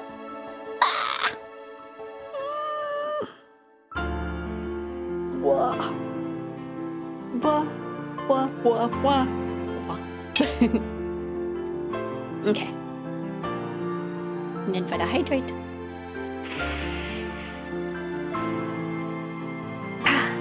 Okay. Again, thank you, Crimson. Let's see. I wouldn't be able to forgive a future me who did something like that. I put an end to that woman myself, too. Jessica had pictured it in her mind. Future her beyond each of those 3 choices. There were 3 Jessicas. Of the 3, 2 had regrets. Only one could hold her head high and smile at Canon. You know, I once had the nerve to preach something to Canon-kun. Something about trying to live life to the fullest. Live your life to the fullest. Meaningful words, and surprisingly difficult thing to do. So, yeah. I've got to stand proud and show Canon-kun. Show him how to live by holding your head high and looking straight at the sun with a small, full smile until your eyes hurt and you're like, ow, why am I looking at the sun? Will Canon be able to accept your self-sacrifice? Haven't you thought that your selfish decision might hurt him more than it is necessary? That's why I want to leave a message. Oh, I will listen, but I am after all a demon. I may not keep my promises, you see. Keep it. Your promise. Jessica spoke that, looking quite unconcerned. She had asked the demon who was about to take her life to pass on a message, and she didn't even think that she would be betrayed. At that extremely innocent smile, Ronove closed his eyes lightly and shrugged his shoulders. I see nothing wrong with that. So, what shall I tell him? Tell Canon-kun to live his life to the fullest. No, that's not quite it. Not Canon-kun. He still hasn't told me his real name yet. Tell the real Canon-kun to live his life to the fullest. Tell him that. Lady. Jessica, you really are. Ronove is fickle, so he might not have passed the message on. You certainly are fortunate to have me showing you the scene. A musty 3-sided mirror was set beyond the bars, and the scene with Jessica was reflected on it. A 3-sided mirror? On the next mirror, the scene with George was reflected in the same way. None of them questioned how a 3-sided mirror had appeared from a group of butterflies, nor did they wonder why these scenes with Jessica and George were reflected on them, because the reflected scenes themselves were more important. Are you so prepared to throw your life away? For his sake? My apologies. Kraus looked at Canon with a complicated expression mixed in with a bitter smile. Canon wouldn't meet his eyes. Virgilia-sama, there is no reason for Milady to throw away her life. Please, kill me. Please change it to the second choice. That way, everything should resolve itself. I am not capable of granting that wish. After all, this is Jessica's own decision, for which she herself chose. At that time, suddenly the air split and the Chiester sisters appeared, flying into Virgilia's chest. Virgilia-sama! Ah! So mean! Lord Goldsmith is so mean! Ah! I'm doing the best I can. Crushing me for animal fodder, that's just too much. Virgilia, who still didn't have a clue what was going on, was mobbed by the sobbing Chiester sisters. Oh, babies. There. Everything's all right. Don't cry. I'll make you some delicious tea. I'm leaving this up to you to guard this place.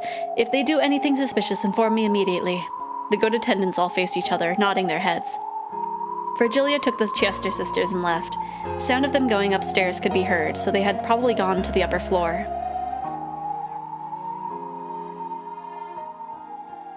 Deaf cry time, right?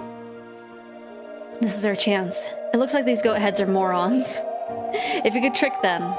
Kidea realized that an opportunity had arrived, but even so, she hadn't thought of a way to break the metal bars.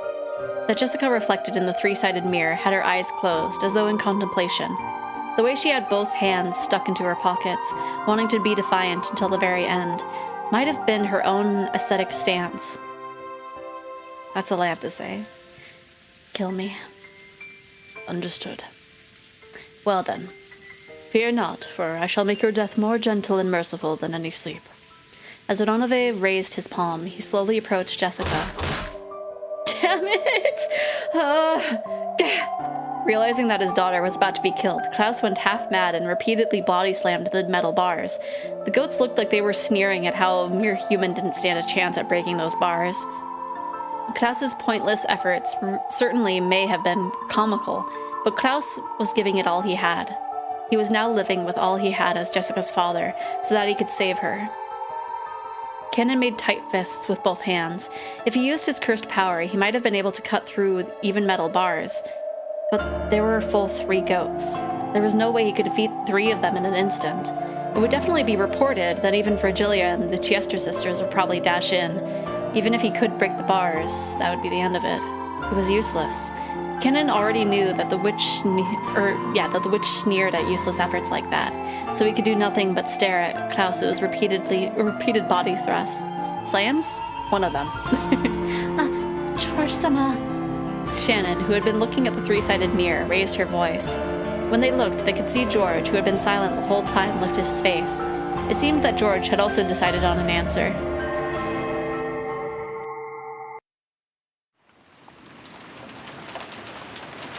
Have you decided on your answer? Yeah, I've decided. Is it an unwavering answer? Yeah, it's unwavering. Then let me hear it. Oh, by the way, it seems Jessica decided to the Your Life option. Surely such an indecisive person as you isn't going to choose the same answer, right? Jessica gave her own answer. No matter which choice that was, it was Jessica's answer. It doesn't influence my answer in any way. I see. Then let me ask again. Among the 3 mentioned below, in order to gain 2, sacrifice 1. 1, your life. 2, Shannon's life. 3, everyone else's lives. Which one would you choose? Could it be the first one, like Jessica? What?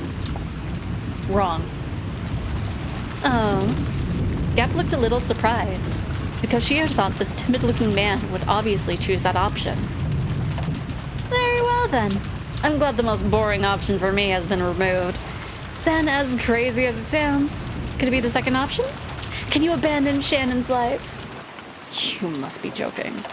Why would I do that to the person I'm going to give the engagement ring to tonight? How bold. Is that your answer? That's it. My answer is the 3rd option. Oh my gosh. George took the 3rd option. Everyone else's lives. Unsurprisingly, Gap hadn't imagined that he'd give an answer like that. She had been sure that he'd choose the same one as Jessica. So she was interested in how he had reached that answer. However, he had reached an answer that had surpassed the imagination of the 33rd ranked in the 72 demons. I want you to tell me the circumstances that made it possible for you to sacrifice the lives of everyone else so that you and your fiancé you love would be safe. She used the process of elimination like Jessica. Wrong. I clearly have no choice except this one. So you don't care what happens as long as it's good for you. So you can sacrifice the world for the woman you love. What are you even talking about? What? George faced the demon as he spoke, almost as though he was disgusted. Tonight, I planned on calling Shannon right here and giving her this ring as proof of our engagement. There probably are quite a few people who wouldn't celebrate an engagement between me and Shannon. I was prepared to make enemies of the entire family by announcing my engagement to her. I have been prepared since the time I came to this island. No, that's not it. Since the time I confessed that I wanted to engage her. So, you can sacrifice everything else as long as you can get married? Marriage means... Hello, Peach! Hello! Hello!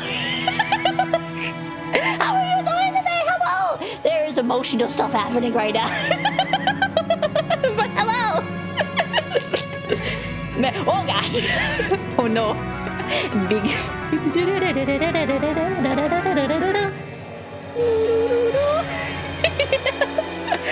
slightly wide. Just ever so slightly wide. It took away my little flesh thing. That was weird. Lola, I'm good. How are you, Pete? How are you doing today?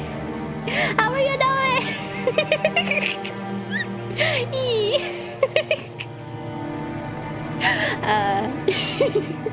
Today is a very interesting day. But I hope you're having a good day. What a way to be greeted, my goodness. Yeah. might be a little unhinged. Just a little bit. Marriage means continuing to be your wife's ally for your whole life.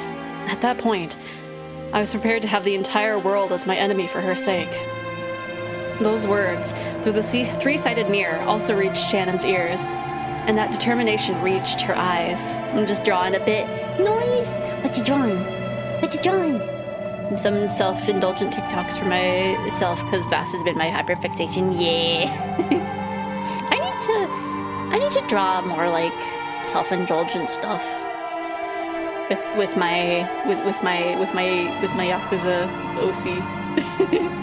That's all the information you Eggies are getting. Shannon certainly had promised to be given an engagement ring tonight. Then, this incident had occurred and she hadn't been able to receive the ring. But now, even though it wasn't in the form of a ring, Shannon had received something even greater. Just a little unhinged, you say? Yeah, just a little bit. Just a little bit. And as proof of that, a single tear with the same sparkle as a diamond dripped down. Interesting that George went that way, but I see his reasoning. Bye. Hi, Matsuba. What a courageous answer. I see. If I really think about it, this was an easy decision for you. After all, your parents were already killed on the first Twilight, right? By now there was no one whose death would trouble you. I see, truly an easy choice. What do you mean, here we go again? Like I found a snack. Nice. What snack did you find? Pretty sure I know who you're talking about. No, don't worry about it. Say whatever you want. This determination and choice are mine, and mine is the successor. The sparkle in George's eyes were brilliantly sharp. Just for an instant, Gab felt the same sense of threat as Kinzo's and was slightly overwhelmed. I see. Yes, the same decision as Goldsmith. So even with your innocent face, you will also become a terrible demon in the future. What do you know? What do you know? We might get along pretty well. You will succeed, Goldsmith. Eventually, I may even be summoned and serve you. That could be surprisingly interesting. Gap had needed to change her opinion on George. This man bore determination and resolve unimaginable from his outward appearance. And not just now, but since the very beginning. I'm prepared to inherit the headship right away. No, that's not it. You told me to think as the head in this test, so I answered based on the premise that I am the head. No, even that's not it. I thought as the head himself. I am now the head of the Ushinomiya family. I mean, that is sound logic. Splendid. To think that you'd be able to go so far. It seems you truly are the one to be reckoned with. Battler and Maria's tests remain, but I've got a good feeling that you'll pass. But only if that is your true, unexaggerated answer, you see. Do you doubt my resolve? Can you carry out the option you chose? Can you, right now, with your own hands, offer all the lives that exist on this island of sacrifices? By your own hand? I can. I've said I was prepared to do so several times. Then return to the guest house right away. And kill Battler and Maria. When that's done, I'll bring you the other hostages. Execute each of them, except Shannon before her eyes. You can do it, right? I can. My resolve is on a whole different level than yours. Oh my gosh. He's straight up gonna do that to everybody. And carry it out. Death for them all. Complete this blood-stained ceremony as the new Ushinomiya family head. Understood.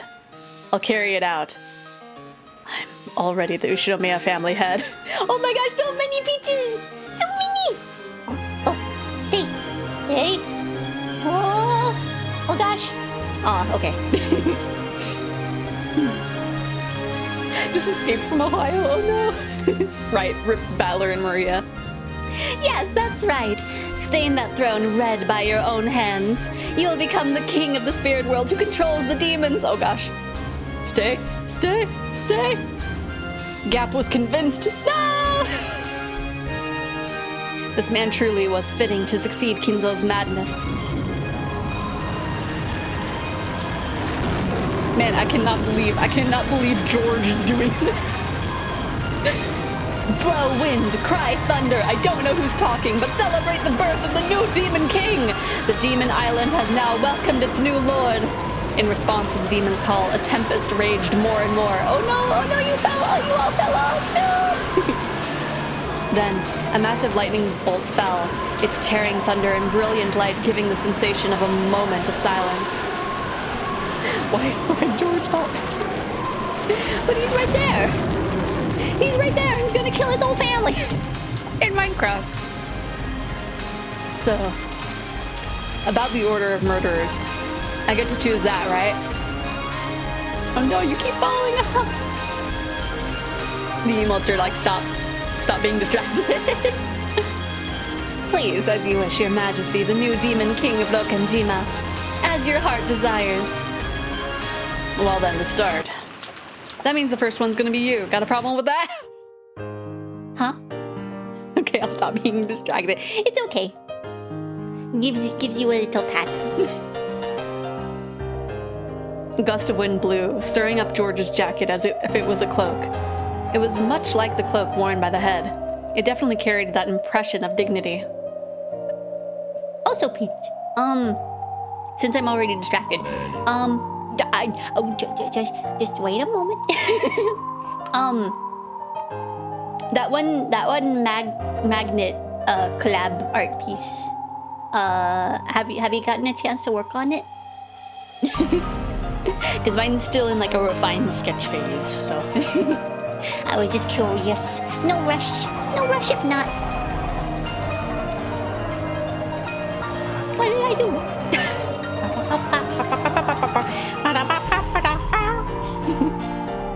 No, I bonked so hard it didn't work. Wait, what? Where was the bonk? I did not see it. I know I have the throwing system open, but I didn't see a bonk. Oh. Balance. No, my balance! I just like the song. Fair enough. It's okay, Peach. I was just curious. It wasn't the big heckin' throw, so I was just bonked off. Just got bonked off, yeah. Your melons! Oh no. Sus. At that time, Gep truly did see the storm wiped away and the sky covered with a pure white and vast full moon.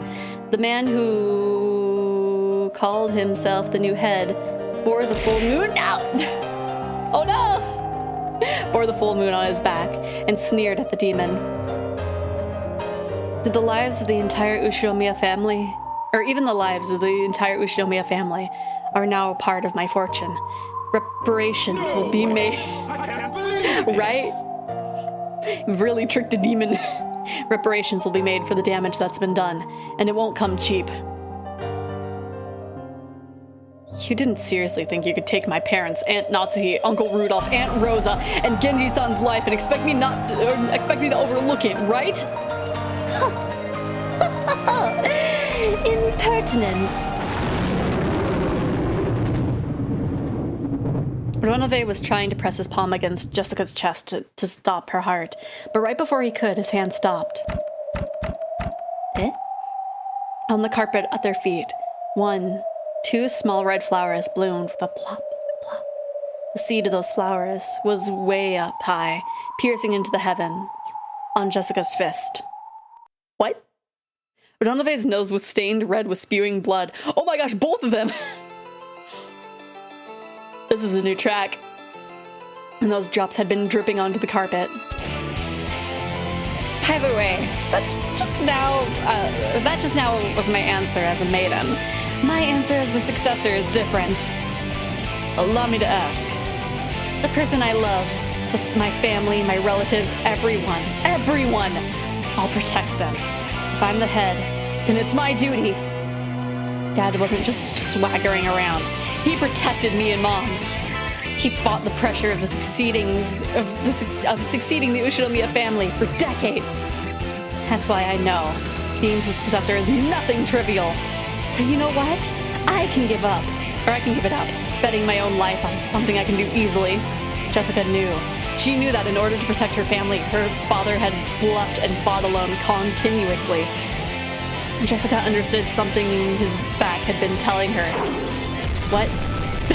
It's raining there. Nice! It's kind of sunny here right now. Are you using it as a tea-ball stand? I guess.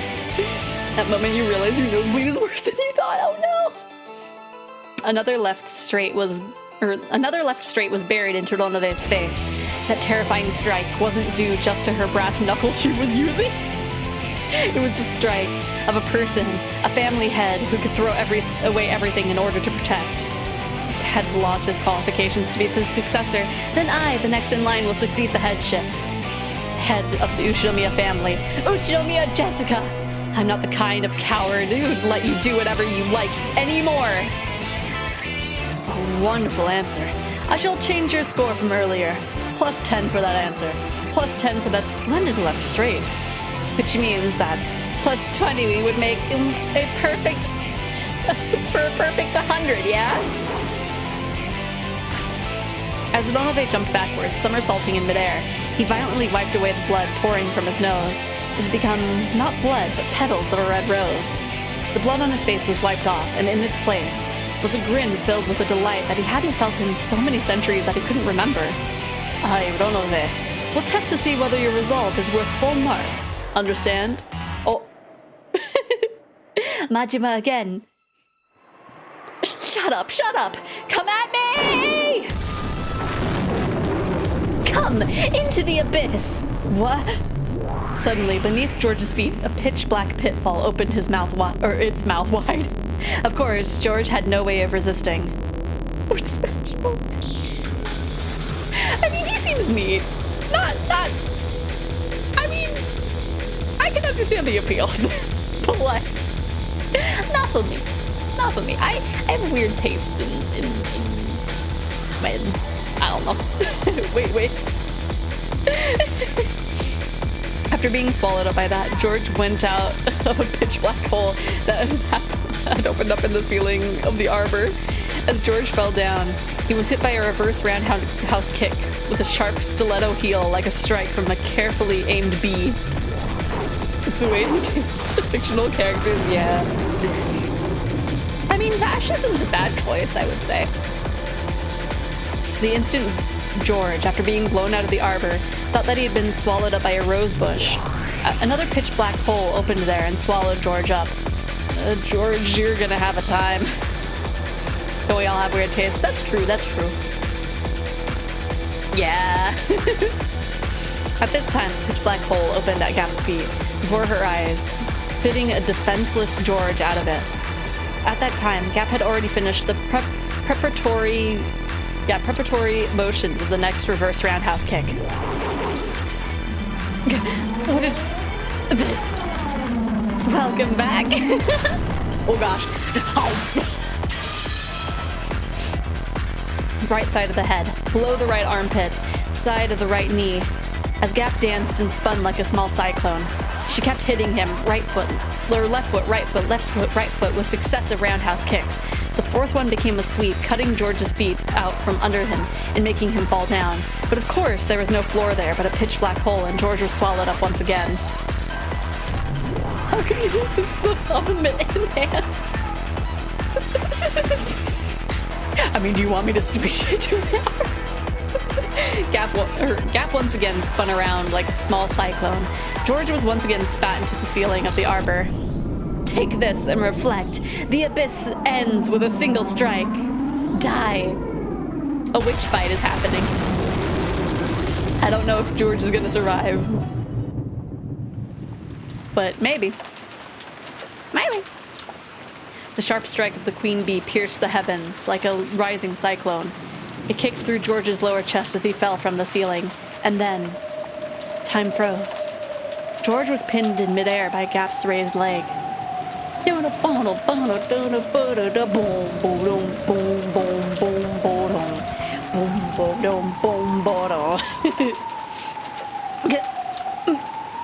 Still pinned in midair, George moaned. Then Gap, with George still hung up on her foot, grinned. I'll admit it. At least your attitude is that of an adult. That's no good unless you have the power to go with it. Did you know? They say you need 3 kinds of power to rule this world. The first one is influence. The second is will. Do you know what the last one is? I read it in a book. Force, right? Correct. That's where you're lacking. Gap finally released George. She kicked upward one more time, changing into another roundhouse kick and knocking him into a pillar. No one will fear a monarch without influence, without wealth, or without force. Kinzo possesses all 3 of those. That's why he reigned as a tyrant. He has millions of followers on TikTok. You should... If you're going to call yourself Kinzo's successor, try showing me a bit of that majesty, okay? Come on! How long are you gonna sleep there? Stand up, okay? If you don't, you'll fall again, see? Oh no!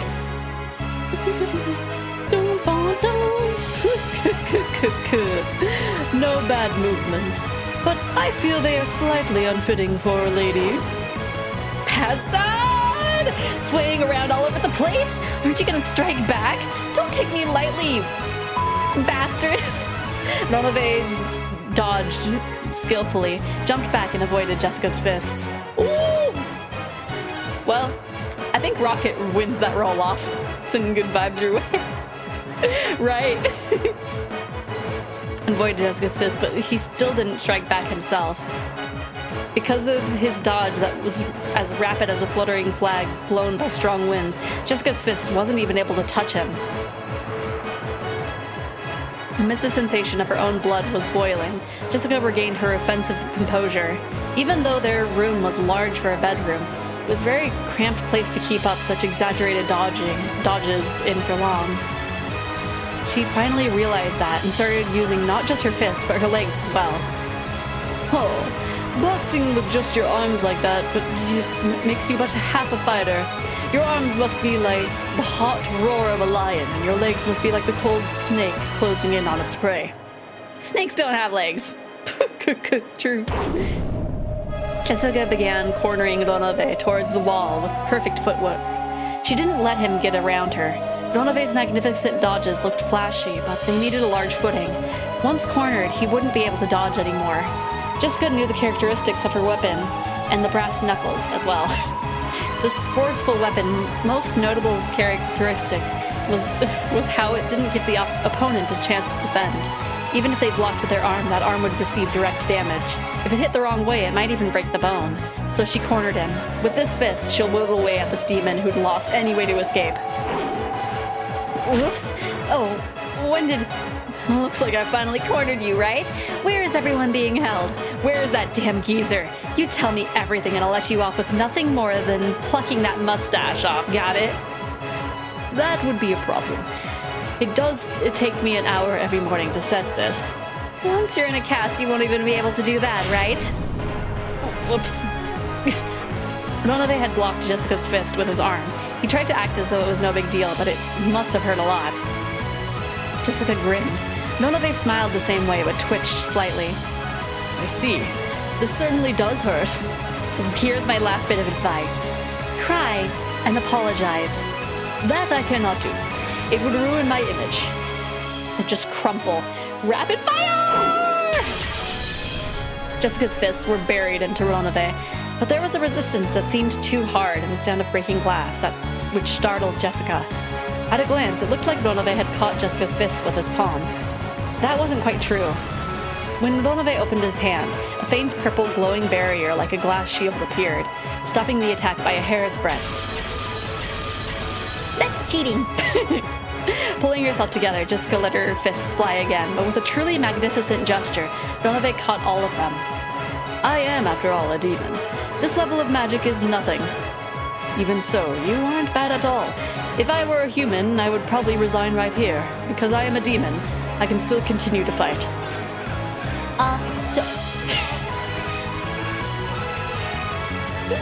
So the thing that happened, so all of the adults and Canon and Shannon are locked in a room, and basically the children are like one of them is gonna inherit the riches and everything and save everyone. But basically they were given a paper of like, do you want to end your own life? Do you want to end the person you loved life, or do you want to end the life of everybody else that's here? And so she chose her own, and then George chose everybody else, but in a way to like trick the demon. Now they're fighting demons.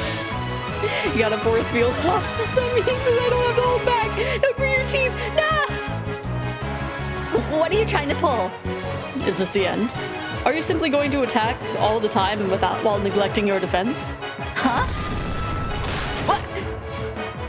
Nonove's palm shot to within a hair's breadth of Jessica's stomach.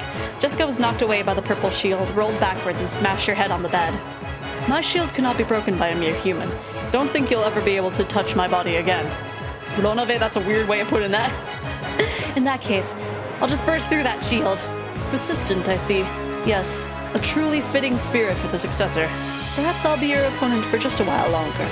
This is also part of an examiner's role. Break! Ah!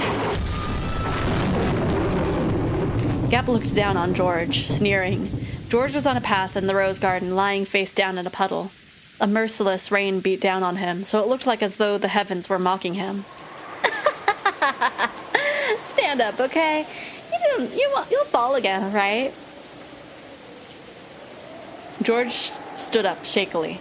It seemed his spirit hadn't given in, but the damage done to his body was fairly significant. Beg for your life. What you're doing now is the same as the fourth option of choosing nothing. You chose the third option, right? If you get down on your hands and knees and apologize, I'll forgive your rudeness towards me. Then I'll guide you down to the dungeon. There for your beloved Shannon and your own powerless life. But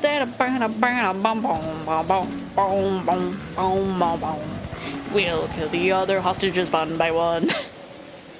You can do it, right? You did boast about having that resolve. George didn't answer, but his gaze was still obstinately resisting surrender. If you're too obstinate, then this time you really will fall to the deepest depths of the abyss, okay?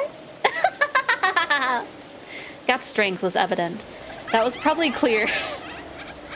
My goodness. It was probably clear, even more than it was to George himself, to Shannon's group watching through the three-sided mirror. George-sama, that's enough for someone like me. Nissan. If you didn't like me, you wouldn't have to fight with anyone, right, George-sama? Then abandon me. Please forget me. There was no way that voice could have reached George. But even so, George answered, No way. I won't surrender. No, why not? Because that's my resolve. I'll fight everything for Shannon's sake. And I'll make everything accept us and bless us. Hey, could you tell me something? Why are you willing to go so far for that furniture called Shannon? She's just a washout, isn't she? Rubbish furniture that couldn't even make a satisfactory waitress. I won't permit any more insults against the woman I love. So what are you gonna do about it? How could a weak kid like you resist me? Loving someone is strength. Because I learned that, I was able to become strong. Shannon, I love you. With just those words, I can't stand back up over and over again. Or I can, I don't know. At first I thought there was the Undertale theme, and I was like, wait, where the hell are we again? Yeah, it did kind of sound like it was gonna go into one of those songs. Another person in the cell. No, George, don't fight, I want to die. Oh no. Shannon's in the dungeon, right? professing your love to me won't. No. She heard. That's because it's love. Shannon can hear my words right now. The reason I can believe that is because of love. Imagine if, like, there wasn't the three-way mirror. There's just no way that she was able to see this. Shannon, you aren't furniture. Even if you are furniture, you're mine alone. The only one for me in the world. I want you to be close to me as long as we live. I need you for all eternity. George-sama. Yeah. I'm jealous. You surpassed my husband in smooth talking. That's used for you. The strength of love. Man, a lot to be continued.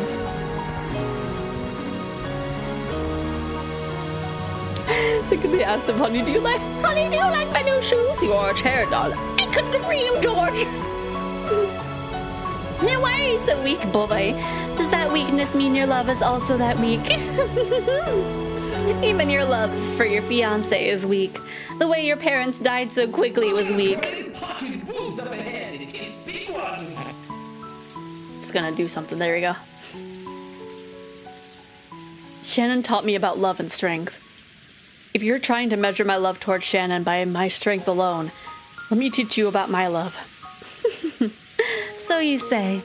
I get it now. You're saying that the way you can still stand up after being kicked down so many times is the strength you received from Shannon. In that case, what did you receive from your parents who got killed way too easily?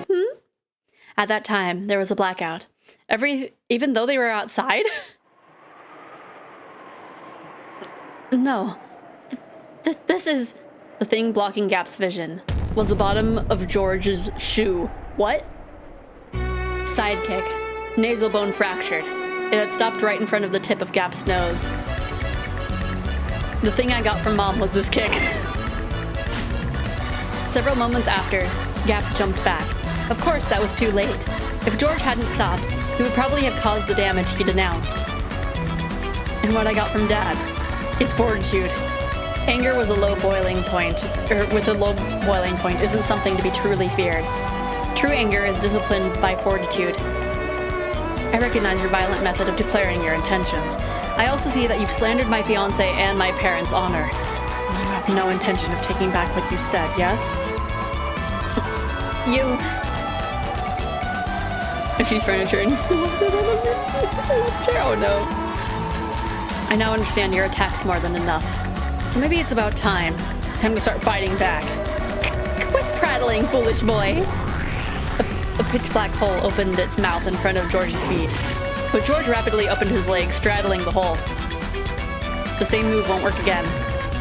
It was an extremely smooth dodge, and the upper part of his body didn't even quiver. Fortitude means calmly analyzing how your opponent blacked instead of losing your cool. Why? Isn't it obvious? Can't you guess? No, I can't. It's to counter, to give back exactly what you got, to make them not want to take another pass at you, to make them cover their face in tears and snot and forget to wash it off, to make them want to rub their forehead on the ground and apologize over and over, to completely, perfectly, and thoroughly beat them until they can't get up. George dashed. Pitfalls opened one after another, but George didn't step in them again, and because he was persistent, he was able to reach Gap a second time. Reverse roundhouse, jaw fractured. It was stretched out more forcefully and beautifully than Gap's had been. And of course, when it centered directly on Gap's face, it stopped a hair's breadth away. Perhaps she couldn't rely on pitfalls at this close range. Gap kicked at George's shins as a diversion, and in an instant of weakness when he tried to deal with that, she aimed a kick at his stomach. It was a bee-like stab with her stiletto heel, but it sliced through the air where George no longer was. High axe kick, collarbone fractured. By Gap's side, George calmly announced this, announced that, his foot still raised. If that monarch's heel hadn't swung down, a collarbone fracture would probably have been the least of her worries. This guy's stronger than me. At close range? I need distance. She jumped back to open a large gap between them. She jumped and leapt and even flipped in midair, increasing that distance. It should have been magnificent, but for some reason, it was very similar to the movements of a small, scared animal. If she opened the distance between them, she'd be able to fight at the range that was her specialty, using a mixture of pitfalls and kicking techniques. You fool. You'll regret the pride that made you let 3 chances of defeating me slide as you fall into the depths of the abyss. Huh? When she magnificently landed and tried to aim a pitfall, a razor-sharp wind cut Gap's bangs.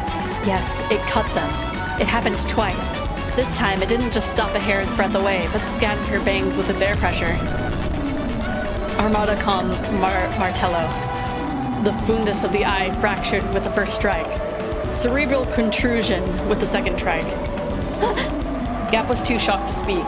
George had closed in over all that distance in an instant, letting out a fearsomely nimble mid-air double kick.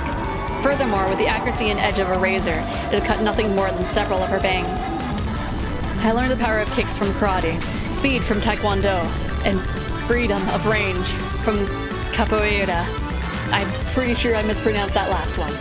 Almost pretty fickle, but I've learned from studying various merits. Why don't you hit me? You aren't going to say it's because I'm a woman, right? You spoke of force as a monarch's third power. It looks like you still don't misunderstand the meaning of that force. In this situation, force doesn't mean hastily wielded violence. It refers to a deterrent, knowledge that if someone opposes the monarch, that person won't get away unharmed. A deterrent, you say? In short, this is what it meant. This is why all of George's attacks up until then had stopped a hair's breadth away. These bare misses, which was more difficult than hitting directly, had all been performed so splendidly. Also, if George had wished it, any one of those would probably have crushed Gap. He had daringly not done that.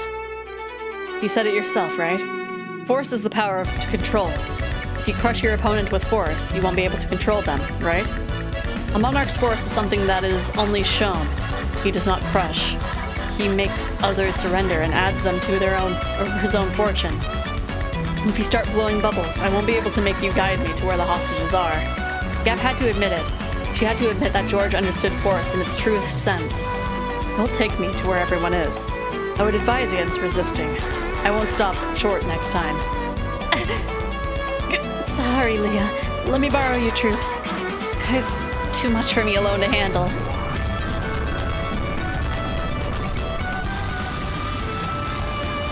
As a large, pitch-black hole opened in the sky, thunk, thunk, thunk, three muscular goat attendants fell out. They surrounded George. Reinforcements. Should I take this to mean that you take back all that about me being weak? I admit it. I made light of your human power. That's wrong. This is the strength of a man who's experienced love. How can you say stuff like that with a straight face? Come, goats. Crush this man and turn him into meatballs. These goats are stupid, but it looks like they at least have power. I'll turn you into a corpse that even your fiancé won't be able to recognize. You refuse to surrender and intend to continue fighting. Understood. Know that from now on you will receive real harm proportional to your own attacks. If you still plan on attacking me, prepare to sustain a great deal of damage. When George proclaimed that, a faint red magic circle rose up around him. It seemed that George couldn't see it. However, Gap, being a demon, could. Magic? Why does this guy have a defensive barrier? And that's also a counteracting type? Is this what you meant by a deterrent? From a demon's perspective, that may have been magic. But in George's eyes, it was determination. It was a determination filled with certainty, which would be merciless to anyone who wished to fight anymore, and which would force them to prepare for a significant counterattack. Determination with certainty becomes magic. Bro, reminding me of you. Oh my gosh. A little bit. Kind of that similar vibe, I would say. And as someone who's dealt with goats, they are very easily to wrestle to the ground, right? Wouldn't you just have to scare them and they'd be like, whoa! Verona had been accurately blocking Jessica's fist with his shield, but something felt odd. Even though he was certainly catching them on the shield, he felt his arm get charred and it hurt. It should have prevented all physical damage. However, the damage from her fists was gradually being transmitted to his arm, piling up. Melove tried to act like he was composed and that this wouldn't be noticed. That's paralysis goats? Oh, it's a specific breed of goat. It's not all of them? I'm not gonna get worn out. What's wrong, old guy? Starting to get a little tough? No matter how much you attack, it is useless. Why can't you understand that you cannot break my shield? I'm not gonna stop hitting you just because it won't break. No matter how hard someone's heart is, if you keep talking to them little by little, it'll eventually start to crack. I believe it. I believe that useless effort doesn't exist in this world. That's why I can live to the fullest. If words will eventually make it through, then the same goes for fists. Give up isn't written anywhere in my dictionary. Those words are made up. No, scaring them only works on fainting goats. Okay.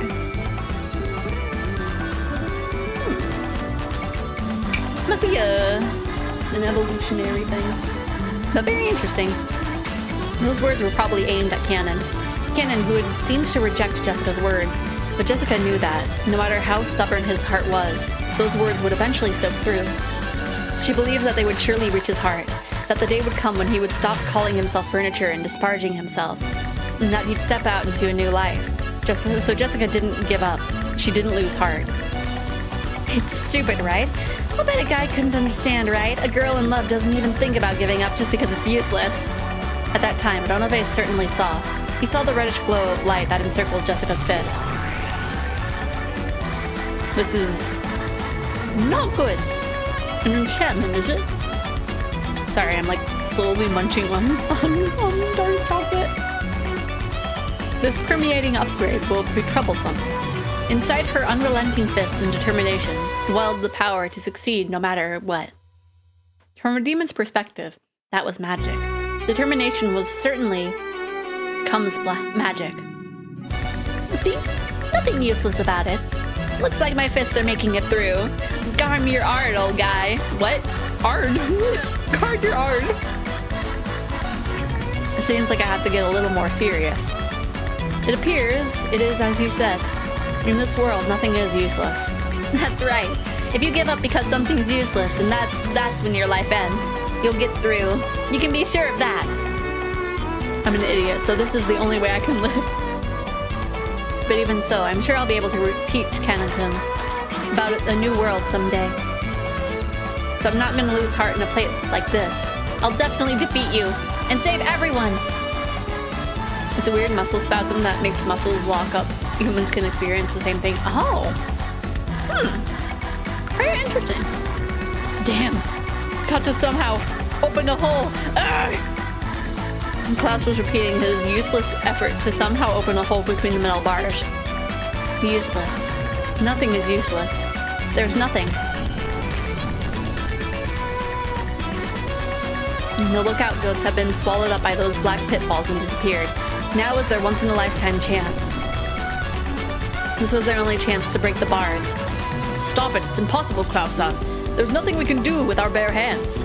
Let's look for a tool. Don't waste time on the impossible. If you give up because it's useless, then it's all over. That's what my daughter said. Even if my body won't fit, as long as a small person like Shannon or Cannon can make it through. Now that we reached this point, action is more important than racking our brains. Let's work together. I'll do it too. Cannon-kun, you're a boy, aren't you? Lend a hand. Cannon-kun? Cannon? Did he make it through? Oh, no, he's in there still.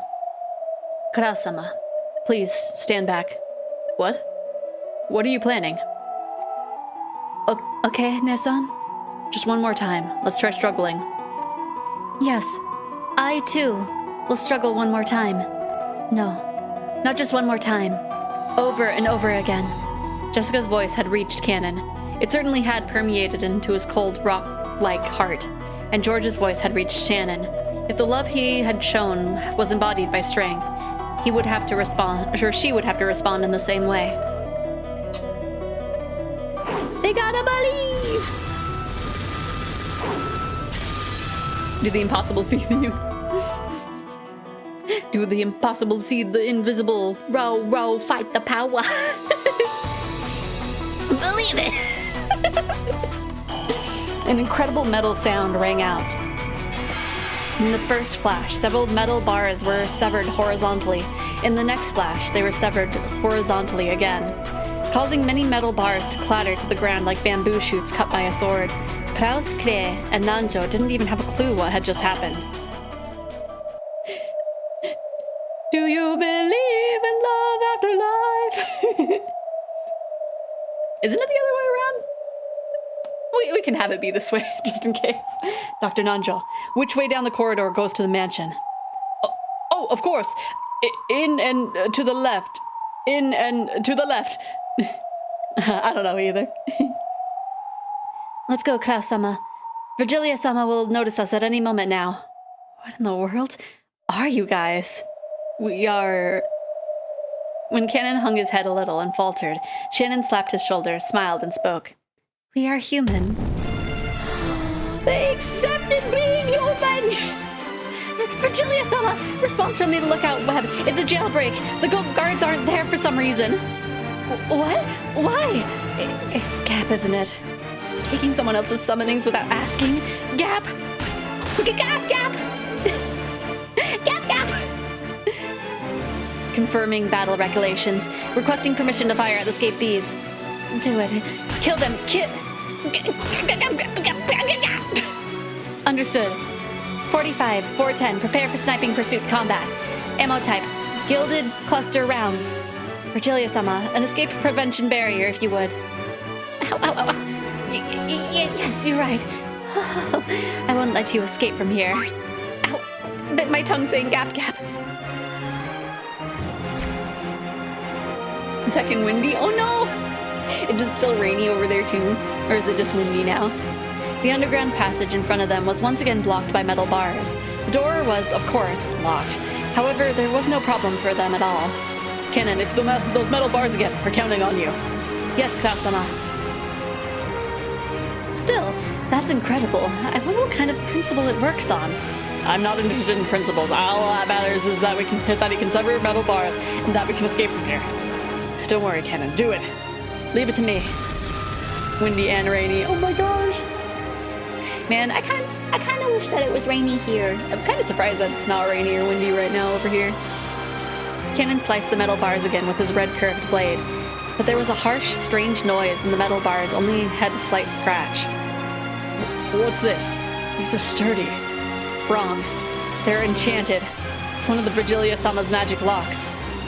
Can you cut through it? Of course, but it will take time. We'll wait 3 minutes. After taking a deep breath and concentrating his mind, Cannon extended a red curved sword again. When he pressed it hard against the metal bars, sparks sprayed, almost as though he was melting through it with a burner. Looks like we'll be able to cut it, but it'll be tough. Klaus-sama, you've been targeted by the enemy. Please move back. Huh? Pursuers? There's no one coming. Please get behind me. They're aiming for you. 45, data received. Target lock acquired. Commencing terrain calculation error correction. Formulating firing curve. Supplemental control point calculations complete. Data link to 410. 410, data received. Checking hazard zone. No problems. 00, loading 48 sub-rounds. Individual homing F and F. Guided cluster rounds. Preparation complete. 45, firing preparations concluded. Loading guided cluster rounds.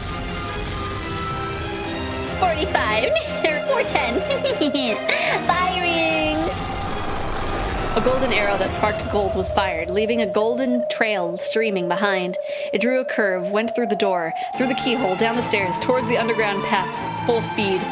Something shown. You can't block the golden arrow with a shield. Kanekun, interception stance. Let's link. Gatekeeper understood. It's been a long time since I fought with you, Ne-san. Don't screw up. Yeah, I'll be serious. Then there's no problem. Cannon stopped cutting at the bars and stood in front of Shannon. Behind him, Shannon closed her eyes, concentrating her mind deep into the darkness of the underground path. Oh my gosh, so much flashing.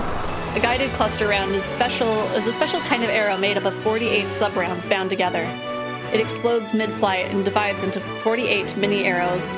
The strength of each individual one is low, but they pierce through all shields and possess a perfect wounding and killing power against personnel.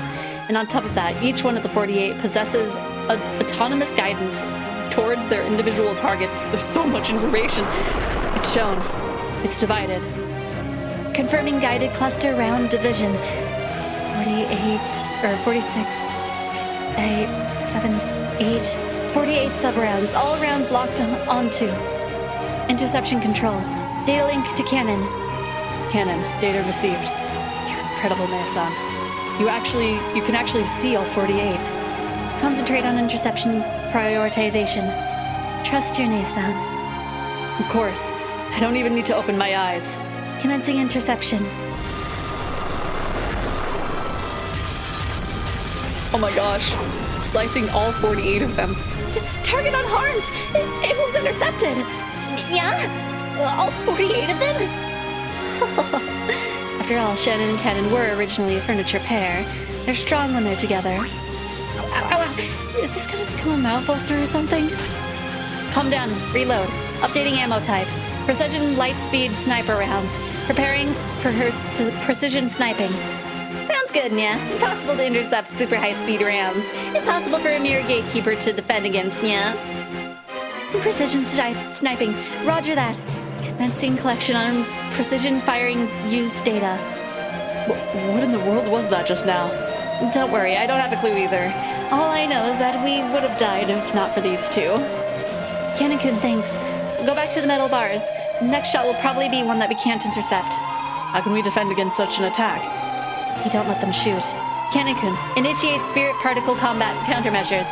At those words, Cannon closed his eyes tightly and ground his teeth. With Shannon at the center, a pressure and impact that only non-humans can perceive struck. Cannon what? Just a little bit. Firing systems error? Oh, good. Rebooting. Huh? It's spirit wave jamming. Activate spirit particle safeguards. Hurry! What are we doing? Cover your ears quickly, 45. An unseen, unheard impact had struck the Chester sisters. 00 and 410 crouched down, covering their ears, but 45 didn't make it in time. As she stood bolt upright, her eyes rolled. Q?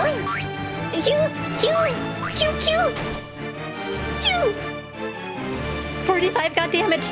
Her IME's busted. Yeah, the noise. Also horrible for me, yeah.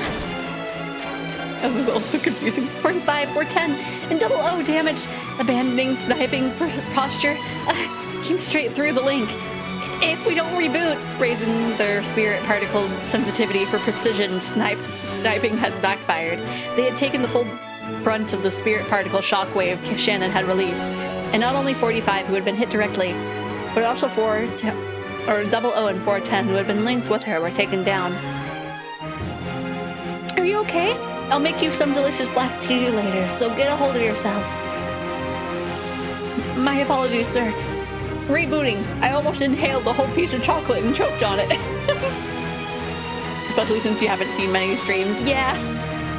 It's like a spirit internet. Oh no. Please wait several hundred seconds. All of the Chester sisters had fallen over. They would probably get back up eventually, but it looked like it would be hard for them to return to the battle lines for a while. So furniture was able to repel weapons, if only for a moment. I see. A plot to entertain that child truly will be filled with unexpected turns. Virgilia tore the air with a large gesture, motioning as though opening a door. Come, arise, goat attendants. It's time to work. Catch and kill the escapees. Corpses are fine. We can revive them anyway. This is weird, but with modern day defense technology, faster, the Poggy is what? The what?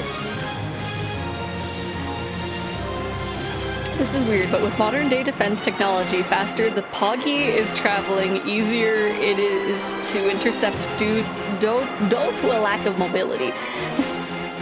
What is the Poggy? A gold-colored door opened in the air, and countless giant goats with muscular bodies peeked their faces out. Boggy? Oh, a bogey, maybe? Come now, hurry. There are 5 escapees, so the fastest 5 of you win. That will be a wonderful prize, so give it all. Give it your all. Virgilia clapped her hands, urging them on. A prize? After facing each other at those words, the goats all rushed to the door at once, trying to get out. What fun. Making the exit as packed as the Tozai or the Yamanote rail lines in the morning. Each wanted to get out first, so none of them could get out. Virgilia held her head in frustration. By that time, Cannon had managed to cut through the bars to make a crack that could be slipped through. It had been a lot of work for Klaus, large as he was, and Nanjo, who had his lethal waist. Oh, because he's large. But even so, they all managed to make it through. I was like, lethal waist, what does that mean? But after they did, they can only had a couple of seconds to be relieved.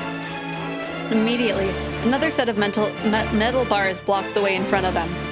Certainly is secure. I'll bet they really didn't want people here to escape. Cannon, sorry, but I'll have to ask you again. It may be tough, but please. There was sweat on Cannon's forehead. You could tell at a glance that cutting the metal bars, which had been made even more solid by magic, had physically exhausted him. Yes, leave it to me, Kurasama. Only you can do it. Please, we're counting on you. Only he could do it.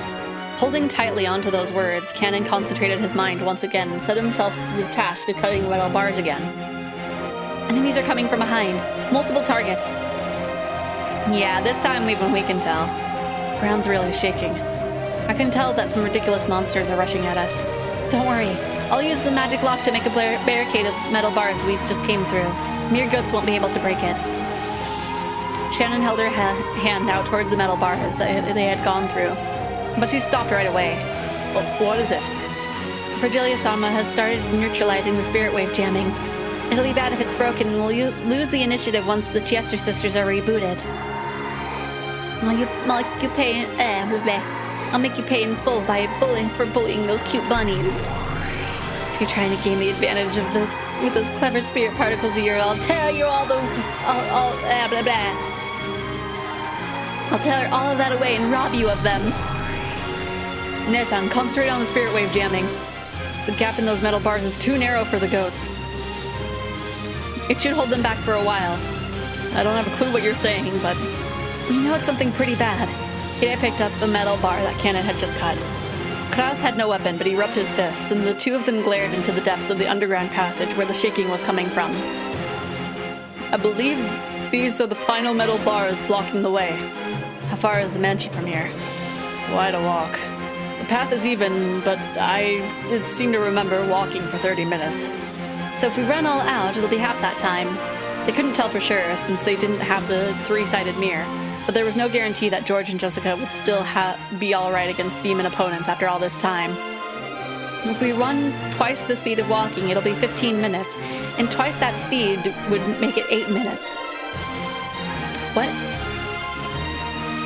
And if we sprint all out at double that speed, it won't even take 5. How fast do you run, people?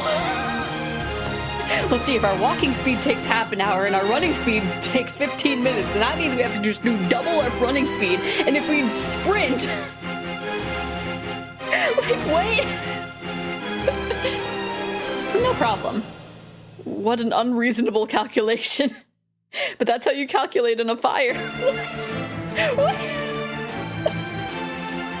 My sincere apologies, everyone. Please watch my back. Leave it to us. Cannon, you cut the bars as fast as you can.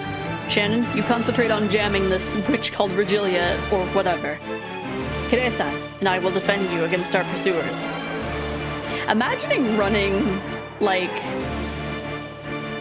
1 whole mile in 5 minutes. I could never. Then the roars of beasts rang out from the darkness, and several fiery, glowing, bright red eyes appeared. Goats there were several levels more massive than the guards were rushing with an incredible force. The tremors they created were almost like an earthquake. They brought a frightening intensity and terror, but Kide actually laughed with relief. Those massive bodies wouldn't be able to go through the crack in the bars.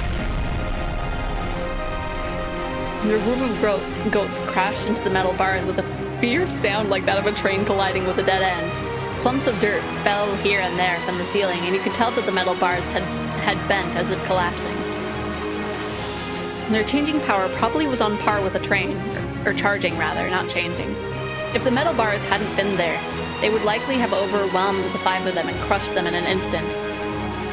When the group of goats pressing against the metal bars noticed the 5 people right in front of them, they let out a terrible howl, trying to intimidate the 5, or maybe that was out of pain from their game of push and shove.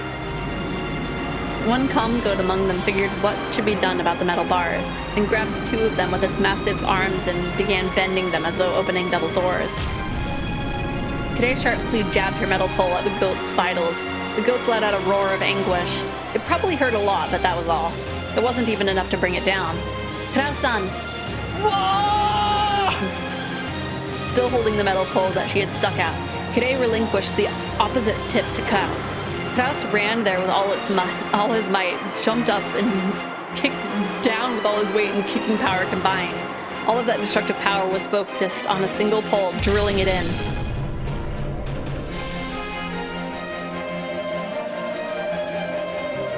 Are you okay?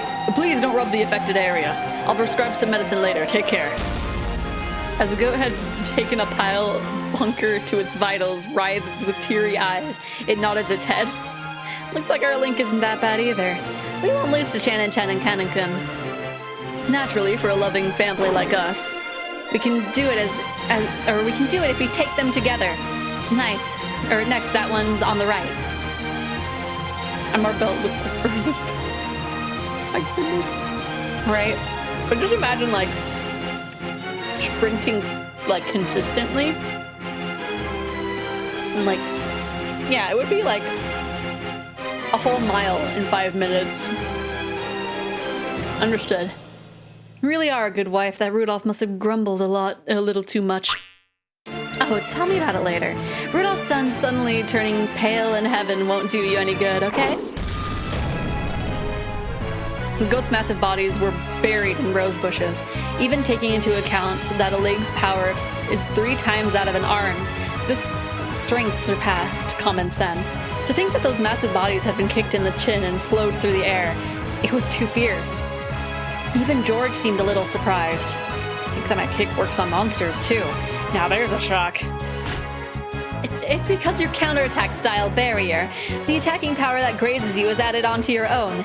Your kick has been supplemented by these monsters' superhuman strength. Oh, I don't really get it, but isn't that just perfect for me? No matter who attacks me, they should be prepared for a counterattack of equal measure. Not aggressive defense. That's my policy. That's why Gap couldn't easily touch him. The counterattack style barrier had no defensive power. However, because of its countering ability, it could be useful in defense by making the opponents hesitate to attack. The goats had been foolish and had attacked without worrying, but this second effect had worked in full against Gap. These guys really are dull. When your power is even, it's always an advantage to have a smaller build. He lightly dodged the log-like arms. When those arms touched the barrier that protected George, they let off a strong red light. The tip of the countering foot would then gain the same sparkle, and the superhuman power of the goat added to its own. The second goat fell forward and floated in the air for a second. Then George's next roundhouse kick missed right over the fallen goat's head. For an instant, the goat hoped that it might get away with its life. But no! A heel was dropped onto the back of its head, and it was forced to kiss the ground.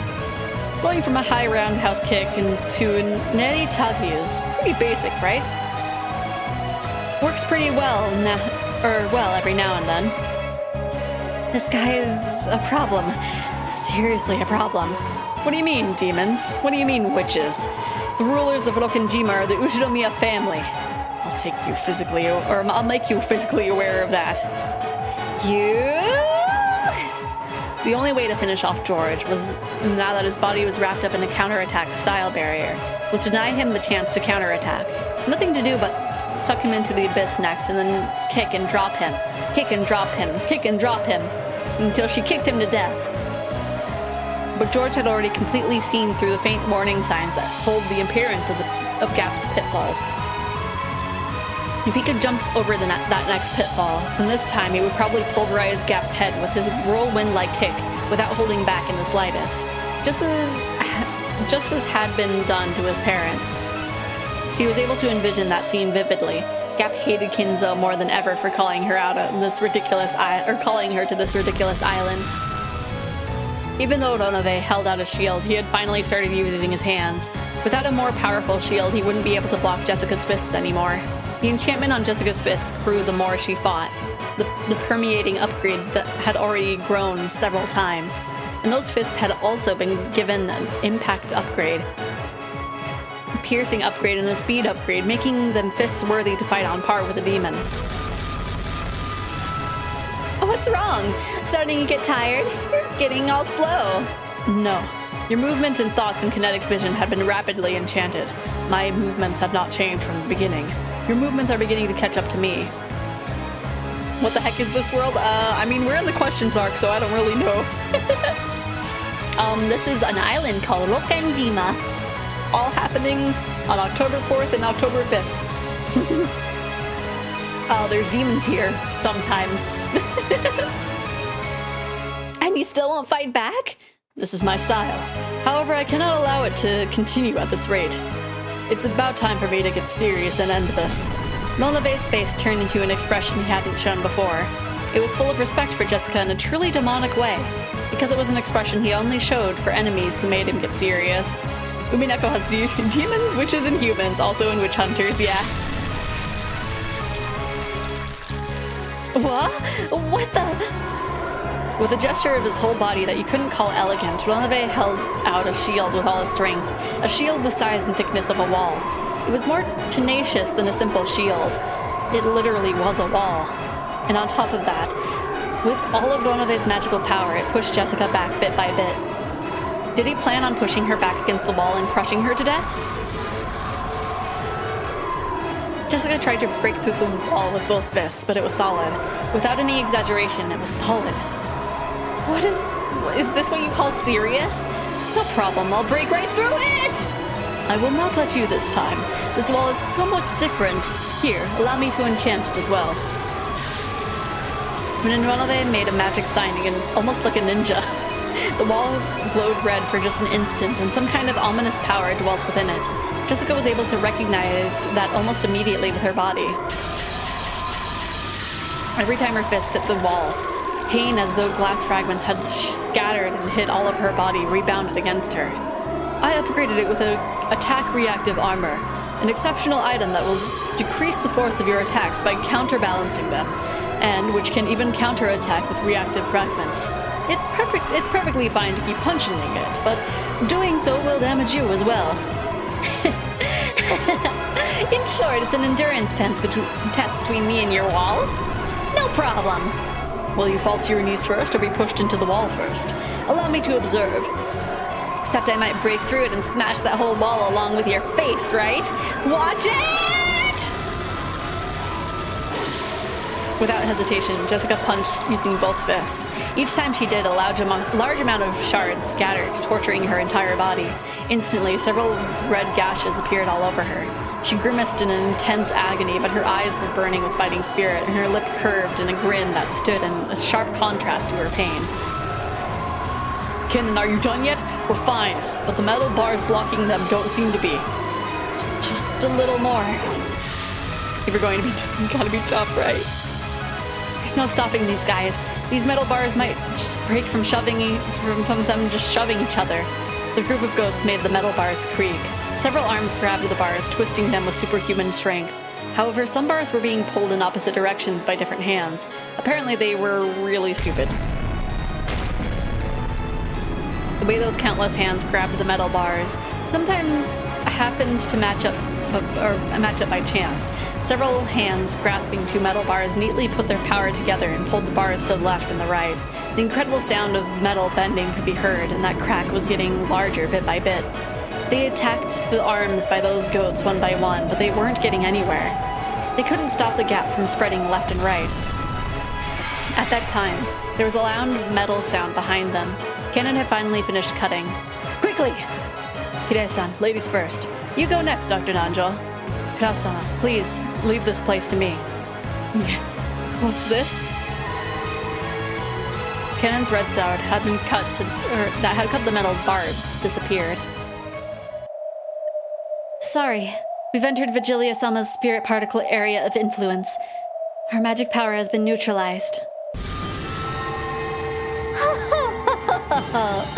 How dare you resist me this far? I, who was called a great witch, you can no longer use your magic in that underground passage. A magic circle column drew a complex magical formula with Vigilia at the center. With such genuine magic being used, Shannon's power couldn't even compete. On the contrary, it was surprising that she had withstood as long as she had. Spirit particle supremacy ensured. Or supremacy. Come, Chester sisters, it's your turn now, right? Wait, are you still rebooting? Why are the kids these days so bad at waking up? My apologies. We're all different versions. Why do the shortcuts and pull-down menus get all screwed up every time you change versions, yeah? You did not shut down correctly last time? Administer privileges? What's going on? I don't know! Cute! Fix me quickly, wah! Call the Imperial Guard's troubleshooting team. What? You can't help us without a user code? 45 had a user code, yeah? Cute! It just sounds like 999 in Japanese to me. Have her write it on some paper. She can't reinstall her IME, so she can't write characters, yeah? You take your time fixing yourselves. I'm going. Sorry! The narrow underground passage was packed with goats, truly like a commuter train in the morning. Vigilia was once again shocked by this congestion. What are you doing? Huh? You want to go first because you want the prize? You're getting in each other's ways because you don't want the other goats to steal the prize from you? You stupid goats! I'm going, so make way. What? You don't want to? Vigilia-sama's trying to steal your prize? Why are you all standing arm in arm? What? I cramped! Why did this become a goat's only car? That kid, you just touched my butt. Get off at the next station! Well, what now? And I may open, listen to the rain, and a huge wind came out. Oh no, Peach! Get yourself a little towel. Oh no. Hopefully the rain didn't get on anything important. And what, unicorn? Oh no. What's wrong? What's with you? Come all this way, you say? The five in Klaus's group dashed through the passageway with all their strength. They couldn't dawdle around in an underground place like this. They had to quickly join up with the children on the surface. If they could meet up, there would no longer be any more sorrow. At that time, a terrible rumble started chasing them. Had their pursuers finally made it through the metal bars? But they couldn't see anyone when they turned around. However, that rumble in the dirt that fell here and there from the ceiling grew closer and closer, finally catching up with them and even going past them. It felt almost like being chased by ghosts. For a second, they thought they'd gotten away, until the ceiling in front of them fell in, and a single goat stood in their path. Vigilia was sitting on its shoulder. This wise child knew a shortcut. What a good kid. You get first prize. Later, you can have some handmade mackerel curry. Maybe it really was happy about that dubious prize. The massive goat showed its joy by putting its hand together and writhing. Vigilia leapt down, laughing at that this time. It was finally checkmate. Damn, it's no use. Our magic has been completely killed. Not yet. Even without magic, we still have these bodies. Don't be ridiculous. There's no way you could fight a monster like that without that strange power. Stay back, children. I'll do something about this. So, escape past the sides of that monster while I distract them. I won't let you. When Vigilia clapped her hands, a purple magic circle wall appeared behind her, stealing every faint hope that Klaus had been betting on. Oh no! What else got wet, Peach? Or are there no towels? Wet, windy. Oh no! Close the window! Close the window! The wind people are attacking you once again. You can't let them win. Is there nothing more to be done? No, not yet. Even Jessica thought I must do so as well. Are you serious? It's not possible, not against that massive monster. Don't be absurd. Klaus-san, let us think of another way. Think of something, say it. Until then, it looks like I'll have to manage something. Come now. Come on. Get back. Take care.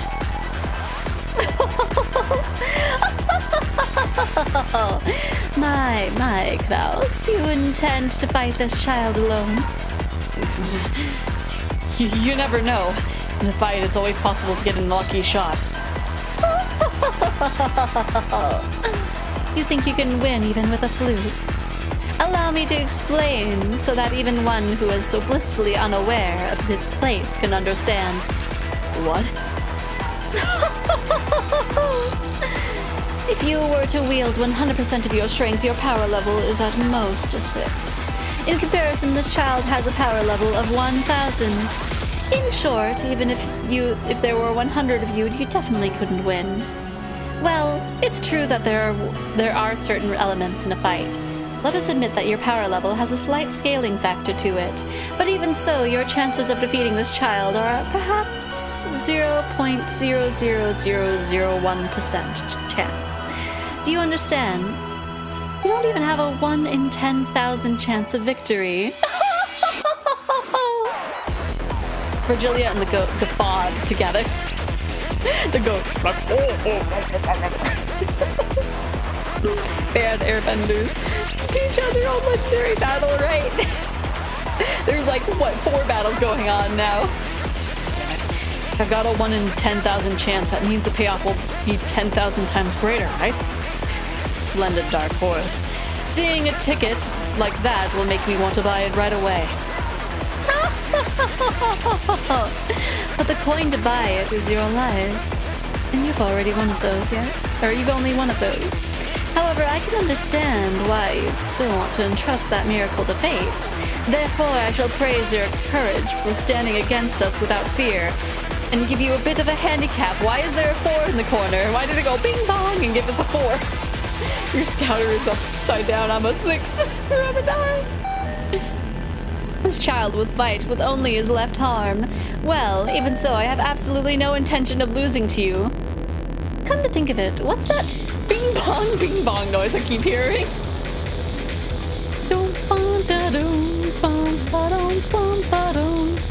Very well.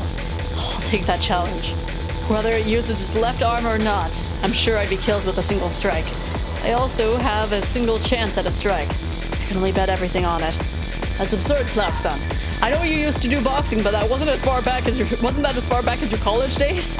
No, even if you were a pro boxer, there's no way you could beat a monster like that with one strike. And that would be true if it were a match in the ring. But while Klaus Nissan's chance to bet on this hope is faint, it does exist. He's betting everything on that hope. You weren't saying... But there's no way that would work out. Klaus-sama. Watch me. I'll settle this with a single strike. How shallow. I know what you're after. I know what you are. The distance between the two of them is near 10 meters. If the goat and Klaus both step in with all their strength to settle the fight with a single blow, their power will be double what is normal. Both will crash together, so it's a relative 4 times normal. Even if, on top of that, the strike lands on a weak point for a critical hit, that will only double the power again. In short, Klaus's maximum power level is 6 times 8 would be 48 at most. He might or might not be able to win if he repeated that lucky shot a full 20 times. If you're killed every time you take a hit and your damage still accumulates, let's see.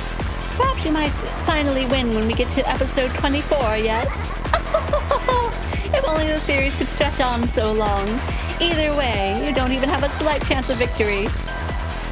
Hey, seriously, what's that big bomb sound? Let me bet everything on a single strike. You have no reason to hold back either, Goku. Come at me seriously. Oh, he's requesting that you go all out. Smash him with a serious strike and turn him into chunks of meat. As the goat got excited and it beat its chest over and over, it took a position as though preparing for a sprint. Oh, is this what you wanted? Bet your hopes on the greatest limits of your power level in despair, when even that gets you nowhere. It rang again! What the heck? Oh, this is really starting to get on my nerves. Here I go. Ready? The goat howled in response. Then, with a matched timing that only the men confronting each other could comprehend, the two leapt forward like bullets shot out of a gun. The men howled, collecting the strength from all over their bodies into one arm each. The goat's fiery, glowing eyes clearly locked into Klaus's face. He could perfectly see a vision of when he would step forwards, when he would punch through Klaus and blow him away, and when he would win perfectly. Long, painful days up until that point drifted through the goat's mind. Those painful days of training when his senpais had picked on him. Those faint glimpses of the warm concern his senpais felt for him. And the joy of that day his power had been acknowledged when he had been accepted as one of the comrades. I never showed power. I never showed proper respect to my parents. That's right. Didn't I plan to wash my hands of this business when this job was over and return to my hometown? I'm sorry, little goat sister. Yoni-chan will always caused you so much trouble. And I actually have a childhood friend, and I'm gonna marry her when I get home. Yeah! No! Stop tripping all over those loser flags! You can't handle that punch dodging! It happened the instant before the two crashed and their punches crossed. You fool, Virgilia. It looks like you failed to make a calm and rational decision. You mustn't take that punch! Knock it aside! The very instant the goats left straight and Klaus's right straight crossed, the goat obeyed Virgilia's order with a super fast reflexes and pulled his straight back, repelling Klaus's punch. That's right, Virgilia decided decisions probably have been wise. After all, the number of loser flags amplified the power level of one's opponent. Oh, I see. That was close. If you had taken that punch after tripping so many loser flags, imagine how great a force it would have been amplified too.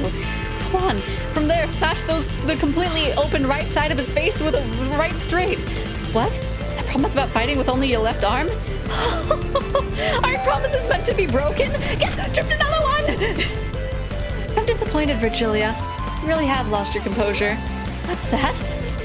Was I not composed by noticing it beforehand and making him avoid it? Why is that, Kirei-sama? They had crashed like that. Wouldn't it have been Klaus's? I see. Even with 20 loser flags, that's not enough. Klaus's and the goats double rush made for ×4, with a miracle as an ally and the firm promise of a critical hit doubled it again like 8 times. On top of that, there was an application of ×20, equal to the number of loser flags, making for ×160. At a glance, it was an incredible application, but even so, Klaus's power level was 6. Even multiplied by 160, it only made for a power level of 960, just barely below the goat's 1,000. That's why I said you weren't composed. It's your blunder. If you had crashed like that, you would have won. Even if it were so, it all comes to the same thing. If this right straight smashes Klaus's head, die Ushinomiya Klaus! Take this, the strongest strike of the boxing world. After repelling Klaus's right straight, the goat's right straight attacked the right side of Klaus's face, which had been left open. But there, it crossed Klaus's left straight. Gotta have the humorous stuff thrown in, right? The two punches crossed, and time stopped as each aimed for the face of the other. To think that it would be time for a simultaneous strike, but his power level stops at ×160, making it 960. It doesn't reach upon my child's 1,000. No, Virgilia-san, it's your loss. Why? You made him repel the first cross counter. Certainly, if another right straight after that were to hit, Klaus-san would probably be in pieces. However, that was crossed. That's no good. Sorry, but this is a complete loss for you and this goat. A cross counter was 4 times the destructive power of a normal punch. This is common knowledge in the boxing world. If it's blocked and the right straight hits, then it's a double cross counter with 8 times the destructive power. Also is common knowledge in the boxing world. And if that is crossed, then by the principle of leverage, the triple cross would multiply to destructive power by 12. It's also painfully common knowledge in the boxing world. It's even written in the Mimesho book. Krasan's power level is 6. The rushing from both sides is times 4. The critical hit is times 8. And times 160 for tripping too many loser flags. And times 12 again for the triple cross counter. Times 1920. His power level is 11,520. Kras's punch now had the power to easily win the first Tenkaichi. I feel like that's a reference, but I'm not sure. It could just be a thing. This result was brought about by Klaus-san's persistence in not giving up on victory until the end. And your pride. Without either, this strength would not exist. You fought well. You may now fall. Nanjo clapped the goat on the shoulder.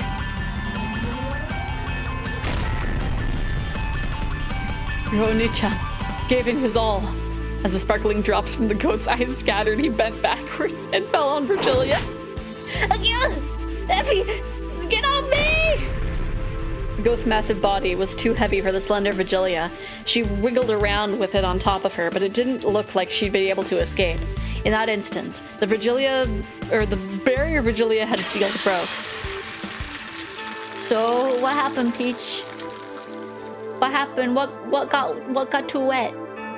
My window successfully closed, wet AF, and my poor Pepper. Oh no, Pepper! Pepper!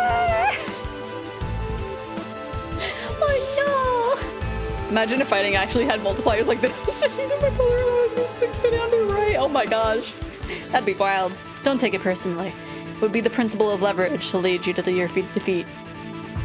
I wonder how the principle of leverage applied to that counter. It's an eternal mystery.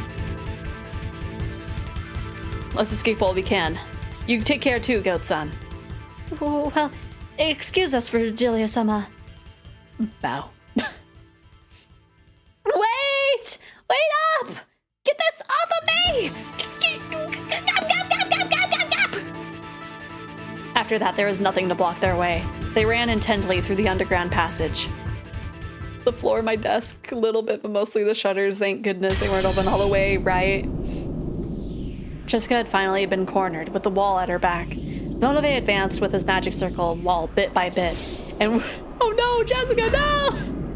And would probably crush her against the other wall eventually. Considering the distance, she threw out her fists. This would be her final strike. Jessica had dealt out many punches so far. The wall wasn't invincible. It had already started to crack, and it wouldn't be strange for it to smash at any moment. However, due to the rebounding damage, Jessica also had cuts all over her body and was worn all out. Please, put a stop to this. I don't intend to crush you. It is up to the master to decide how to deal with you. However, I also intend to congratulate you, especially for your good fight. Quit f***ing around! Not yet. It isn't over yet. You have wounds all over your body. It's all you can manage to stand, is it not? It seems you plan on putting all your strength into this final strike. However, that final strike would be fatal for you.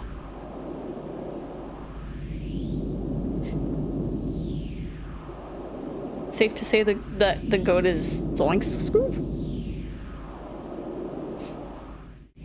The damage reflected on Donove's magic circle wall was proportional to the strength of the attack. Jessica's all-out punch would be bounced back upon her. The more all-out she went, the more suicidal it was for Jessica. I get it. I know that. I am warning you. Stop this now. This is for your own good. Stop bluffing. Your wall is already about to break, right? I can tell by the feel of it after punching it so much, okay?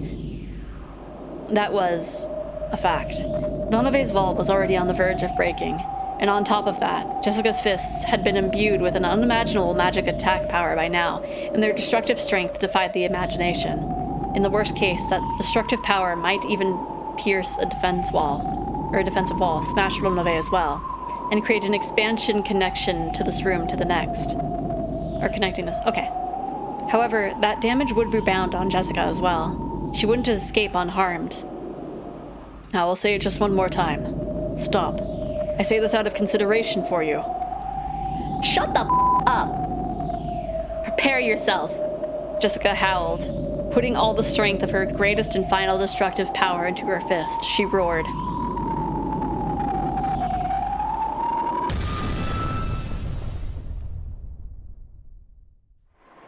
Oh no, of course it's gonna cut to George. The three goats had been beaten down long ago. Without straining to breathe in the slightest, George cautiously closed the distance between him and Gap. He was after her.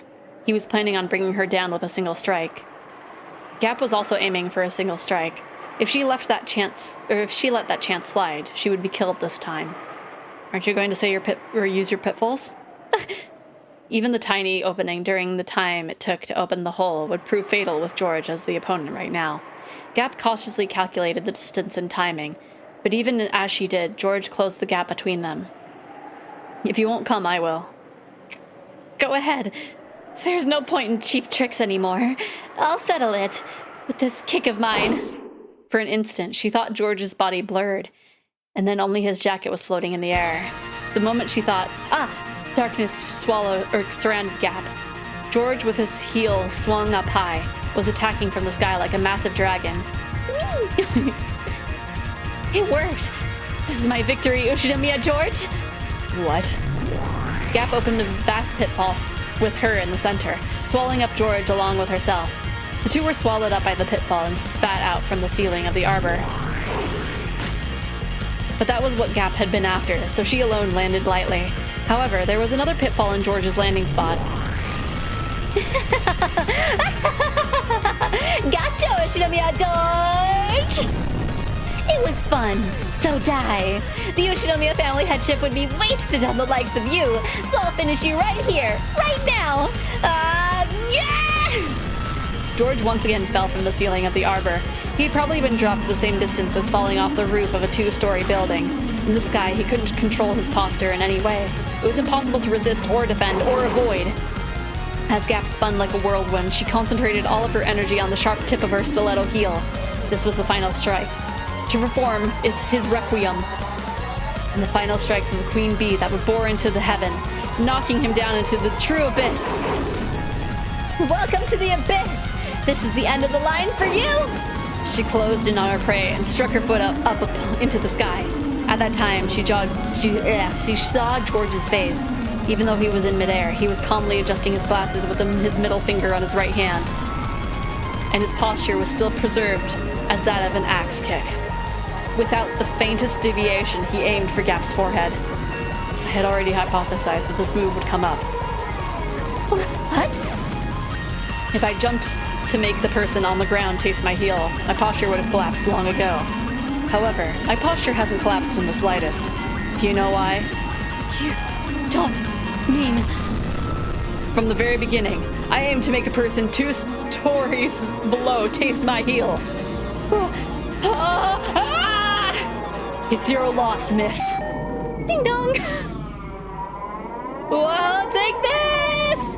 The final, strongest punch that Jessica had raised reached the wall. Oh no. Oh no.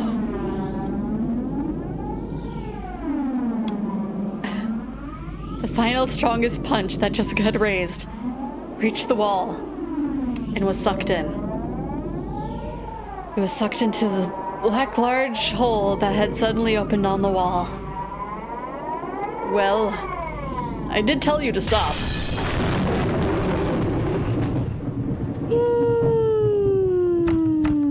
Oh no. Oh no. This is... Actually, I wasn't even close to being in a pinch. Sorry.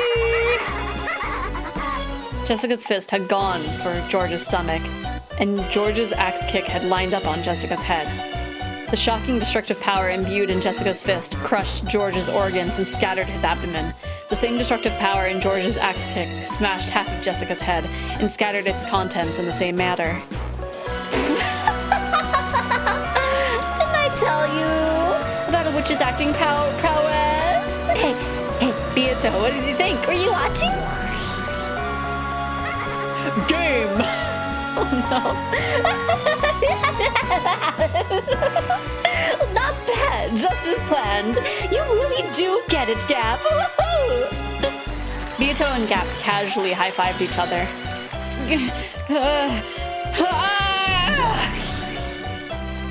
Thanks, Bonabe. Thanks for the gift. I'll return Jessica's corpse. Separate the corpses of the two who are close. Does this mean the second twilight is over? Gap dropped Jessica's corpse through a pitfall, and all the chunks were thrown into Jessica's room, as carelessly as throwing something into the trash. Jessica's corpse and lumps of flesh fell from the ceiling and poured all over her room. Bonave shook his head slightly at this gruesome change of scenery. My apologies, Jessica-sama. I did warn you. However, the true art of us demons that is, foreseeing this conclusion and giving you advice I knew you wouldn't listen to, really isn't something a human can understand. It really was fun, kid. But you play with words a bit too much.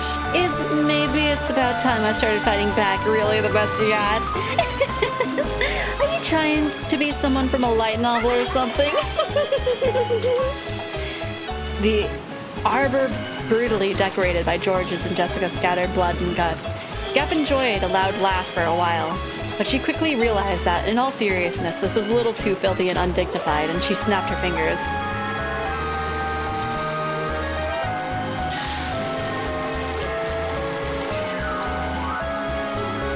As she did, a cloud of gold butterflies rose up around her, stuck to each of the bits and bloodstains, and dropped them. Then George's corpse returned bit by bit, and the brutal corpse with its guts torn out was repaired into a clean corpse that looked like it was sleeping. Was this some act of sportsmanship towards the dead rival? The heavens were split, because Gap had lifted her leg high, pointing at the sky. See you, lover boy. This is game over for real. Wow. Splat. Without a trace of mercy, the foot stepped down and was buried into George's forehead. The stiletto heel that was sharp as a weapon pierced George's forehead. With a bloop, it was pulled out. It was like a mark, proving that Gap certainly had finished him by her own hand. Right? Literally, like, piecing him all together just to have the final, the final strike. Nonove also returned Jessica's corpse to its original form, but I guess it's because they had to, have it fit the theme. Because the second Twilight, they have to have it pierce through their foreheads, I believe? And unlike how it had been with George, he restored Jessica's life. What in the world is this? A dream? No, that is wrong. You certainly did pass away, Jessica-sama. You should be well aware of the memory of your final moments. Jessica's mind was burning. For some reason, she remembered being thrown somewhere and having George's heel smash her head. Am I alive? No, you are dead. With my magic, that will only be postponed for a scant 3 minutes. After 3 minutes, the magic will end and you will return to being a tragic corpse with half of its head crushed. What'd you say?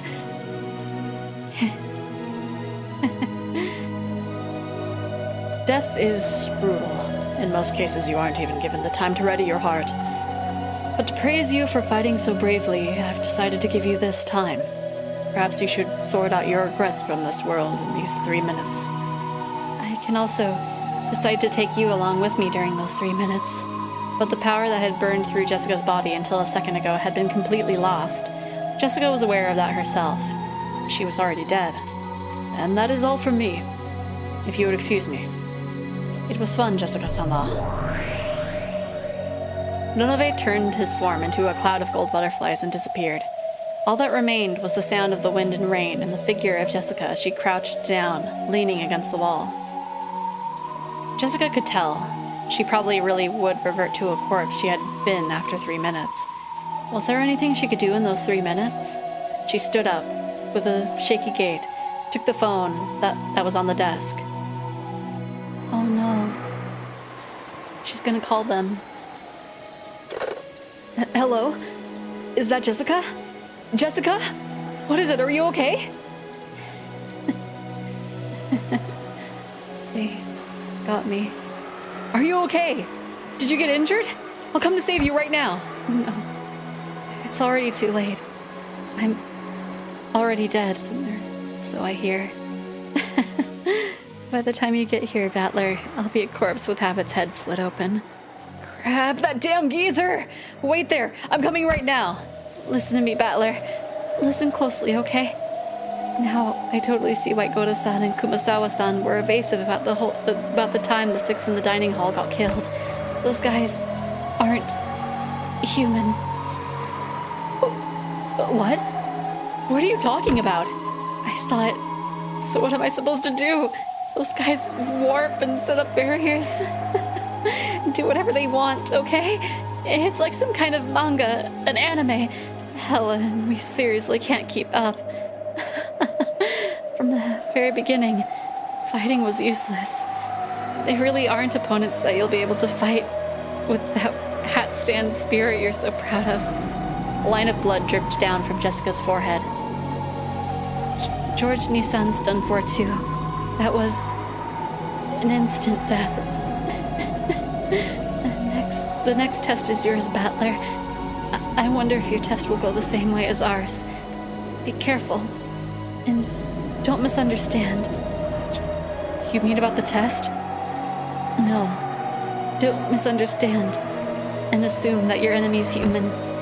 The enemy isn't human. They're demons that can freely wield a terrifying magic. No matter what. Don't get the wrong idea about that. Be careful. A line of blood dripped from Jessica's mouth as well. The left half of her head started hurting. Jessica realized that she was about to return to the corpse she had been. When 13 people die, the Golden Witch will revive. 6 were killed, including Mom. That's the first twilight. Then George, Nissan, and I were killed for the second twilight. So, once 5 more people are killed, the ceremony will be complete, and the witch will revive. I hope Dad and the rest are safe. If they aren't, the one to test you might be the resurrected Beatrice herself. Battler already didn't understand what Jessica was saying, but from her tone, he realized that she knew she was about to die. So even though he didn't understand the situation, he urged her to give it her all. I said I'm already dead. See ya. It looks like it's time. Good luck on your test. I hope you can become the head.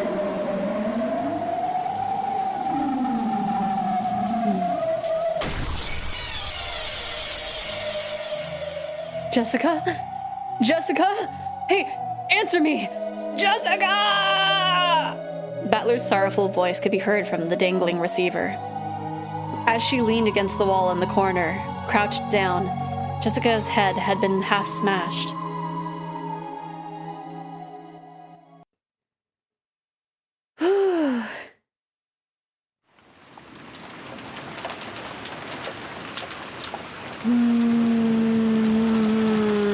This doesn't feel like an actual, chapter transition, so we can keep going.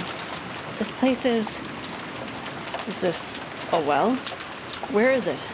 Hide stuck her face out of the well, and Klaus showed himself too. When he realized that they could only see the back of the mansion from beyond the grove of trees, Klaus knew more or less where they were. To think that here, in a certain well, there had been a hidden underground passage, which led to a hidden mansion. I mean, honestly, who would have thought that there would be a secret passage in a well? That'd be a really good place to hide something. This is really tough on this old body. I usually come from a different spot with real stairs. If you just unlock it.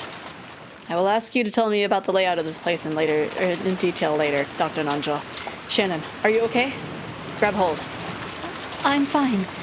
Cannon-kun, quickly. Cannon, climbed up the ladder out of the shaft that was disguised as a well. That was probably quite deep. When he looked down for the first time, he realized how far he'd come up. Firing! Oh no! Bang! As Cannon was about to finally crawl out of the well, a hole the size of a basketball opened up in his chest.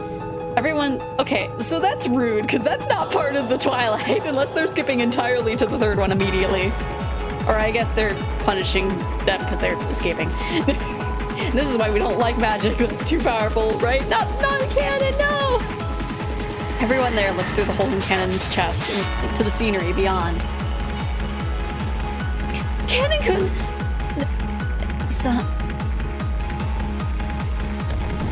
Cannon slumped backwards and was swallowed up into the depths of the well.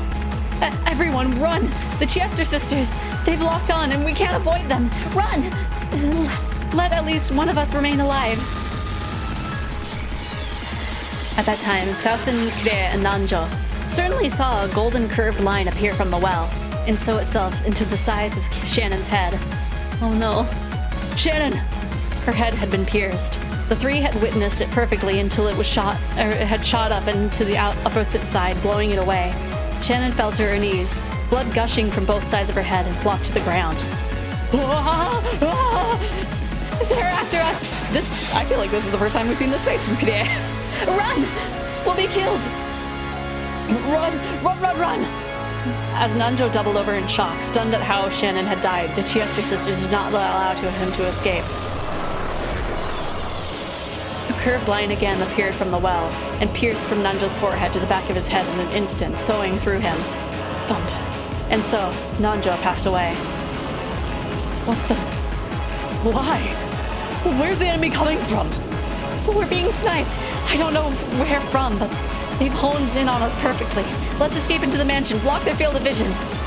The two dashed towards the back door of the mansion. Then, right as Klaus was about to shut the door behind him, a golden curved line appeared for the fourth time, piercing Klaus in the back of his head to his forehead and smashing that forehead.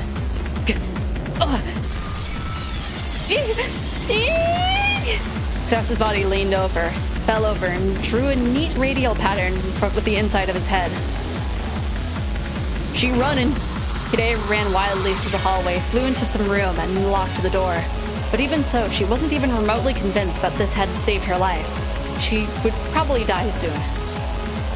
This was apparently one of the guest rooms. At that moment, Faye's eyes fell on the phone on the side table. Oh. No, don't fall! No! Oh no. Oh no! She's gonna be unalived while on the phone with Battler. If it can even reach. After hanging up the call from Jessica, Battler had been about to dash out. In that instant, the phone rang again. Hello? Kire-san? Yes, Battler-kun. I got lucky. I managed to escape the dungeon somehow. I really did have luck on my side. Where are you? Is everyone okay? Over here, it looks like Jessica and George Aniki are... Listen, I probably won't be alive for long. At that time, right after she thought of the keyhole of the locked door might have glowed gold, a gold curved line drawing a helix. No, a golden sewing thread penetrated from there at an incredible speed and bored a hole into the floor by Kirea's feet. Oh, that's unusual. The enemy who sniped the other four, one after another, with extraordinary skill, apparently really does have trouble shooting me between the eyes with a single shot while I'm holed up in this room. But the next strike will probably hit. At this point, Kire finally remembered the first massive killing on the dining hall. That's right. This is what killed Rudolph and the rest, all 6 of them. Listen, Battler-kun, I'm going to tell you everything exactly as I saw it. I'm sure you'll think there's something wrong with my head. Yes, it's okay for you to think that. Even I still haven't sorted out what it was I saw. Today, after you all returned to the guest house, the family conference began in the dining hall, and I'll tell you everything that happened next. Listen until the end without butting in. The call might be suddenly cut off partway through. If it does, at that time I'll be dead. Kire-san. Then Kire spoke, about Kinzo appearing and the family conference starting, about the 6 being killed and the 5 of them being confined, about how she had escaped somehow and ran away to where she was now, and how everyone had finally been killed. It was all spoken dispassionately, with no dramatization, just as she'd seen it. She even spoke about how everyone except her had been killed, and how she had observed the moments of all their deaths, and how, even now, someone was trying to kill her. Actually, even while we've been talking, I've been attacked 3 times. Something like a strange gold thread keeps flying in through the keyhole, spinning around and aiming for me. First it was by my feet. Next it was close to my shoulders. Just now it grazed my ear. Its aim is getting more and more accurate. Looks like it'll go right between my eyes pretty soon. Run, Kirei-san! Run away! Where to? I've run this far. Shut myself into a room and even locked the door, right? Now that I'm being pursued, just where should I hide? Hey. Kirei-san? Hey, Butler-kun. Are Jessica-chan and George-kun still alive? Not long ago, I got a phone call from Jessica. It kind of sounded like they were done for. Thought so. Yeah, when we were being killed one after another, I had a kind of premonition. I thought that perhaps the second twilight had been finished in the ceremony of killing 13 people, before our twilights had been reached. In short, when I die, that's 13 people. This way the ceremony is complete. The Golden Witch Beatrice will resurrect. I wonder what in the world will happen. On this island filled with demons and witches and swarming with goat monsters, I wonder what will happen when even the leader of them all, the Golden Witch, appears. By now, I don't have a clue what's going on anymore. Kirei-san's voice had completely given up on her own life. Because Battler understood that, he couldn't stop the tears. There's just one thing I could advise you on. What? If a demon or a witch does appear in front of you, yeah, there's no need whatsoever to doubt whether it's real or not. Understand that it is what it seems to be. You might think there must be some trick, or that there's some true nature behind it. If you have the time to think of something like that, it'd be much more constructive to plan out how not to damage the mood or of whatever you're facing. Even mistakenly, you must not say, in that case, try showing me magic, because to prove that, they'll probably use an even crueler way than before to show you. I can't believe it. Even if I hear something like that coming from your mouth, I can't believe it. I understand. I understand why you can't believe. That's why I can give you this advice. Believe. Telling me to believe in Beatrice, in demons and witches and monsters? Even after being shown things not of this world so clearly, I think we still weren't able to believe any of this. I'm still like that now. The true form of this thing that keeps attacking me, trying to shoot through my forehead, something I don't understand, and I can't believe it. So, I want you alone to believe, to understand, to accept the existence of what we couldn't accept. If you do that for me, our deaths won't be wasted. It'll also have been worth it for me to make this phone call. Kirei-san? I'm still okay. It scratched me, but it missed again. It looks like I probably won't get another chance. Thank you, and goodbye, Battler-kun. I treated you coldly sometimes because you're Asuma-san's son. Forgive me for those days. What do you mean, forgive you? Right now, you're a mother to me, Kirei-san. I felt as though I heard an incredible sound at the other end of the receiver. Then a noisy, clacking sound, as though the receiver had fallen to the floor. Kirei-san? Kirei-san! Ah! Kirei-san did not answer through the phone again.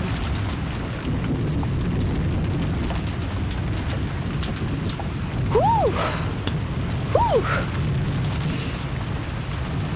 Man, just epitaph speedrun, I guess, right? I wonder... It's not even midnight is the thing. Like, it's still the first day. This really is a speedrun? My goodness. My goodness, my goodness. Okay. I I don't know why you're mad, Battler. Everybody's dead except for you and me. But like, I'm alive, you're alive, it's fine. Okay, so this is a good chance to end. Right, they really did. Okay, so let us go to the just chatting screen. And so we get to choose who to raid today. Who is streaming today, I wonder? Oh no, none of the usuals. No. Quick, Peach, start streaming so we can raid you. Let me see. Let me see.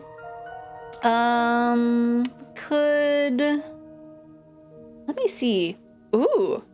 Jackie's playing Amori for the first time? Ooh, not today. Okay. Okay, maybe tomorrow. Okay. Each timeline the deaths have been getting faster, right? Let me see. I feel...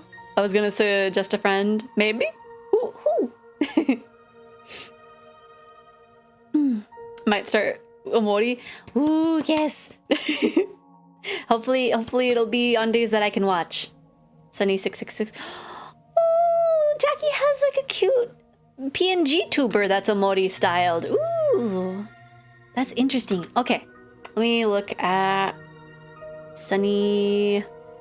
Oh, they're playing Overwatch.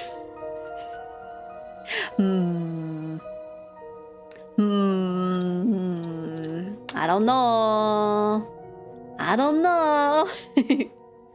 Me. Oh gosh, if I unmute the Twitch tabs, it's gonna play like audio from 4 different streams at once. My brain will be overloaded. Okay, let's see. I don't know. Maybe another time. Yeah, we'll raid Jackie. Yes, because Amori works. Okay. What should the raid message be today? I wonder. I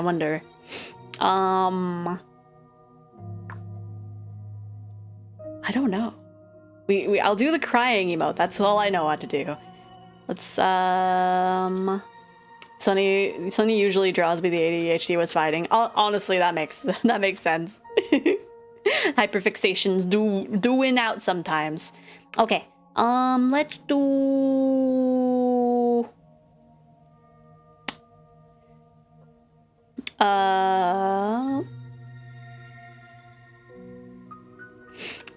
let the bodies. No, that might be in bad taste. I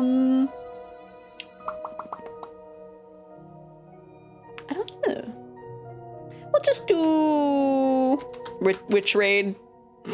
Maybe. I don't know. I'm always okay. I'm always like having a hard time thinking of a raid message, but there is the raid message. Thank you, everybody, for joining me today. We will continue on with this tomorrow at noon. Hopefully, I will not be sleepy at the beginning again tomorrow, but we'll see. Also, I'm thinking, I don't know if I'll go through with it, but I might update my my anime list thing, just so that way I can be like, okay, I've watched some anime, they're just not that mainstream. But I don't know, I might forget. Sometimes I forget things that I've said that I'll do on stream. Anyway, but yes, hopefully I will see everybody tomorrow at noon PST, and we'll see how this epitaph speedrun thing is going on. You wanna blep? You wanna blep?